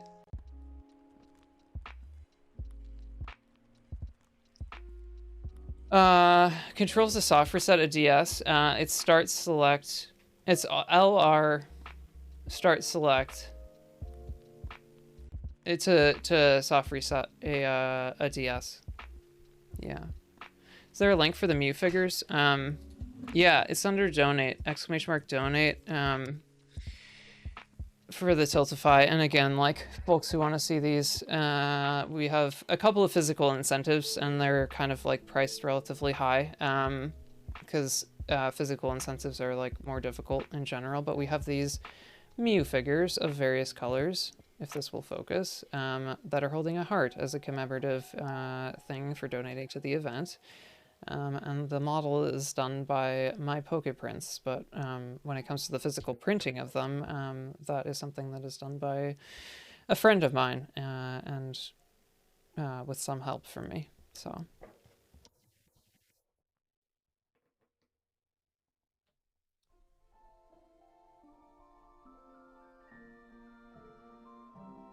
Thank you so much to everybody who stuck around, and I'm interested in any thoughts folks have about the interviews. We'll be doing more of those.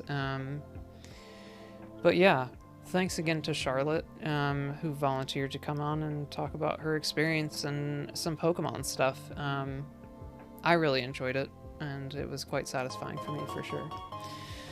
Okay, Empress, welcome in, and thank you so much for that follow. I really appreciate it. I really appreciate it. Thank you so much. Thank you for the shiny look as well. We got some Christmas music going on. I'm gonna go ahead and skip this one.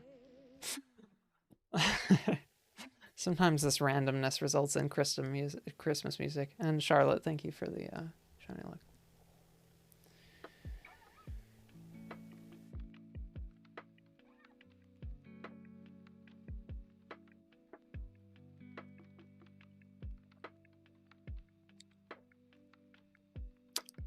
Triple shiny luck from everybody. Thank you so much, Charlotte. Fish, you're not shiny. I don't think I checked. Let's do Battle Royale too.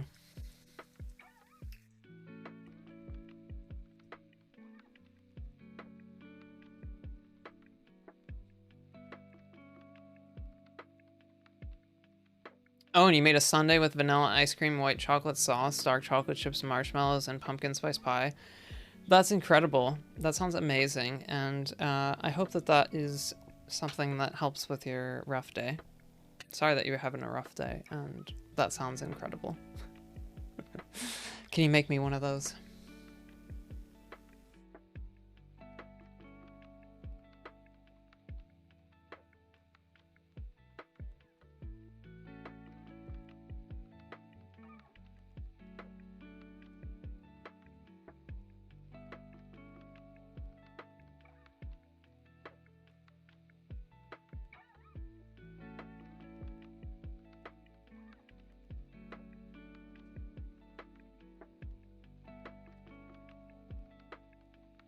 Use the last of the ice cream, so unfortunately you can't.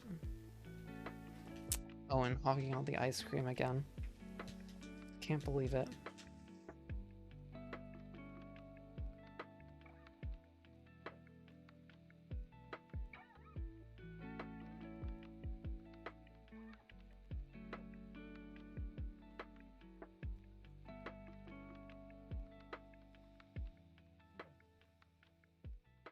Jalapeno Kohai, you're free from college finally. Glad to hear that. And hello. How are you doing? Who won? Oh, Owen, you won the battle. Did you see that? You won. Let's do another one. The first time you've ever won? Congratulations on winning in my stream. Like, mostly trans folks have won. Which is suspect. You got second, Fish? I missed it, but congratulations on getting second.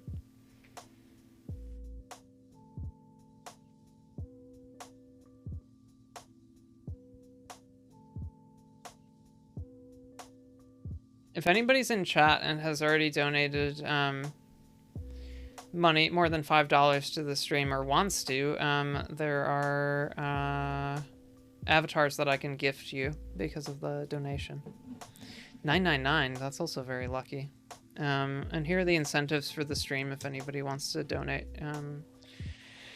Not required, but we've got an avatar donation for $5 where you get to pick your choice of a trans avatar for $5. Yeah, for $5, and anything above that, you also get an avatar choice, and those are the options for it. Rank 5 Pokemon for 15, where we grab the shiny and not shiny palettes for 5 Pokemon and rank them. I give my ranking and you give yours, and this is an example here. And then Lugia versus Ditto. This doesn't seem fair. Sploosh won. Congrats to Sploosh. And then we've got Pokemon card stuff, map runs for Pokemon Snap. And then at some point, I hope that we'll get to 4096, and then at the end of end of that stream, we will play Pokemon Pinball again. So Sunday is so good. I'm very jealous. I'm gonna have to get some kind of ice cream after stream.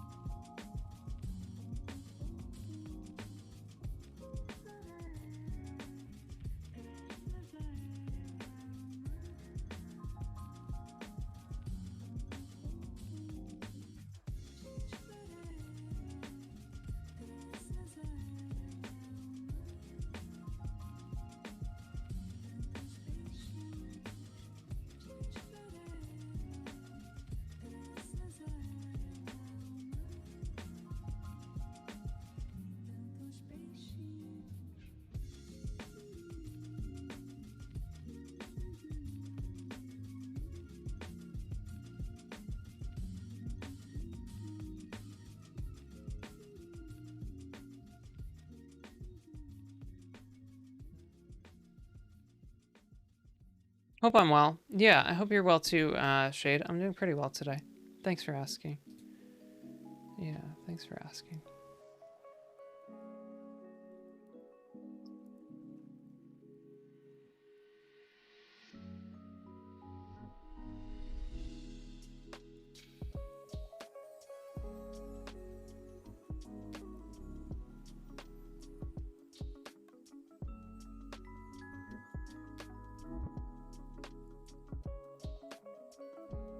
Okay, I think I'm gonna end because there are multiple people streaming who are part of Trans Awareness Week. You're doing well. Atitha and I were doing a PLA race and you tied, so that was really fun. Awesome. Yeah, awesome. I'm glad that it went well. That sounds really cool. I'd like to do a map race at some point, but that sounds really neat. I'm gonna read Migtor. Migtor's super awesome, and his streams are really chill and stuff, and he's part of the event.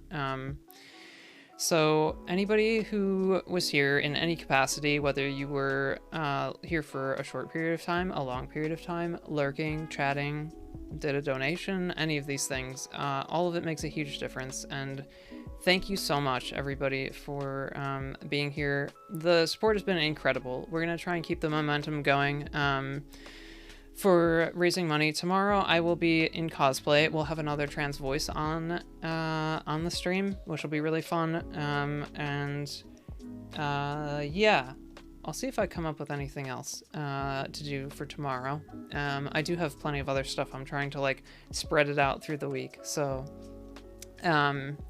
yeah, first time joining the stream, you love the vibes. Awesome. Thank you, Idle Andy, and have a good rest of your night. And Fish and Shade Destroyer and everybody else lurking. Owen, I'm jelly of your Sunday. I'm gonna go make myself a Sunday. Gotta go to the store for that, though.